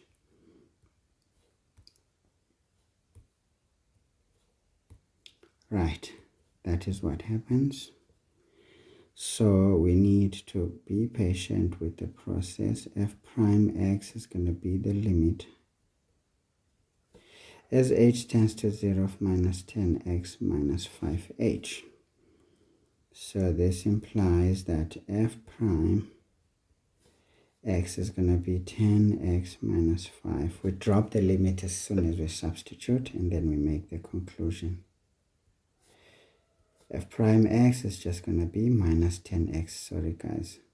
Minus 10x, not just x. Okay. Obviously, using the power rule, this would have been the answer already. So if we get to that answer, we know we have not lost a single mark there. Okay.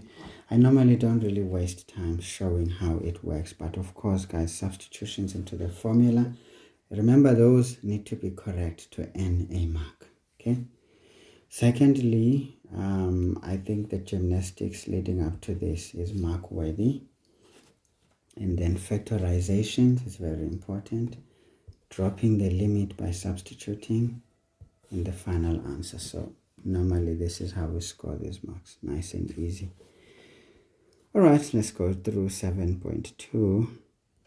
7.2, we need to find the derivative of the following. Okay, cool. So we know that y is not ready for differentiation. Okay, let's start properly, guys. So this is 7.2.1. We know that y is x cubed minus 27 divided by x minus 3. So this is not ready for differentiation. So we know this is a difference of 2 cubes. So the bracket is going to be the cube root of the first term minus the cube root of the second term. The second thing is going to be the square of this first term on the bracket. So it's going to be x squared, then plus. It's going to be the product of those two. 3 times x is going to be 3x, and then the square on the last term in that first bracket. So it's going to be plus 9. Again, guys, this is somewhat a theorem or a rule, but if you don't know it, you can do it by inspection. I've already shown how these things are to be done, so you just have to get it done. Okay, guys, so we know that this and that disappear. Now our expression is ready for differentiation when it's like this, right? So we can say therefore dy over dx, please pay attention to the notation as well. So this is going to be 2x plus 3, done. So this is 3 marks. Of course, factorizing a difference of 2 cubes, when we do factorizations, we get marks, guys. Right? Right. I feel like this should have more marks though. This is very important. To write this in standard form is key. And then we get those marks. So this was supposed to be 4 marks, not 3. So examiners, please guys, do better. I know you have the power to decide how you distribute marks, but be fair. Let there be logic. It cannot be just haphazard, okay? You can't just decide out of how you feel. Yes, you do have that discretion, but don't abuse it, because this is an abuse. I mean, there are certain questions that are clearly not the marks that we are seeing. So no, it has to stop. Okay. Rather ask less questions or enough questions to really give enough marks for each. Asking too many questions and ending up squeezing marks is a little bit confusing in my opinion. But hey, I'm just the guy who talks without understanding what he's talking about, some say. Right. So maybe I should just watch my big mouth before I cause trouble. So this is minus a half, okay? I should remember that I'm not a teacher. So I'm not a teacher. Right. So if I'm not a teacher, guys, so I should just shut my mouth, okay?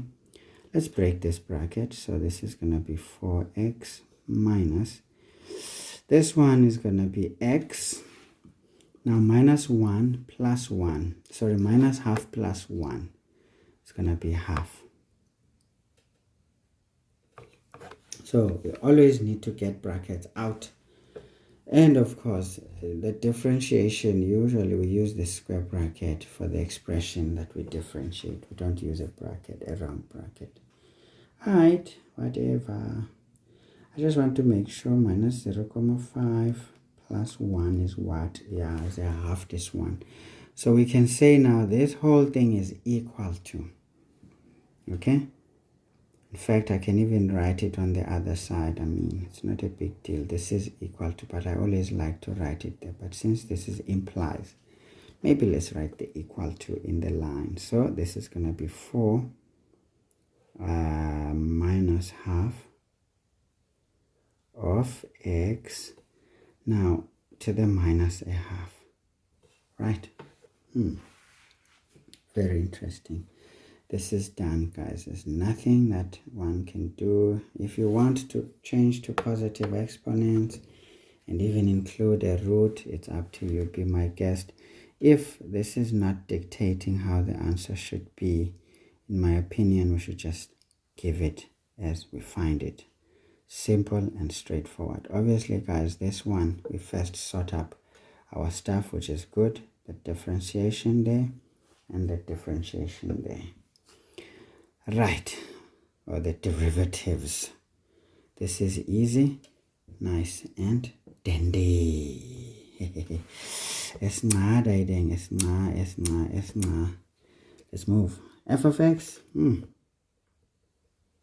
is equal to ax squared, and we're told x is greater than 0. Okay, fine. This is a restricted parabola. But now there's two things. Okay, determine the value of a if f prime of 4 is equal to the inverse at 1. Okay, again, this is a higher grade question. These ones are popping up a lot lately, so we need to be ready for some higher grade question in calculus. Usually calculus is easy, guys, but optimization and stuff is what takes up a bit of, you know, the higher grade type of things. But again, it's very weak if you look at it. It's not that difficult. Okay, guys, so here's the thing. We need to think about these things graphically. I promise you guys, understanding functions is going to make you a very good maths student. Now remember, this is a parabola that is restricted. Now remember, this parabola is either like this, right? Or it is like that. Okay, it's either it's like that or it's like this, you see.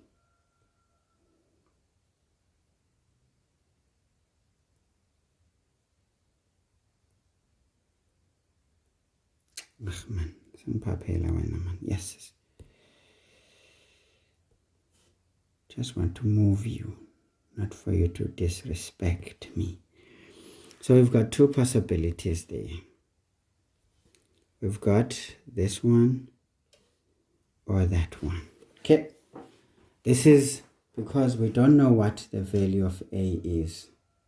So a at this point we can't decide because we're not given anything, but all we know is that these are the graphs restricted to the positive x-axis. Now, here's the thing. This is the restriction on the domain. Okay? First of all. Now, secondly, we need to consider the inverse. All right? We need to consider the inverse of f. Now, let's see. F inverse is going to be such that, maybe I can even write it as a function, you know, almost I can do it. Even by inspection, this is going to be equal to, remember, now when we solve for y, it's going to be essentially x over a. It's going to be the square root of x over a. But remember, with the square root, we get a plus and a minus. But now here's the deal. If the restriction was on x to be greater than 0, on the inverse,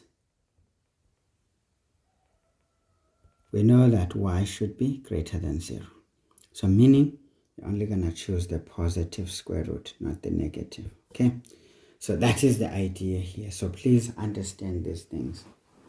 So here we know that y should be greater than 0 because what was the restriction on the domain of the original? The restriction may perhaps be the same, but the y carries that restriction as well. Okay, so this is very important. Now let's think about it. Let's assume now a is less than 0. See what happens. If a is negative here, seeing that x is already greater than 0, this already means this whole shenanigan under the square root is going to be negative, and we can't take a square root of a negative. So technically, this is suggesting that a is greater than 0, because for this to be a function, a must be greater than 0.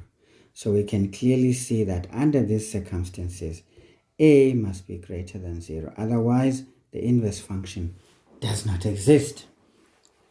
So this means this is the stuff that we have. So this one is out. Okay, can you see, guys? It's a process. You don't just jump in. You think about it.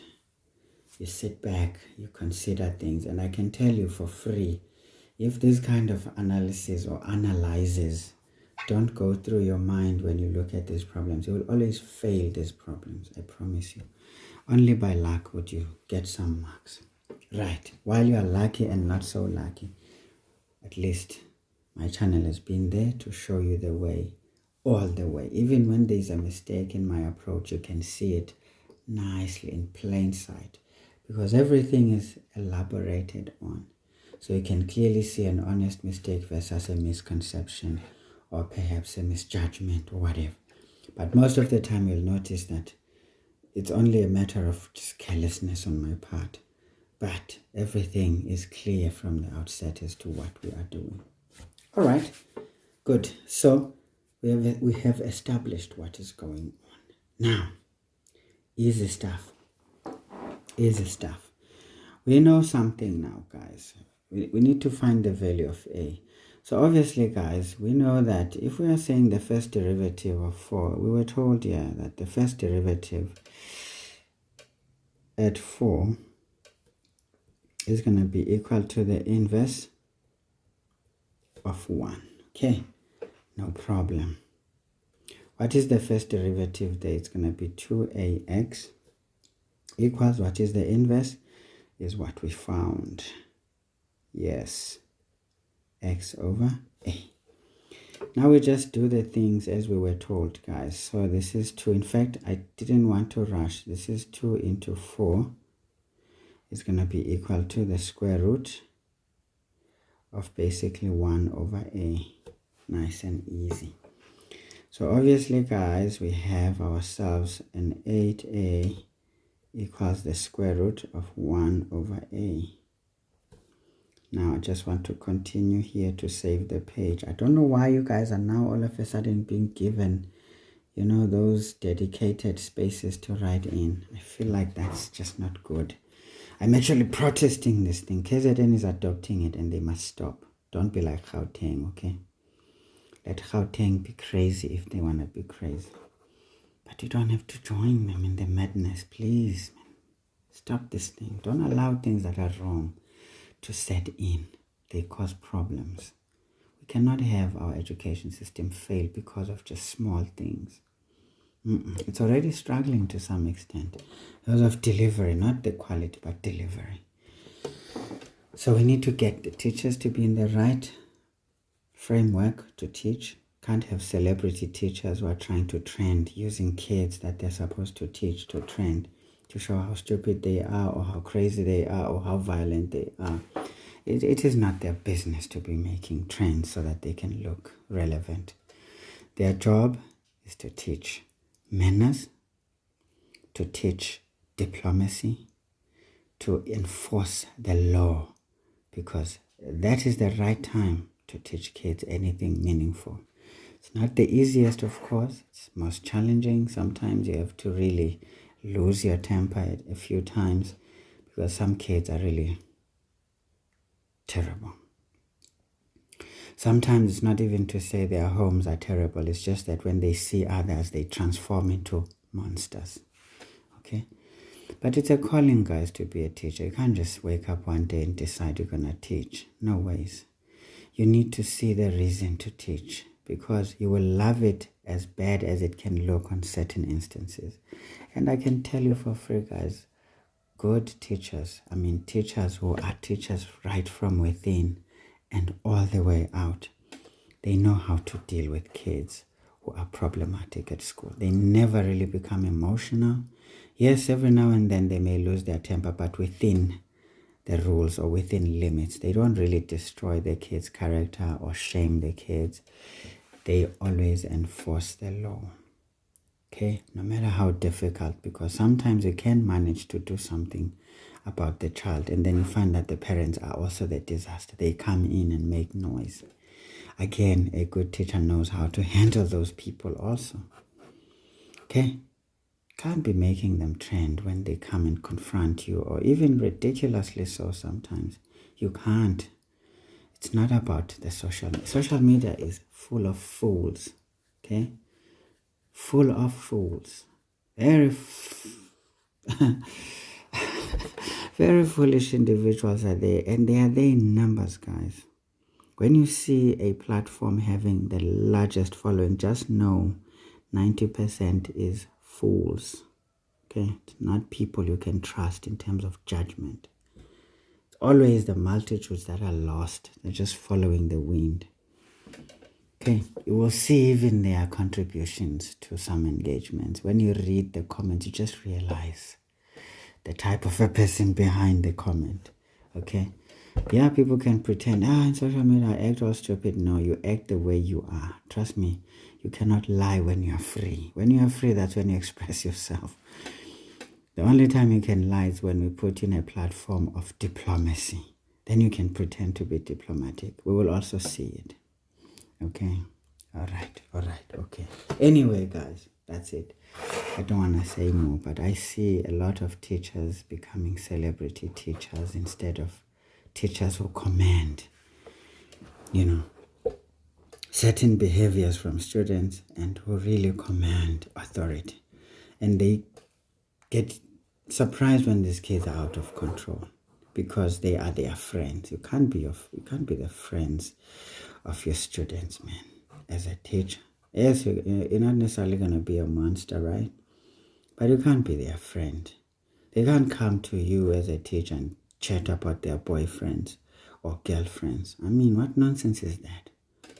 Yeah, you can go about it, but yeah, these kids need to know because they're going to... Look, the very reason we have teenage pregnancy is because of these stupid programs that are supposedly teaching kids about, safe this and safe that, protection. But this is what actually takes away the fear from kids.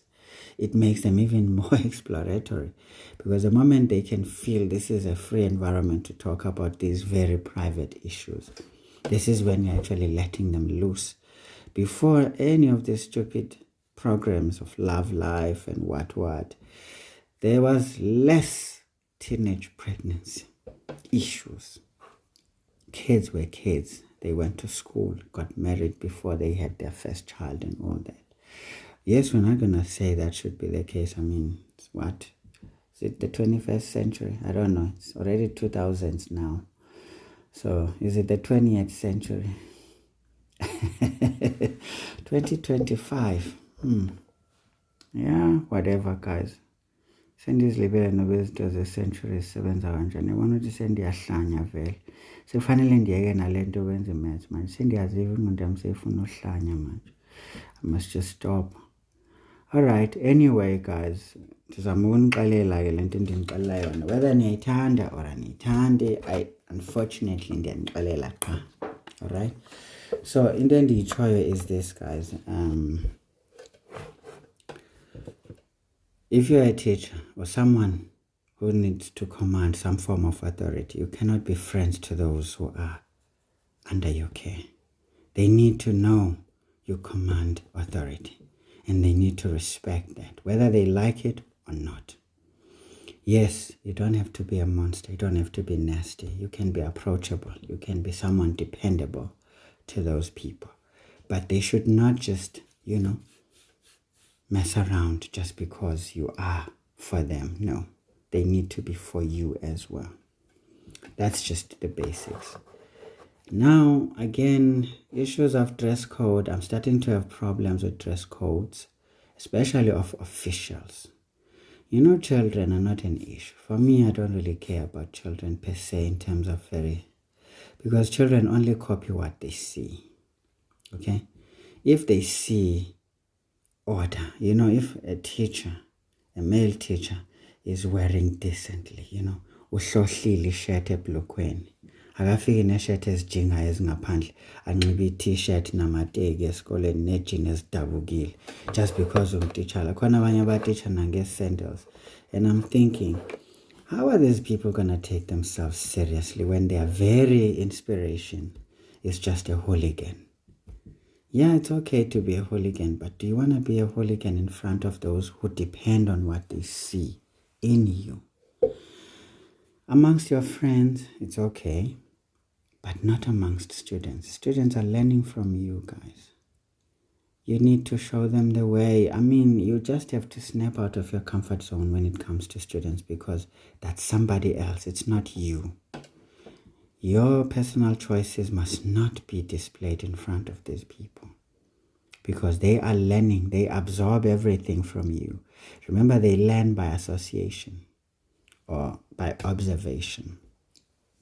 So whatever you portray yourself as, this is what you're going to see in these kids. I mean, you see these teachers wearing very tight clothes, especially female teachers. They have all these tight clothes because, I mean, they look nice. Okay, it's all right. It looks fun. But wait until the students disrespect you. Then you start to become all emotional and all. Yeah, do they have a right? No, they don't. But is the environment allowing? Yes, of course it is. Because if you were just respecting yourself in front of them, they would not even have a reason to disrespect you in that extent, of course. So you see, what comes to you guys is exactly how you show yourself up.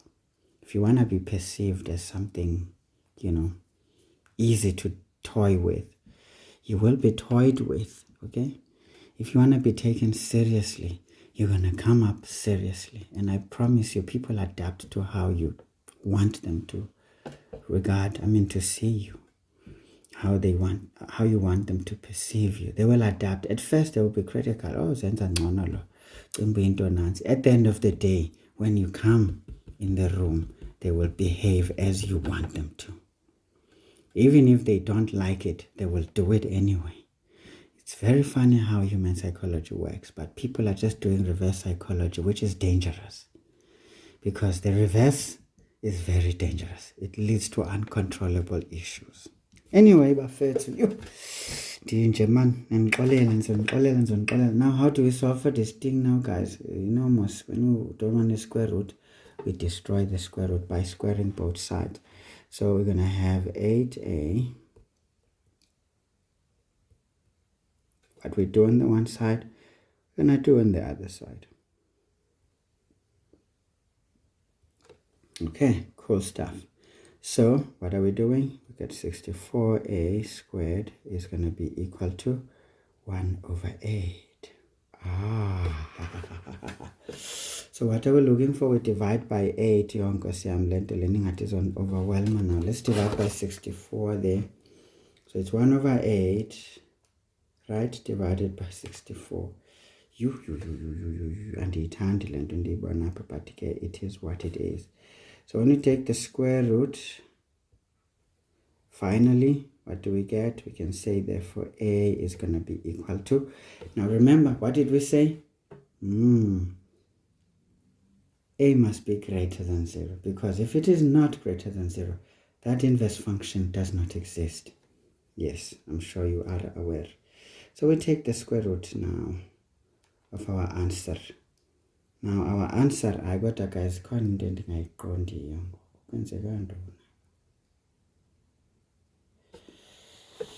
Khona into endingayiqondi yokutheni sekuno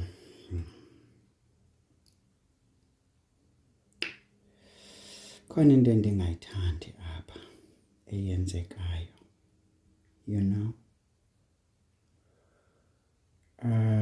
is this correct? Yebana tell me ngade funa ukunibhayisisa manje. Anyway, ithi ngu-root 2 bafethu over 32. Hayi nami ndiyithathe njengoba injalo ke.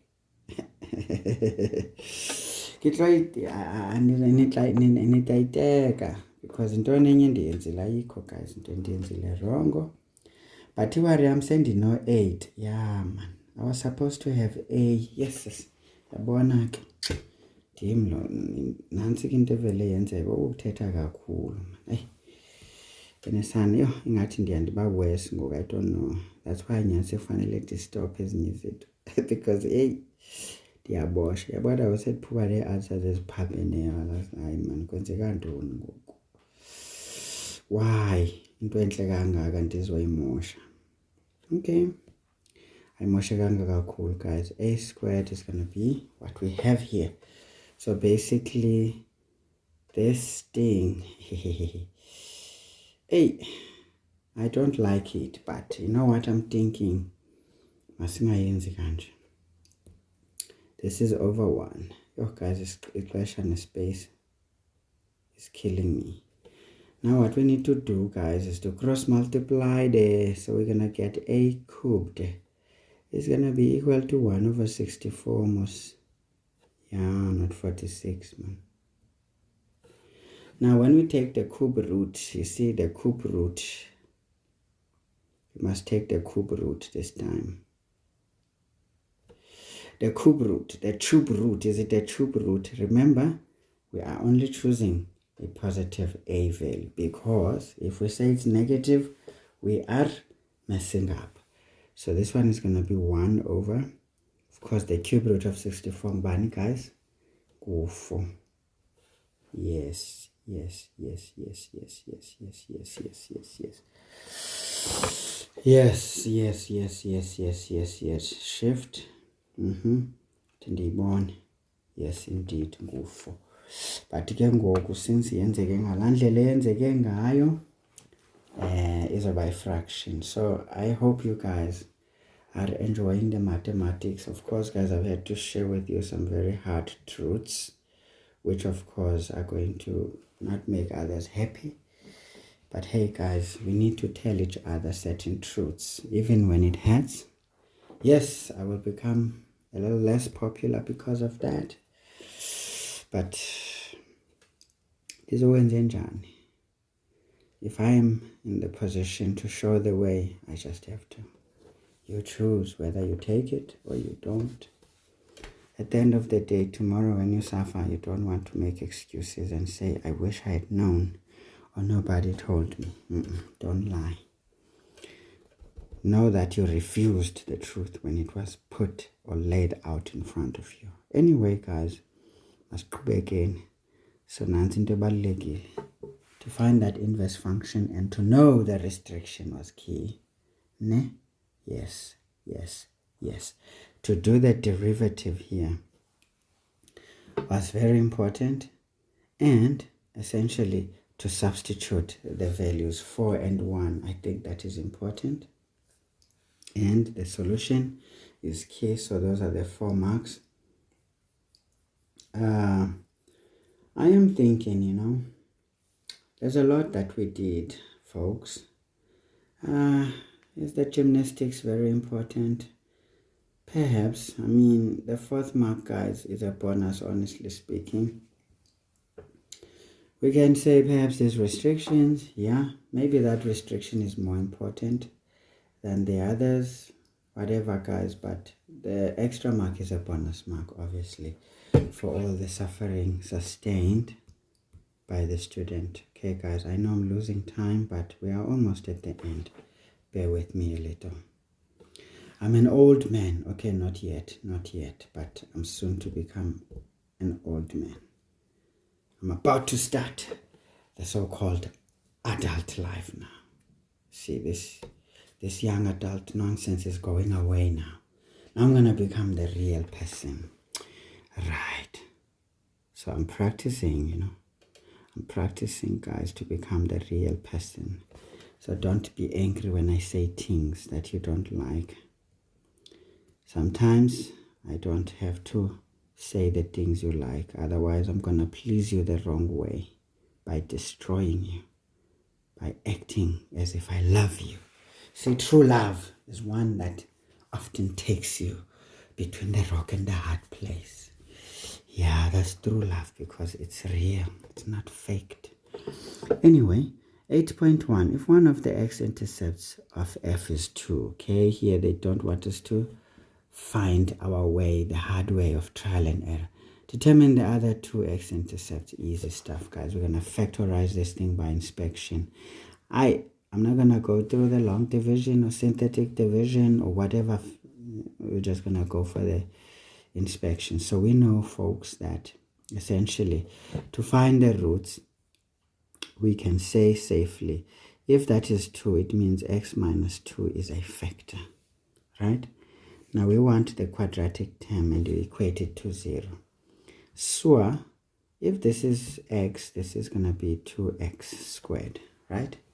The last one was 6, this is 2, then it should be 3. If it is positive, then this one must be negative. Now what I like is that once we have this, we can decide, do we want that term or do we want that term? Now usually just focus on one. Let's say we want the x squared. What must we have? We already have 2x squared here, but now this 2x squared goes with this minus 2. It's going to be essentially minus 4x squared. Now to get that, this must be 5x, isn't it?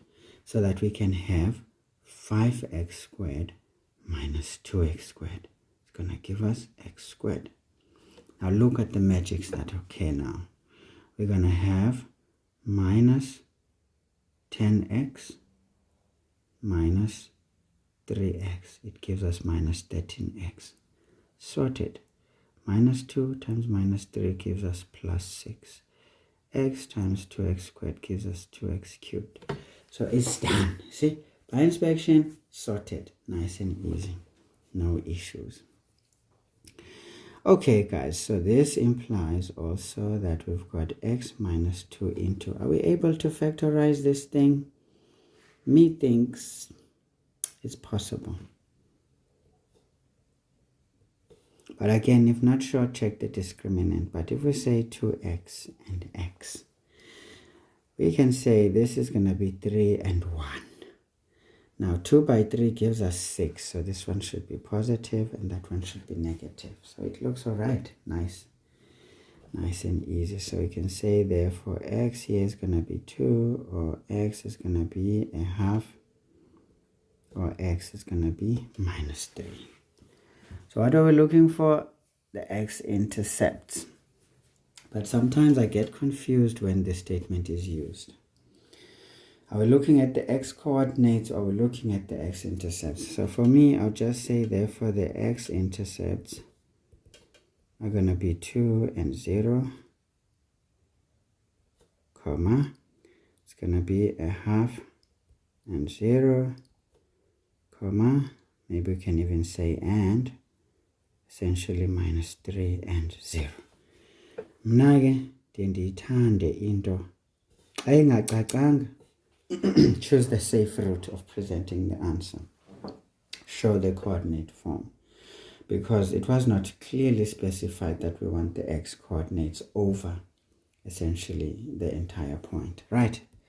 So again, guys, this can be easy if you know what you're doing. It can be dangerous if you don't know what you're doing. Unfortunately, it is what it is. Alright? Alright. So essentially, guys, these are the situations that we were looking for, right? 2 marks for that.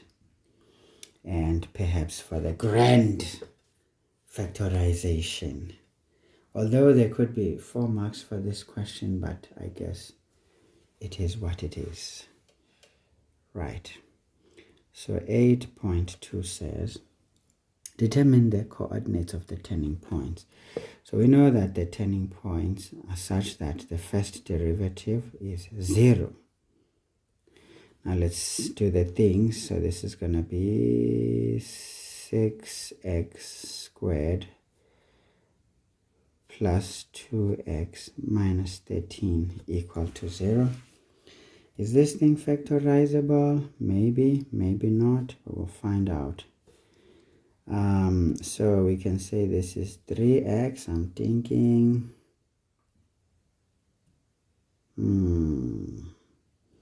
it doesn't look factorizable. Let's check the discriminant if it is a perfect square. So this is going to be 2 squared minus 4 into 6. It's not going to come up nicely. It's not going to be a perfect square. I have a feeling. 316, square root of the answer. Yeah, it's not a perfect square. So essentially we can't factorize. So as you can see, guys, that thing of always checking the discriminant helps a lot to not make the mistake I just did. In fact, I'm getting caught myself because I normally check before I attempt. So we know that x is going to be, we write the formula, guys, first, because we can't just show up with substitutions without displaying into what formula are we substituting. At least we need to make an attempt to show. So this is going to be minus into 2 plus or minus the square root of 2 squared minus 4 into 6 into minus 13, all divided by 2 into 6. So therefore x is going to be, let's see, this is minus into 2 plus the square root of 2 squared minus 4 into 6 into minus 13 divided by 2 into 6. First solution is 1,31, or x is, remember we were told to 2 decimal places, so this is where it becomes very important to trust the process, minus 1,65. Okay, cool. Again, guys, we can check if these solutions make sense in terms of our equation in case we are running a risk of very rogue calculations. If they don't tie up to that, then we're in trouble. But at the same time, it's very important to ensure that we did the correct differentiation, because it's easy to not get it right. All right, okay, all right, guys, but I trust that these ones are right. So we know that y is going to be f of 1,31, and another y, maybe we can just say or, is going to be f of minus 1,65. Now I'm just going to rush for the answers, guys. There is no need to show the actual substitutions, to be honest. 2 into 1,31 cubed plus 1,31 squared, right, minus 13 into 1,31 plus 6. So we get minus 4,82. Right, the second one, we just change what is inside the bracket. So we put minus 1,65. Okay, guys, be patient with these kinds of calculations. It's easy to mess it up, minus 1,65. It's easy to mess this one up. So ensure that the substitutions are correct. So this is 2, 1,19, okay, to 2 decimal places. Now we've got our coordinates of the turning point. So we can say therefore the turning points are essentially 1,31 is to minus 4,82 and minus 1,65 is to 21,19. Do these answers make sense? If we look at this graph is this graph like this. So it starts off with a maximum. So we know that we expected the negative x coordinate somewhat to give us a very good positive answer there. And of course, this other one, don't go, oh yeah, yes, the positive one here, which is that 1,31, gave us a negative. So it starts off with a maximum and ends with a minimum. So I'm kind of happy with this one, because this point is the maximum and that point is the minimum. Right, so this is it, guys. Wrong or right, we tried. We certainly did try. I cannot imagine, guys, I've lost so much time here. You see this talking too much, but I think we did it, guys. So if we're not sure, please check those answers. If these values, check these values into that differentiated expression. If they kind of make sense when you round off to the nearest integer, then there shouldn't be anything wrong, okay? Some questions we normally don't get decimals. Sorry, but if we did, so what? Just make sure we checked. If everything ties up and we are sure that our f prime expression is correct, then we are good. Okay, please remember that, guys. Okay, now let's get the marks. How many marks? 4. Easy. First of all, differentiating and equating to 0. Yes. Substituting there. Yes. Now everything else, guys, I think from there on it is what it is. There's nothing else one can say or do. These are some of the questions where even if you are to be very meticulous. I mean, back in the days, for these kinds of calculations, we'd have like 18 marks for this business. Say, for example, draw this graph. It would be like 18 marks because most of the marks would be scored in these calculations. I mean, nowadays it's no longer the issue. All right. We've done it, guys. So 8.3 wants the sketch as we expected. Let's just do it here. 8.3.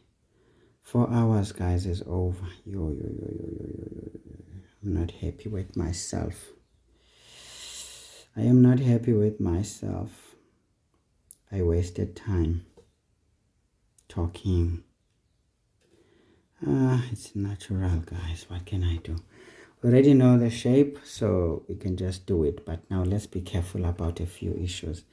The y-intercept is supposed to be positive, and this turning point is at -1 comma some change, so it turns before it hits the y-intercept, isn't it? We can see that the turning point is at 21 and the y-intercept, so it means it turns before. It's quite sharp. So we can draw the graph and say, okay, our graph, by the way, -3 is the biggest value there, or at least is the farthest, so we can say this is what the graph looks like. And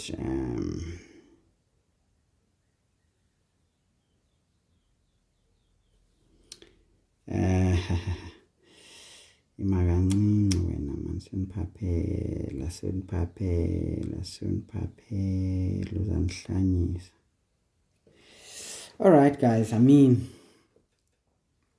it doesn't really have to be accurate per se, so if we get the shape right, should be fine. Maybe I am doing it too much. Let's move it a bit closer.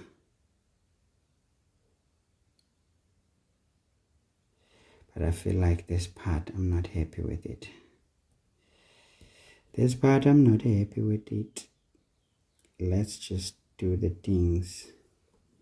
Not quite.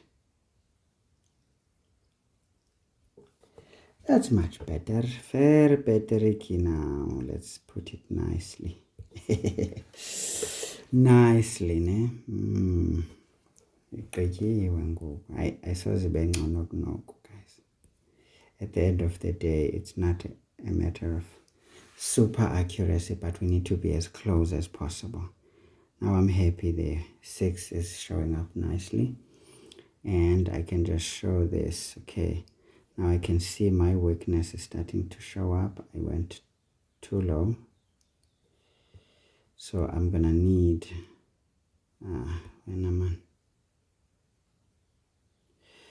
wena man batla ho ntseleka jwale ska ira bjana ska ira ntwena. That's why. Okay, only reason I'm trying to go up, guys, is because I want to showcase that part. I want to showcase this part, that we're going up and like that.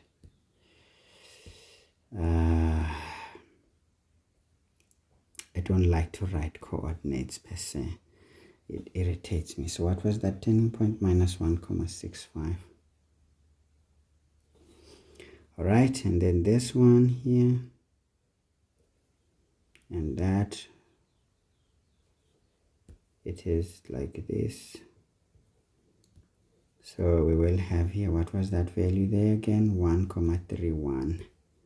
Gonna write it underneath here. 1,31.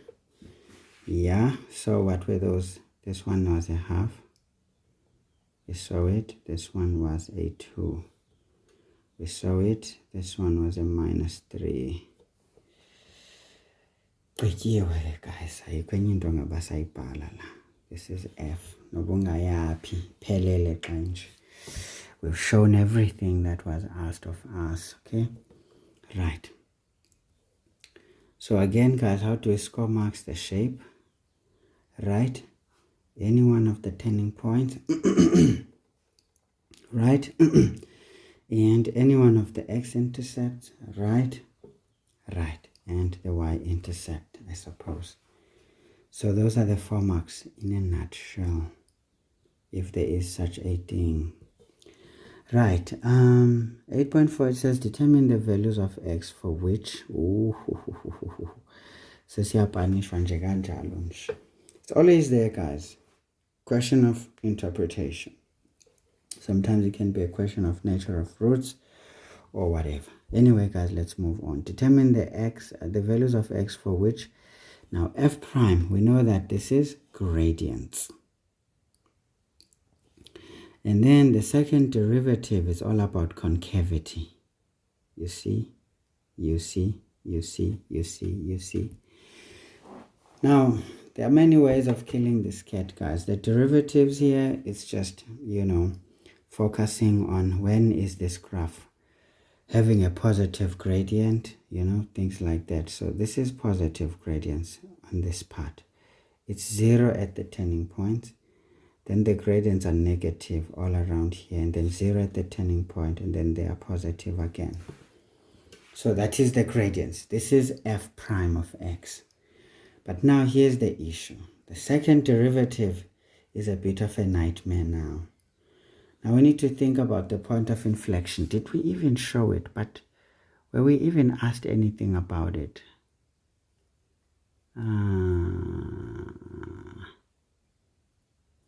No, nobody mentioned it. So, but now we need to find the point of inflection, because the point of inflection will tell us exactly the x-coordinate where the second derivative function goes. But we know that it's a positive slope. So let's see. We've got which is the average between the two turning points. So 1,31 minus 1,65. Right, we just take those two and add them up and divide by 2. It gives us a minus 0,17. So basically our point of inflection is somewhere here. Okay? It's somewhere there. Now let's see indeed if it is above 6, just to approximate it. I just want to be sure. So we got minus 0,17. So we've got 2 into minus 0,17 all cubed plus into minus 0,17 squared minus 13 into minus 0,17 plus 6. I just want to check something. Yes, it's above 6. So this is a true representation. I always like to be as accurate as possible. Now, folks, we know that the second derivative function crosses right at that x coordinate. Now, at this point, we don't really care about its gradient, but we know that it's fairly steep. Okay, so I'm going to move it so that it cuts right there. So, guys, this is the second derivative function, essentially. Now, I need you guys to think about it. You don't have to draw it on the sketch that was asked, because you're going to burn. It should not show up there. All these notations must not be there. On 8.3, we only want that clean, neat sketch, nothing else. Okay. But now I'm using it because we have it in front of us. Okay. So basically, we need to decide. I mean, when we say f second derivative, we're talking about y values of the second derivative function. They are negative here. They are 0 at that x-intercept, and then they are positive above. Okay.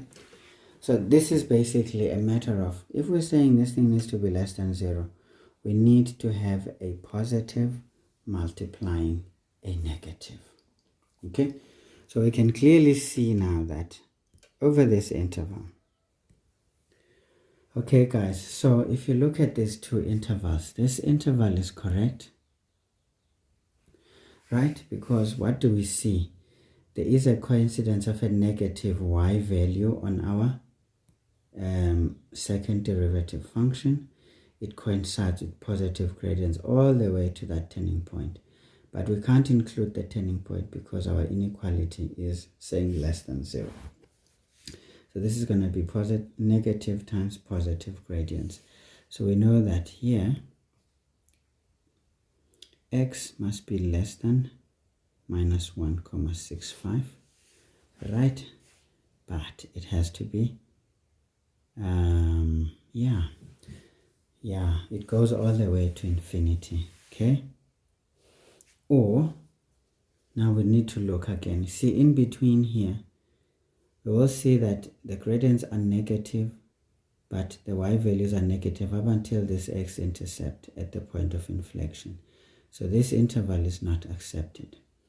But from that point of inflection onwards, we will see that we've got a combination of positive y values on the second derivative function and the negative gradients all the way until that turning point. So we can say, well, x must be less than 1,31, but greater than the x coordinate at the point of inflection, and we found it to be minus 0,17. Okay, so obviously, guys, I did it quickly without showing how I did that calculation, which I think is very important to at least show. Maybe let's move these ones a bit down. I think that calculation of the x coordinate of the point of inflection is important. So we can just say x at point of inflection is going to be basically equal to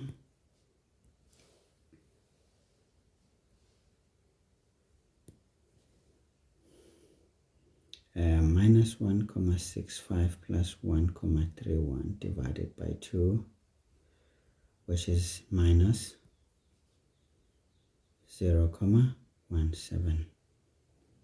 Right, this is very important.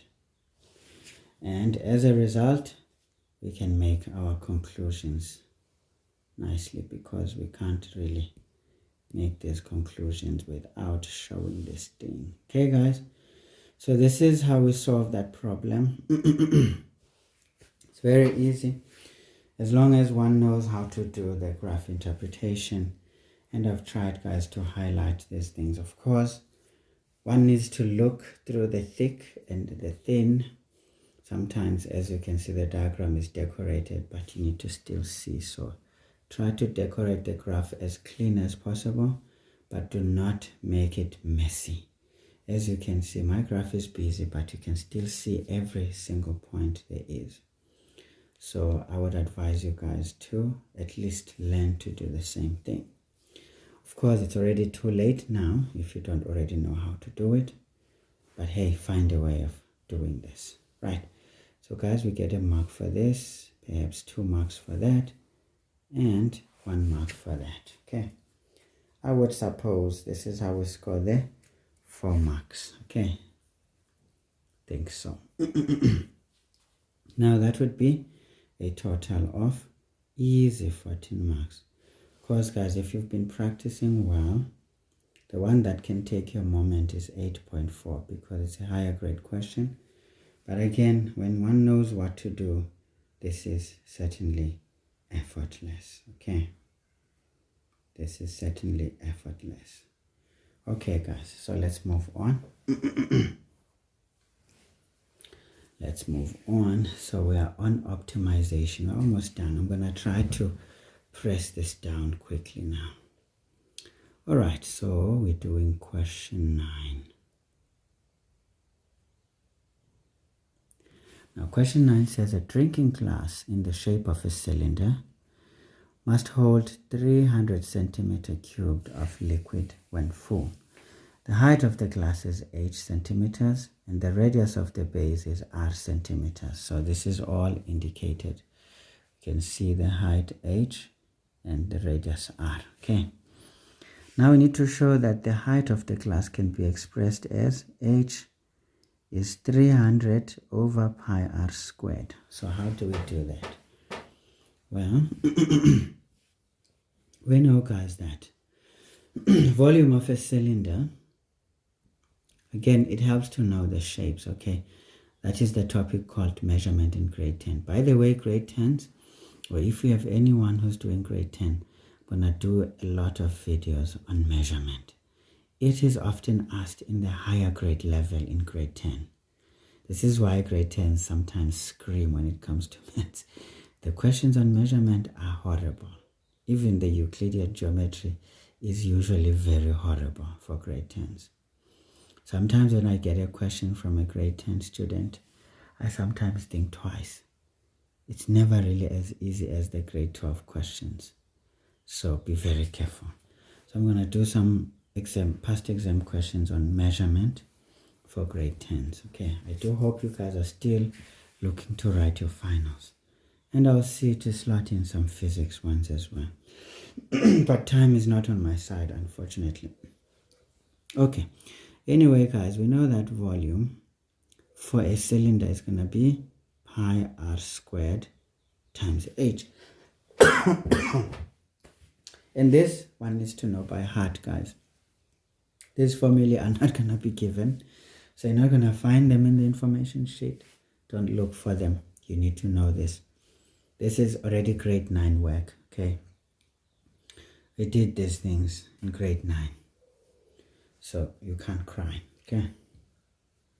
You cannot cry. Cones and all those things, did them way back in grade 9.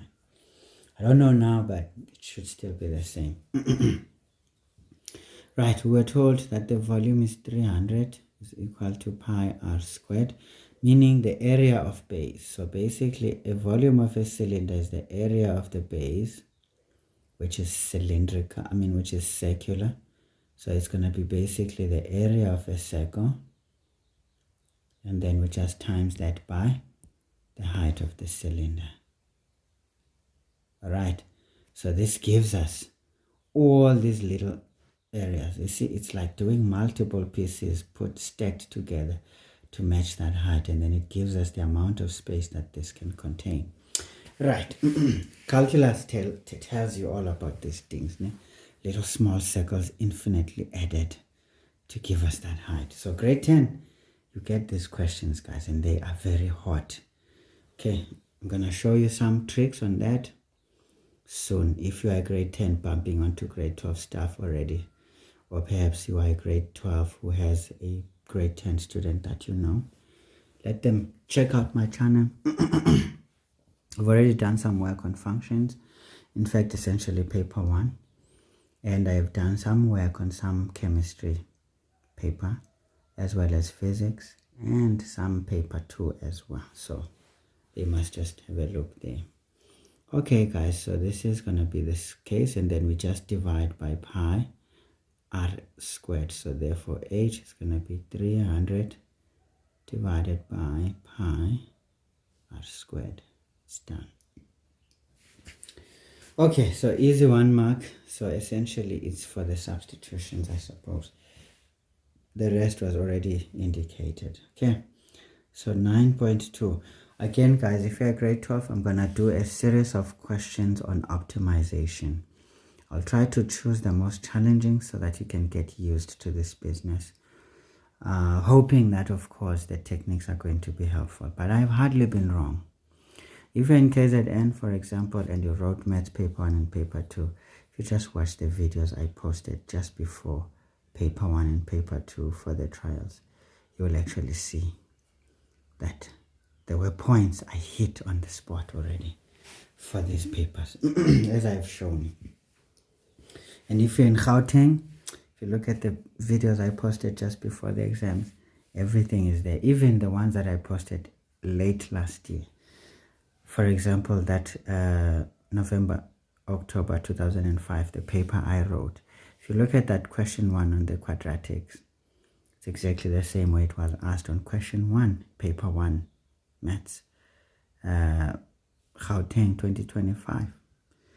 So it's those ideas, guys. So if you don't stick with me, you're always going to find out the hard way. Eh? But if you stick with me somewhat, of course, not alone, don't stick with me exclusively, but stick with the channel somewhat. You will gain some insights into things that can easily trip you, and you can end up falling. This time, you will just see them from a distance and just make a plan. All right. Anyway, I'm giving myself flowers, I guess. Hence, determine the value of R for which the total surface area, you see now that's a different story. The total surface area of the class will be a minimum. Now, this is punishment, guys. This is certainly punishment. Because now the total surface area is a horrible situation.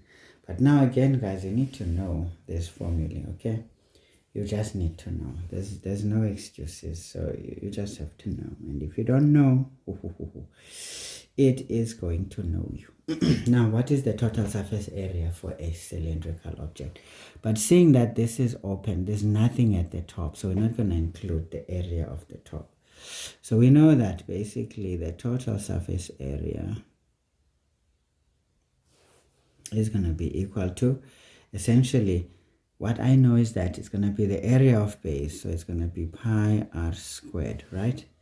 Because we are excluding the top, right? And then we're going to have to add somewhat what we would call the perimeter, or whatever, this cylindrical part with these lots of other things. So what we do there, we just say 2 pi, we say 2 pi r, 2 pi r h, ne? Yeah, it has to be 2 pi rh. Yeah, something like that. But again, guys, if you don't practice this, it catches in the exam. I'm not too sure now if I'm doing the right thing here. And the sad thing is my books are not close by, so. But I think so. This is how we do it. Ne? It's pi r squared, the base, and then instead of h, because I mean this is cylindrical as well, so we will say 2 pi rh. Eh? Yeah, if at all if we had an opening at the top, we would multiply this by 2. It would be 2 pi r squared plus 2 pi rh. Ne? I think so. But again, I stand to be corrected, because as of this time of this recording, I don't have any information that I can give. So again, guys, we can see that this is the area as a function of, surface area as a function of essentially r, because r here is the variable that we seem to have, because we're looking for r. So we can easily ignore h. And in fact, if you look at h here, we've already expressed h in terms of r. So I think it's fair to just say this implies that the area as a function of r, I think it is best to write it that way. But again, you can still write it as just capital letter A. It's not a big deal. So this is going to be pi r squared plus 2 pi r. Instead of h, we're going to write 300 divided by pi r squared. Okay, so we know that a as a function of r is basically pi r squared plus. Now what we do here, when we multiply, that r takes the square, the pi takes the pi, then 300 doubles. So we get 600 over r. Okay? So obviously, guys, we know that we don't need to do more. It's just going to be a in terms of r is going to be pi r squared plus 600 times r to the minus 1, because we know we're going to differentiate now. So we just set up our differentiation nicely. So of course, guys, for minimum area, it is such that a prime r must be equal to 0, isn't it? Then we differentiate here. So we get 2 pi r plus, no, it's going to be minus 600 r to the minus 2 is equal to 0. So this is 2 pi r algebra, guys, divided by r squared, okay, equal to 0. So we multiply by r all over. Now this one is going to be a bit nasty, eh? So this is going to be 2 pi r cubed minus 600 equal to 0. So doesn't look too bad after all. Okay, I was scared that I'm going to run into problems. So let's just say 2 pi r cubed. In fact, why do I care? I'm just going to say r cubed is going to be 600 divided by 2 pi. Okay, so this means r is going to be the cube root of 600 divided by 2 pi. So therefore r, even though it's going to come up with a decimal, I suppose, I think we are doing fine. Let me see. So cube root of 600 divided by 2 times pi. I like these calculators, man. They just do things. So this is 4,57. Remember, this is centimeters. Don't forget the unit. Yes, the examiners may be lenient sometimes and not care, but you should care. Okay, so this is essentially, guys, the stuff that was supposed to be done. As you can see, calculus and optimization is not so bad if one understands their work. But please double check this formula, guys. I'm not too sure if I'm doing it right. I think that's the correct one though. Because all I know is that it's 2 pi r squared times 2 pi rh when we consider this as a closed cylinder, so to speak. So yeah, I think that should be the one. Okay, guys, sometimes you may be even asked what is the maximum area, at some point, but at this point we just needed r, and I think we are fine. Okay, so I suppose these substitutions here into the formula are quite important, hoping that the formula is correct, of course. Essentially, I think getting this area in the right manner so that we can differentiate if we need to is very important. And then of course the differentiation here is key, and equating to 0 is key, and all the gymnastics, guys, is algebra. So final answer is what we need. So this is how we score those 6 marks. They were quite easy. I'm sure you can agree with me. This should take less than 10 minutes to do in the exam situation. All right, so that's that question. Now let's get to the probability stuff. Now this is where troubles come for me. I don't really trust myself with this, but guys, I try to give you a bit of a comprehensive lesson, or should I say a review. Yes, it's long, 6 hours tops, I'm sure 5 corner lab. But I try to build you guys from grade 10 level questions to matric higher grade level questions. And luckily I found that document which was presented by the answer series in KZN last year. So it kind of fell into exactly the thinking I had in mind as to need to look for questions in that kind of a regard. And in fact, that one just became perfect. So I used that, guys, to show you everything, okay? Watch that video and make sure you practice along as well. And after watching that video and having practiced those very questions, take other questions and practice. Okay, Don't think watching that video is good enough. That video is me thinking and showing you out loud my thought process. You still have to think in the exam on your own. So don't cheat yourself there.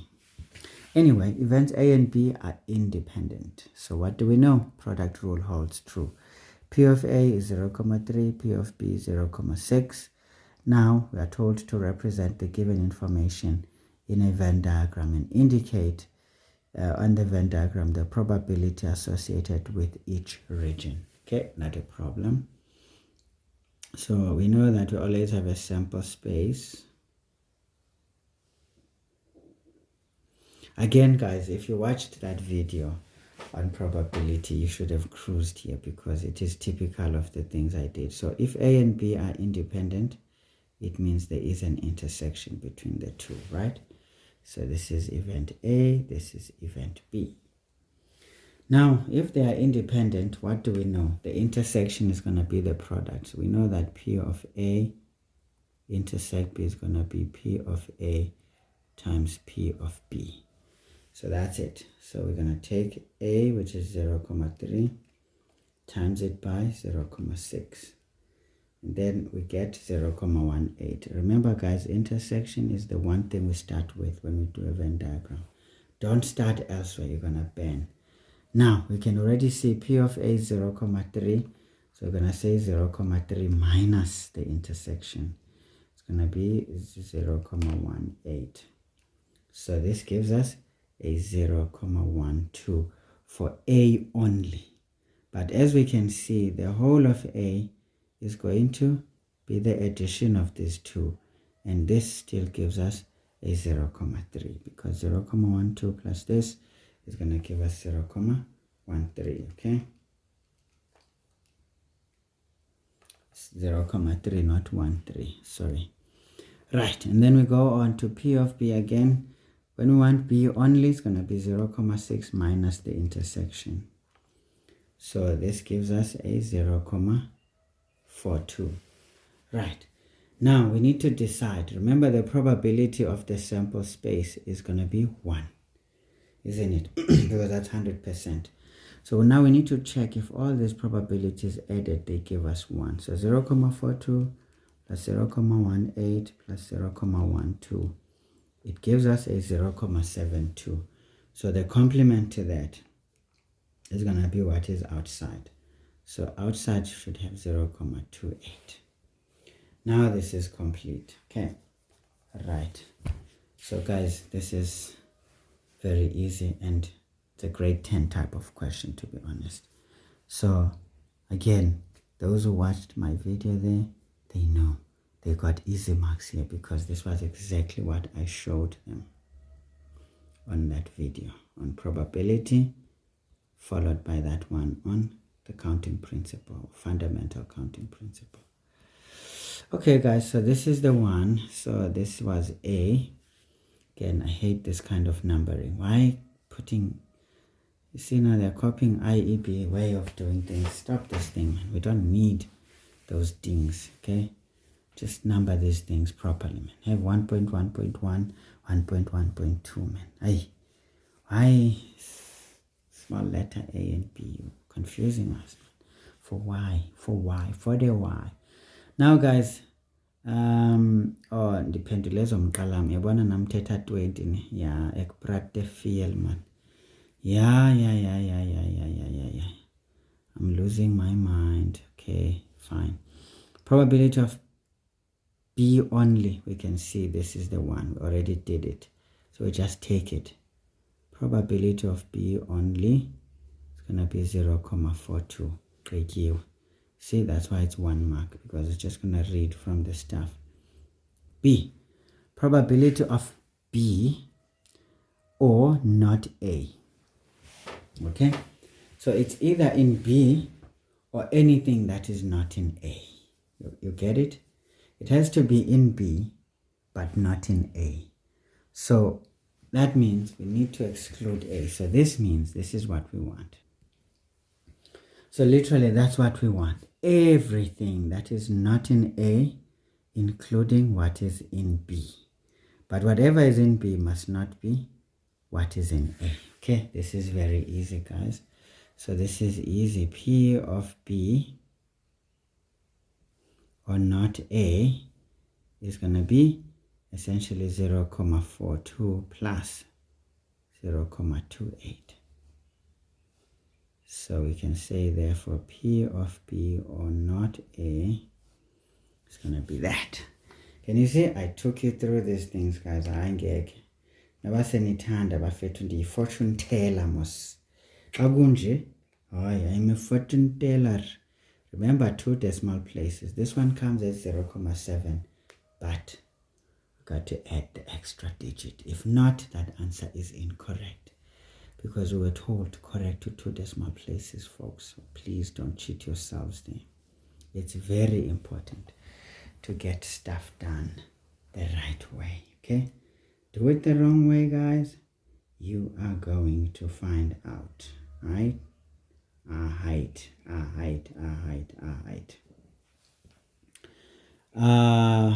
I'm thinking though.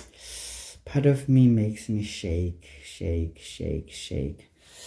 You know, sometimes when I'm not sure of my answer, we said B or not in A. B includes 0.18. Ne?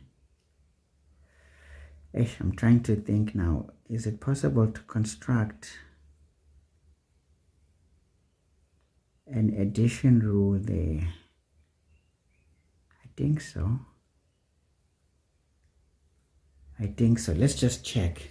Because sometimes when the answer doesn't make sense, we can just do the addition rule. P of B or not A is going to be basically P of B plus P of not A, right, minus P of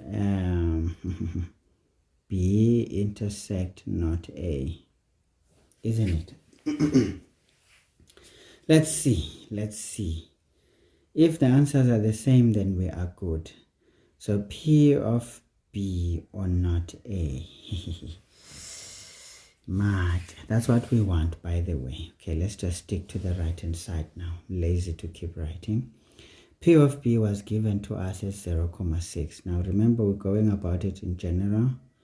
Plus P of not in A. So now what is not in A? It's basically the 0.42 plus 0.28, right? That's all that is not in A. Okay, cool. Minus. Now the intersection of B and not A. So it means this thing must be in B, but it must not be in A. So what is that? It's 0.42. Because that's the intersection of the outside, which is everything that is not in A and what is in B. So this is 0.42. Okay, let's do it. So again, it helps to understand how to construct the addition rule, because if not, uzozwa ngathi wenza njani uyasha, ube sowenze njani ube use uyashabalala, bese senje njani ke thina bese siyagqiba ke thina sesekugqibile ke thina. Hey, different le mpendulo yibona 0.88. So this confirms that we need to add the 0.18, because technically speaking, we're saying B or not A. So B includes that 0.18, unfortunately. So I think we needed to add it. Let's see. 0.7 plus 0.18. Yes, we needed to include it. So again, when you're not so sure of the answer, check a different technique that you are comfortable, you know you can do it well. That's why I emphasized knowing the addition rule. But again, you need to understand how to use the Venn diagram in terms of the addition rule, because remember, this is set notation. Okay, guys, so we studied sets long before grade 8. I mean, if I remember well, when we're talking about sets intersecting, we were doing sub B, guys. Sub B, which is grade 2, you know. We started talking about sets, using bundles. We're going to collect sticks and all that to learn how to count. And then we started talking about sets of numbers, natural numbers, and even numbers, intersections, all those things. Grade 2, guys. And you come here, you sweat for those things when they come. Ne? So please, guys, the addition rule is key. As you can see, it can tell us when we are making a mistake and when we are not. Okay. So I wasn't too sure if I have to add this, but the addition rule confirms I should. So there are certain things that you will be ready for the exam, but you're not so sure sometimes when the question comes because you probably haven't seen it come that way. So yeah, when we say P of B or, then it means everything in B. We can't exclude. But when we say intersection, then that's a different story. Ne?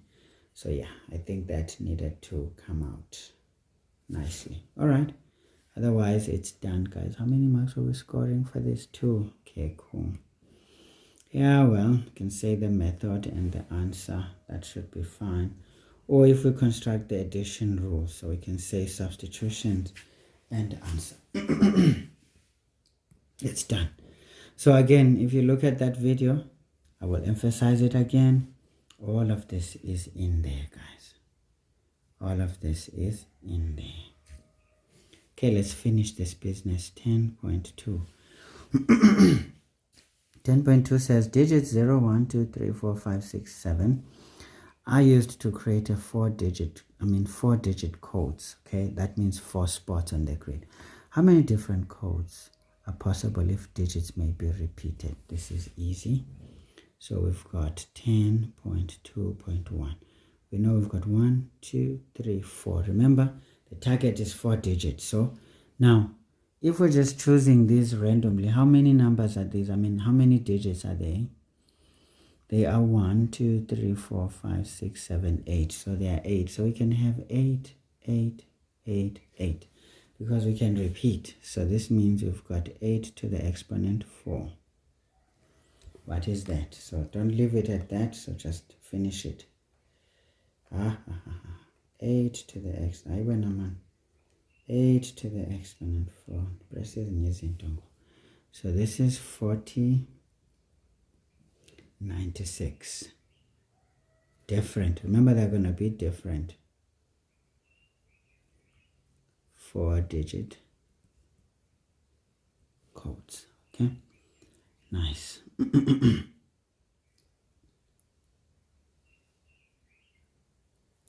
Again, guys, I took you through a very nice, these questions were essentially a giveaway because this is exactly the stuff I discussed in that long video on counting principle.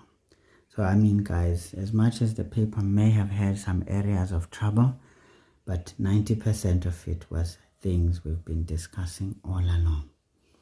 There's no excuses for a student who doesn't get them right. Even if you couldn't do the higher grade questions that were here, you should have gotten an 80%, guys, if you paid attention. Ne? Yeah. There are no excuses you can make at all. At all. Alright. Great stuff. So, Bafetu, let's get the marks. So, I don't really mind. How many marks? 1. But guys, come on. 10 nango. Anyway, let's go on. This is worth 2 marks though, I feel. But what I feel is not what is felt. Okay, now 10.2.2 says if digits may not be repeated. See, that's a restriction now for all the stuff in question 10.2.2. So I don't like this A, guys. It must just go away, okay? Just write 10.3, man. 10.3.1. Stop with this A and B thing. It's confusing. Anyway, whatever. How many different codes are possible? Again, we've got 4 spots. 1, 2, 3, 4. First, we've got all 8. Second, we've got 7. Third, we've got 6. And then 5. Okay? Think of those permutations versus combinations, right? So this is 8 times 7 times 6 times 5. Okay, let's get it done. Of course, I've shown you different ways of doing that calculation even using the calculator or the factorial notation. So you guys should know. So fact of the matter is they decrease. Ne? So 1680 different 4-digit codes.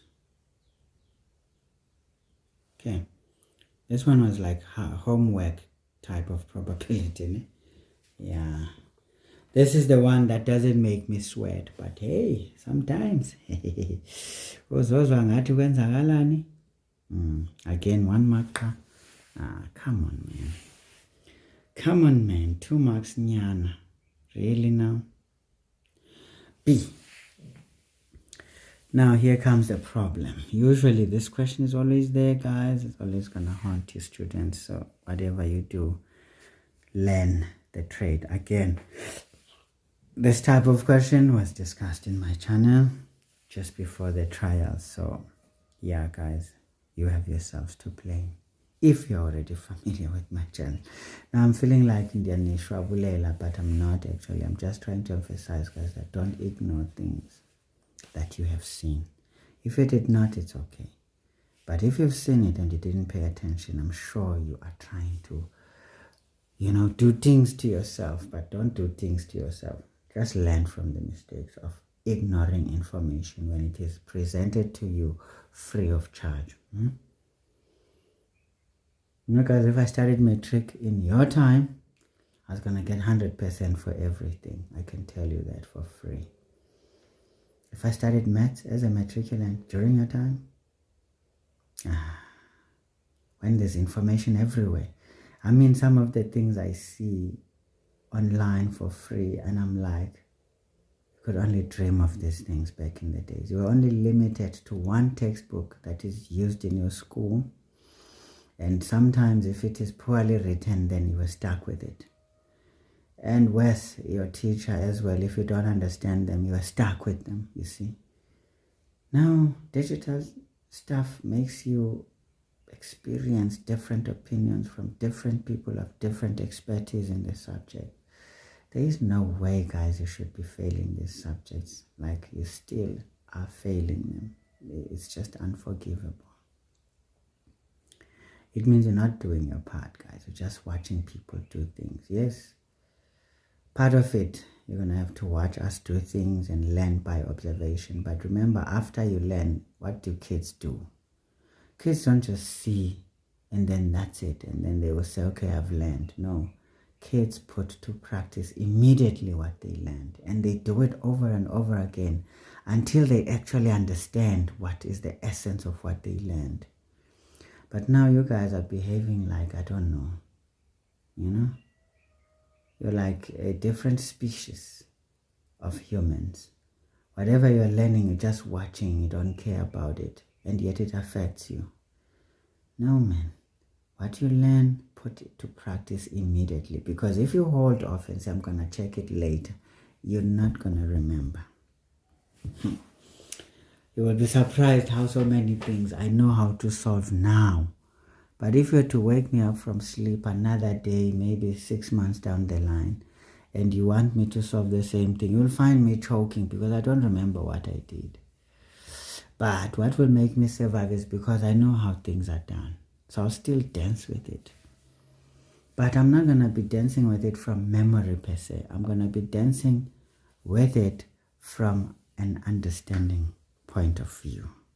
So that's what I need you guys to have, so that if I wake you up at night, you're not going to remember what were the steps again. You're just going to know how to deal with that problem from a knowledge standpoint, an understanding standpoint. Oh, guys, so shumela kuzekubeni kodwa. Ninaniva kuyafana.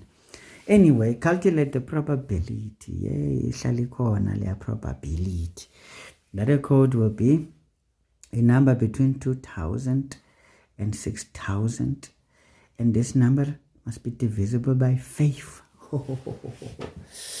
But now, tell me now, what digits here can divide 5? Is 0 and 5. Those are the digits that can divide 5. 0 can divide any number, don't forget. 5 can divide any number that, is of that order. It's a multiple of 5. Okay, great. So it means there's a restriction on the end. The end can have two possibilities, 0 and 5. But now here's the thing. The number must be above 2,000 but less than 6,000.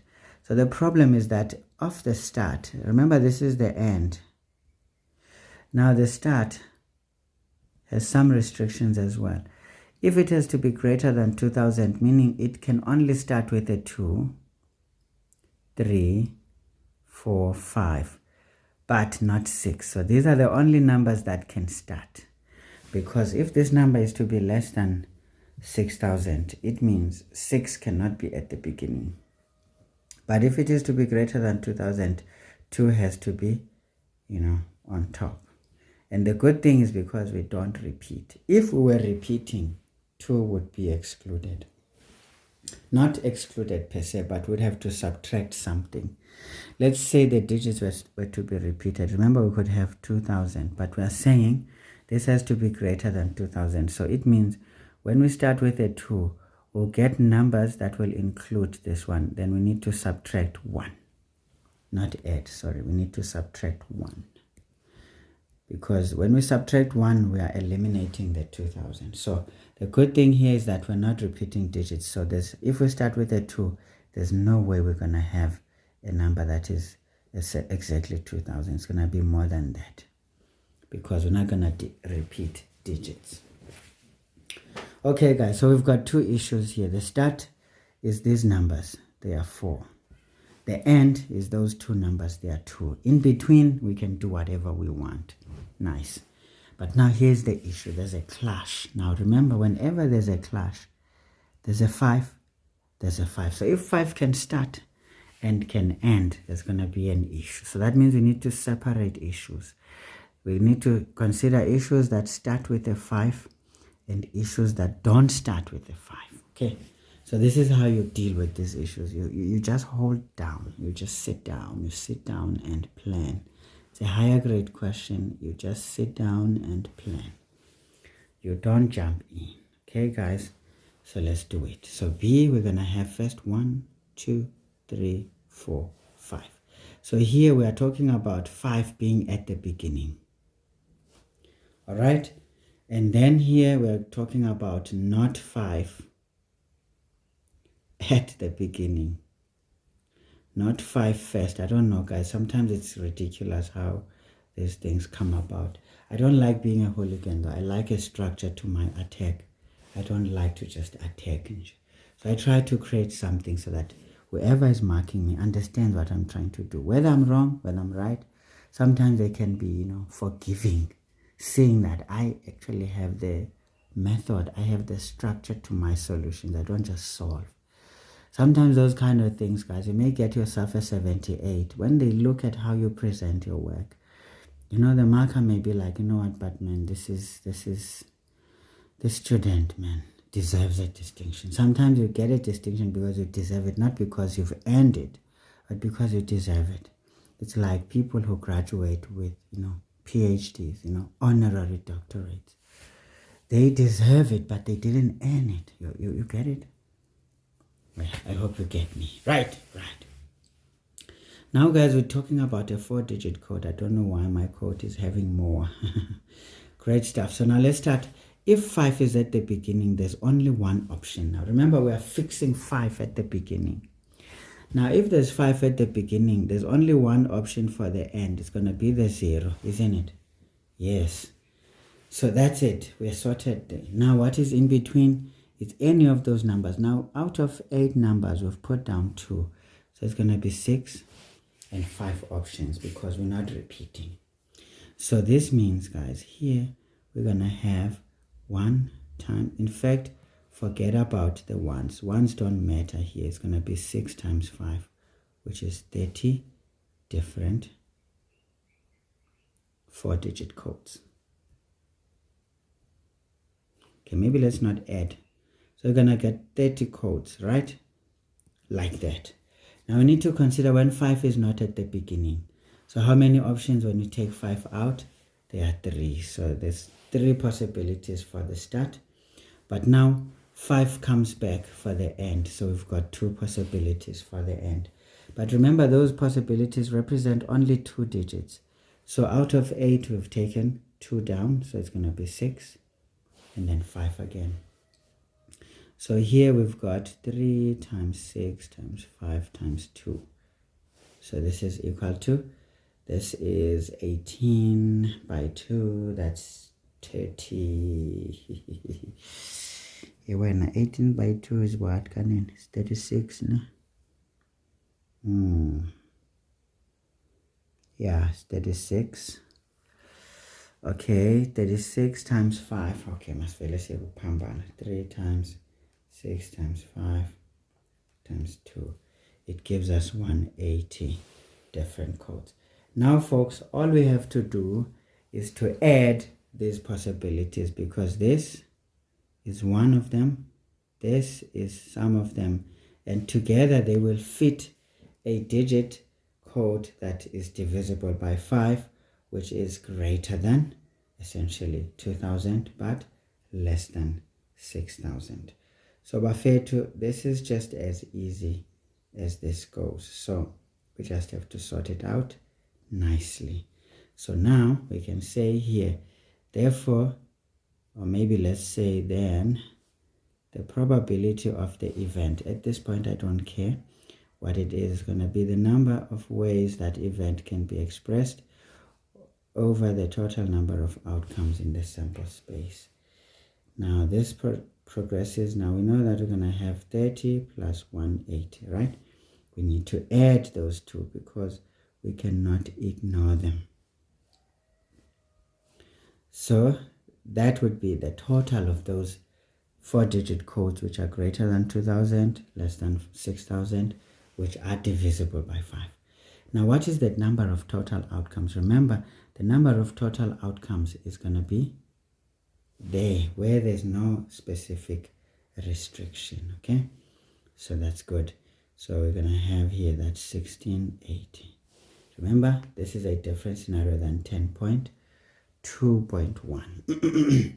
So this is it, guys. Nice and easy job. We put it on the calculator and get it sorted. So 180 plus 30 is 210 divided by 1680. So we get 1/8. So a probability can be expressed as a fraction or a decimal. Be careful though with a decimal. When you've got a nice one like this, a rational one like that, it can cause trouble. And we can also express that as a percentage. Anyway, guys, this is essentially how this thing is worked. And I can tell you guys for free, all of those who paid attention to my videos definitely had it easy on this paper. But those who don't, maybe they have had it easy if they were trained well. And maybe they got it easy if they are aware enough, they were doing their part, practicing and doing due diligence. Maybe they didn't do so well. We don't know. Okay. But guys, I tried to give you everything. I mean, we walked through this paper from start to finish. And as you could see, guys, along the way, there were points to check my solutions, because sometimes I feel uncertain, and of course there are some areas that are gray, like this one here. I'm not too sure about the formula for the total surface area. Now for a student who's inquisitive, you're going to go and check this out on your textbooks. Please just stay away from the memo, the official memo. Just go and check on the textbook. First, be comfortable with your work, okay? Try to be comfortable with your work and trust what you have done is correct, making sure that you're following the principles. Okay, then after that you can just go and dispel all forms of doubt in your mind by then checking the formal marking guidelines. But again, your focus should not necessarily be on the correct answer, but on the methods followed in determining the answers, because that's what matters. Answers are immaterial alone, but the method is key to getting those answers. So this is what you want. You want to learn the key, the methods. Excuse me. So you want to learn the methods. You don't just want to say, the answer is this one. The memo sometimes can be wrong. Even the very official marking guideline can be totally wrong. Okay, I've seen it. It happens. And if you get stuck on that, you will give up on your subject only to find that you had the right idea and you had the right execution, right solutions. But because the memo says otherwise, you end up doubting your solutions, because you know what happens when you get to those points. You start to question your knowledge, whether what you know is correct or not, because all of a sudden the memo is disagreeing with you. Okay, so anyway, guys, it is what it is. Let's mark this thing and call it a nice day. So basically, guys, this is a mark, substitution, final answer. How many marks are we scoring there? 5. 1, 2, 3, 4. Well, I don't know. Where's the 5th mark? Maybe the denominator, knowing that the denominator, yeah, I think it's worthy. The numerator was a determination. The denominator was also a determination to the answer. And of course, guys, that seals the 14 marks present for this question. And for a grand total of 150. Of course, guys, do double check my solutions.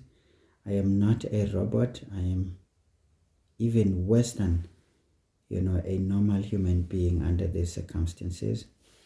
I'm working under pressure, while not 100% well at the moment.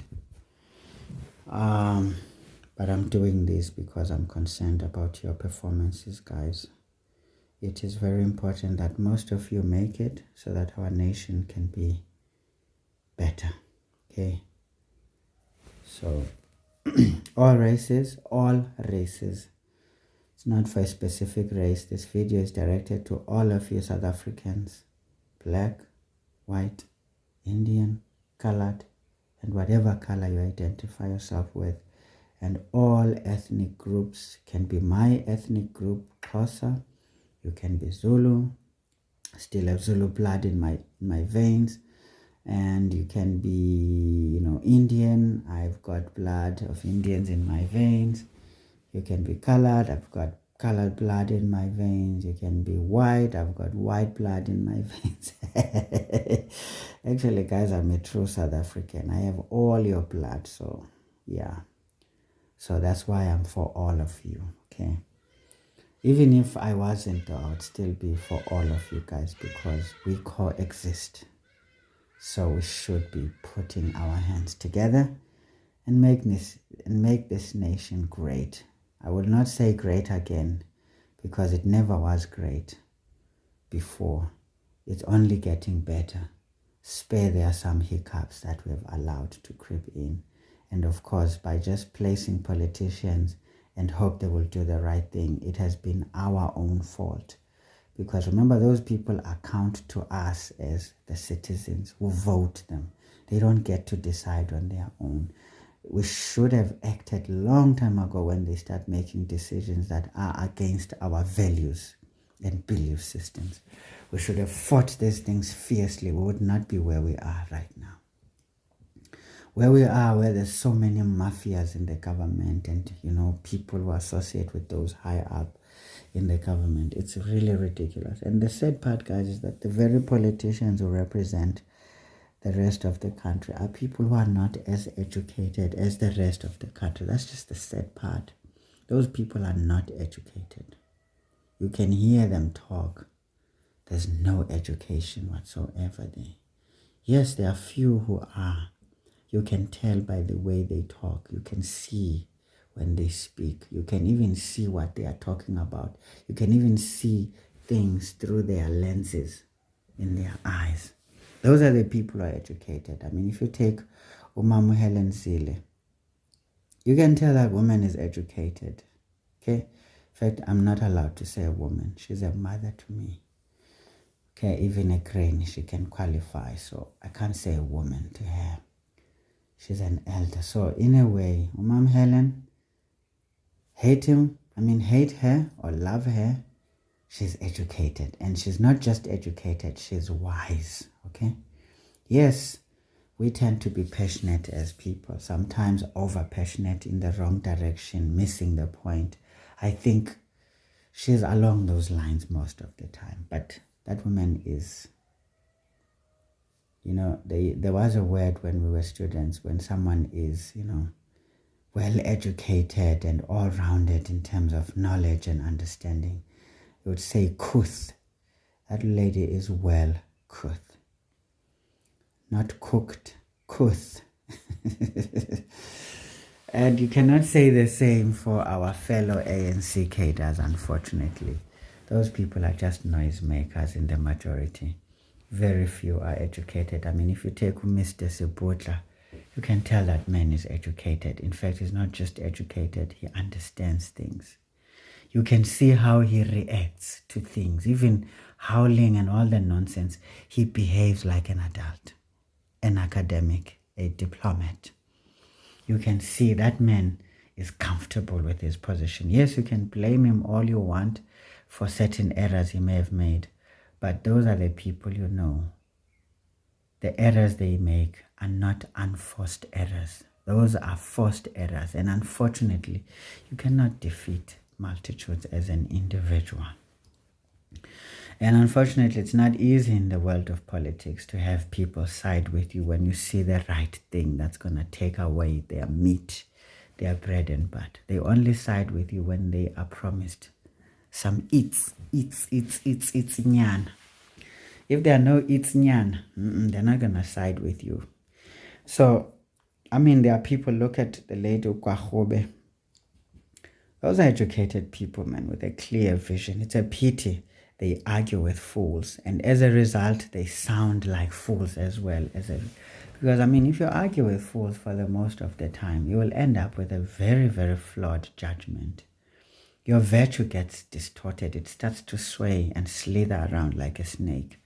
And that's the unfortunate thing. So sometimes you just look at it and be like, why are those guys even in politics? Because they are far better than politics. They shouldn't be there. Politics, you can see, man, it's a game of people who don't care, who are heartless, who are just, hustlers by nature.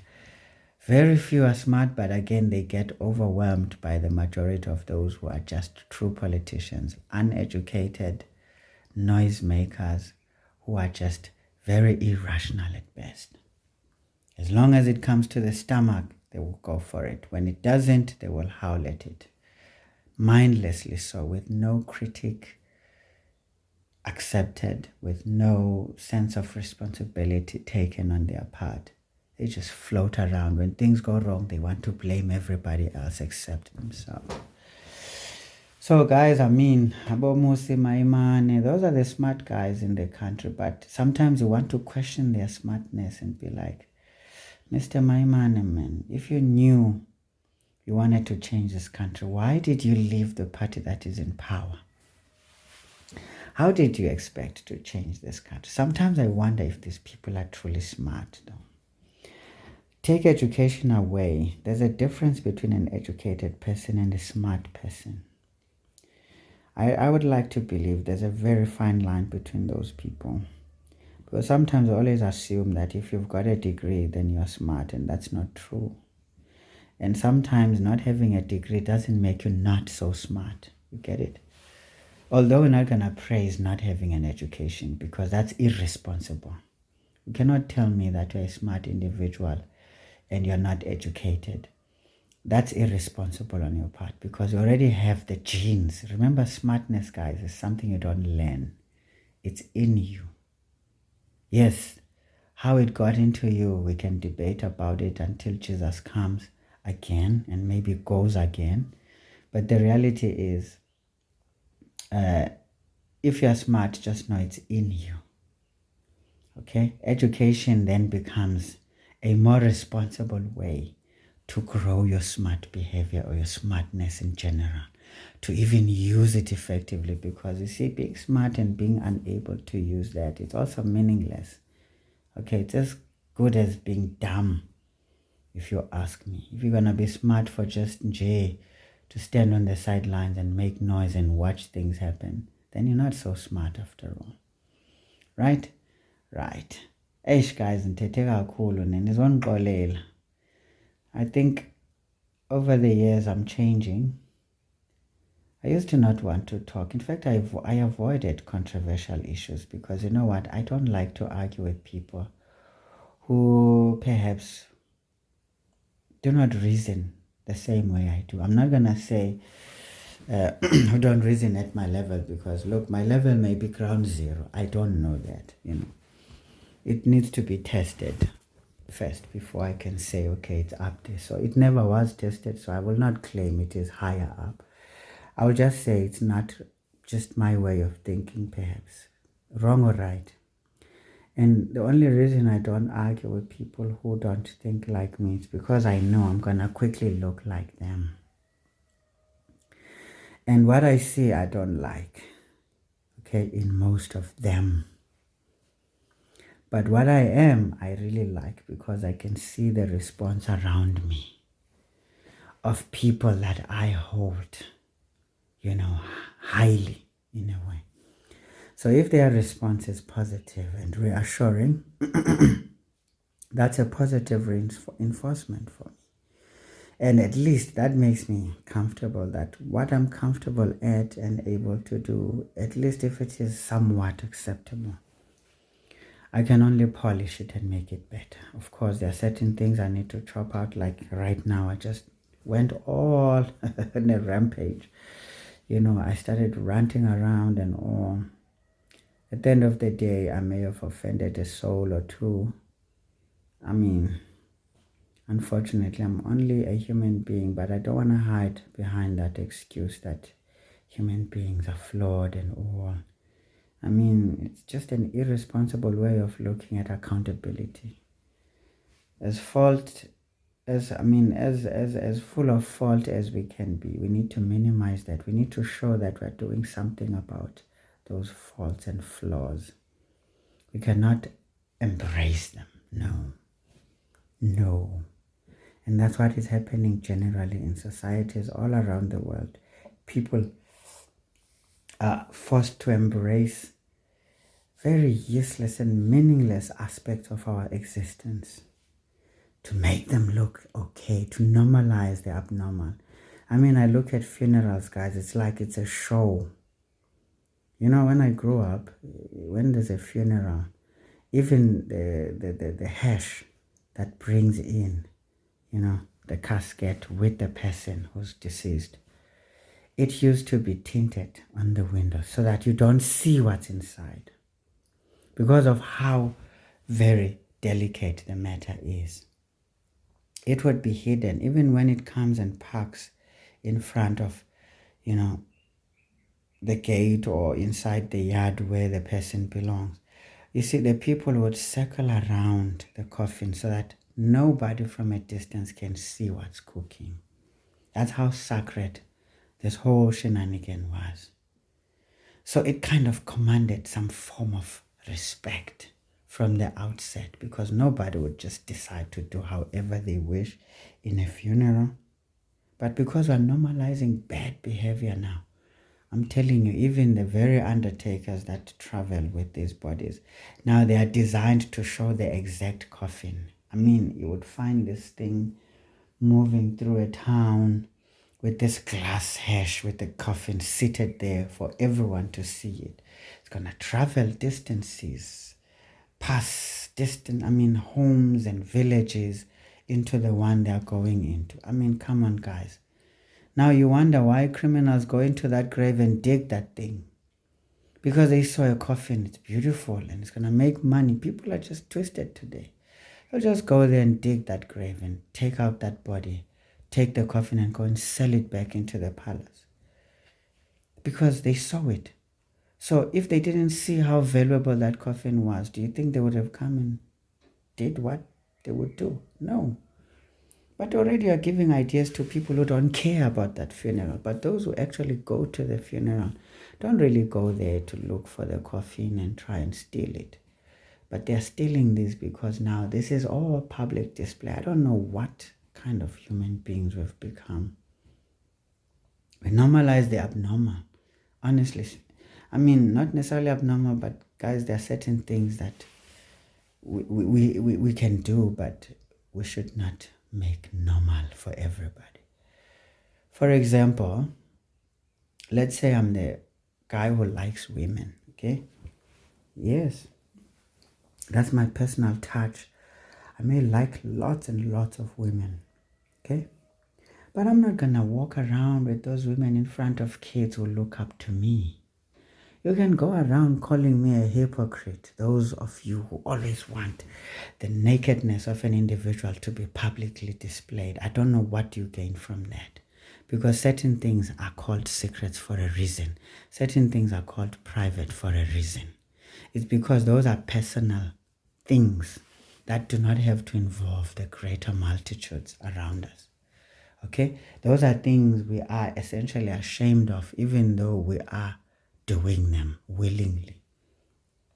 You can't just do those things, you know? Otherwise, the way I see things, people are going to sleep with each other in front of everyone nowadays. In fact, they're already doing it in these nightclubs called grooves.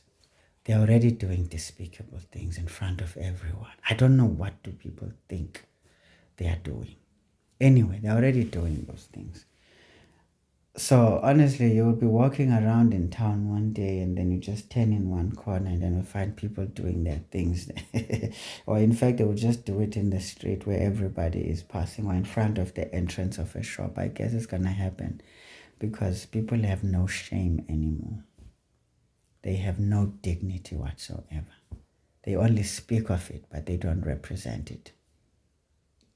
I don't know what is cooking. Anyway, guys, of course, the long video of maths is over, guys. It's just me talking right now to those who care to listen. Of course, I'm not correct in what I'm saying. I know I'm not.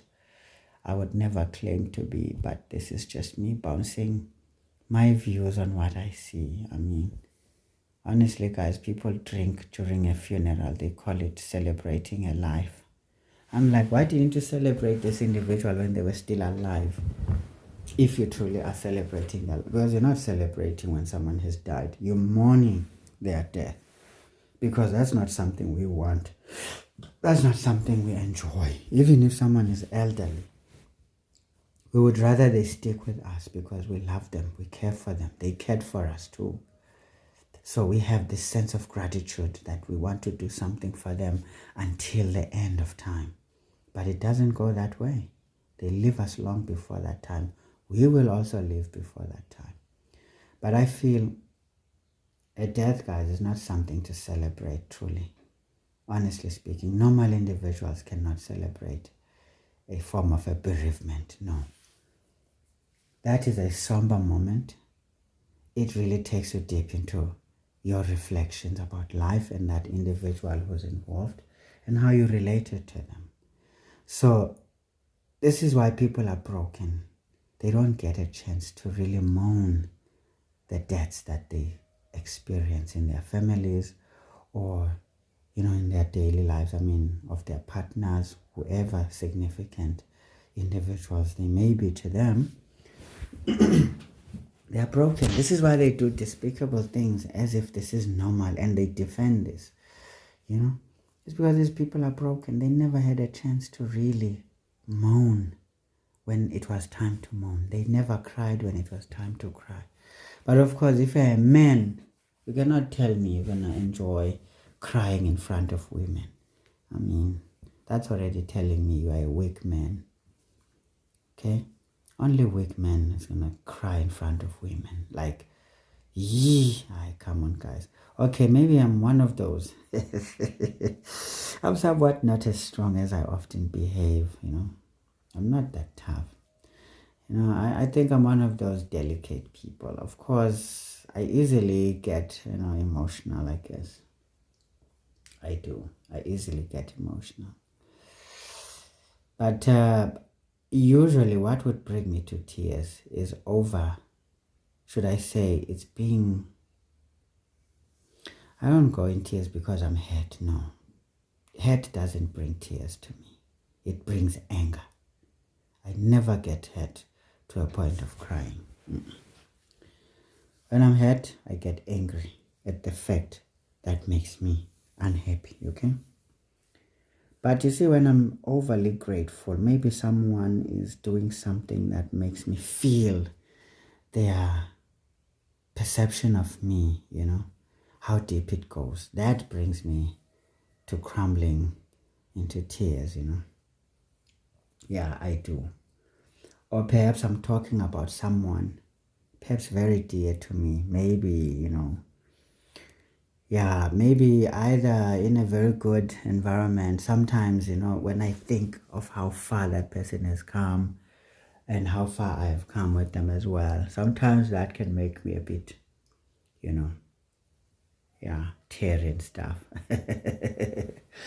Even to a point of sobbing. I don't know, it happens.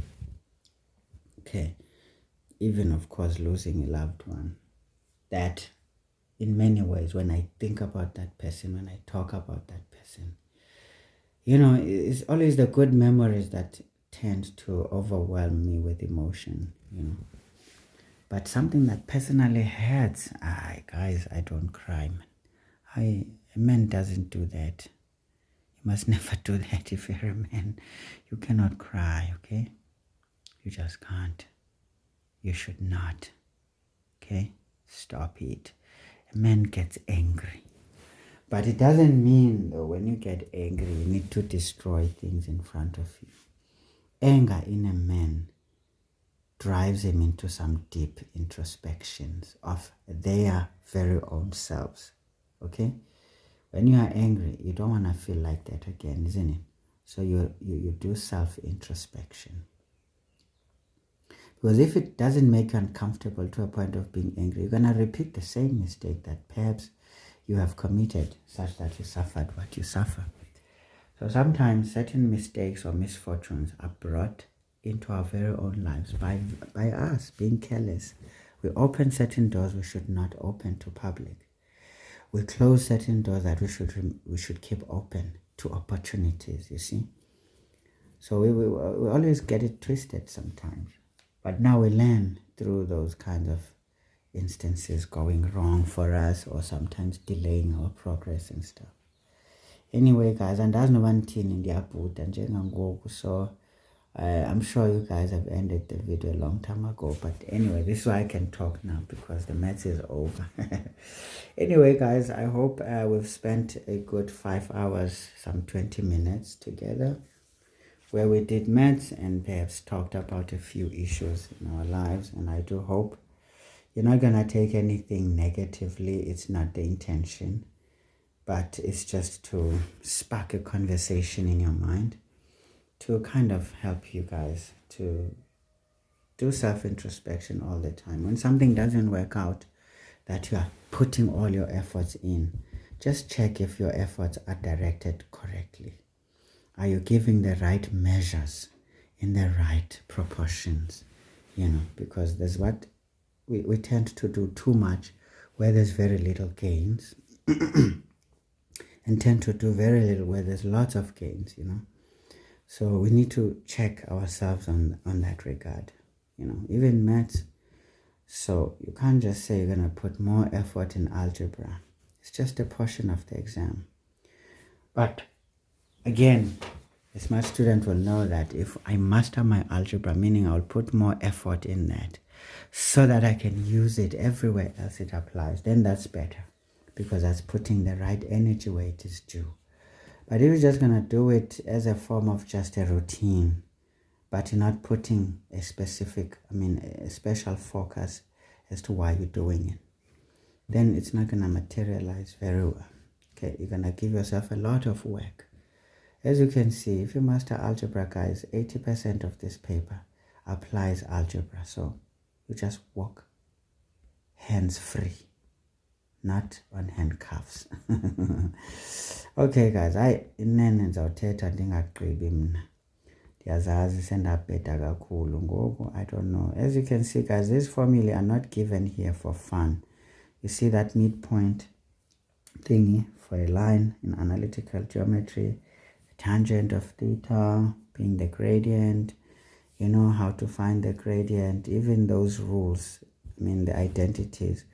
In sequences and series, you may find a trigonometric expression, or should we say trigonometric ratios there forming a part of the sequence in series. So don't cry and say this is not paper 2. If you have to use identities, be it the compound angle identities, square identity, or just the quotient identity, or even the reciprocals for some people, or cofunctions, you name them. If those things come by, you have to do it.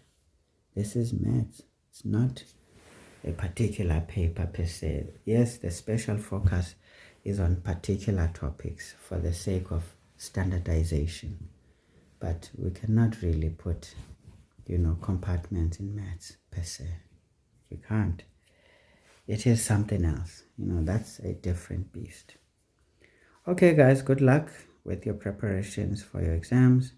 I hope you've enjoyed this analysis, and of course I will see you again next time. Goodbye.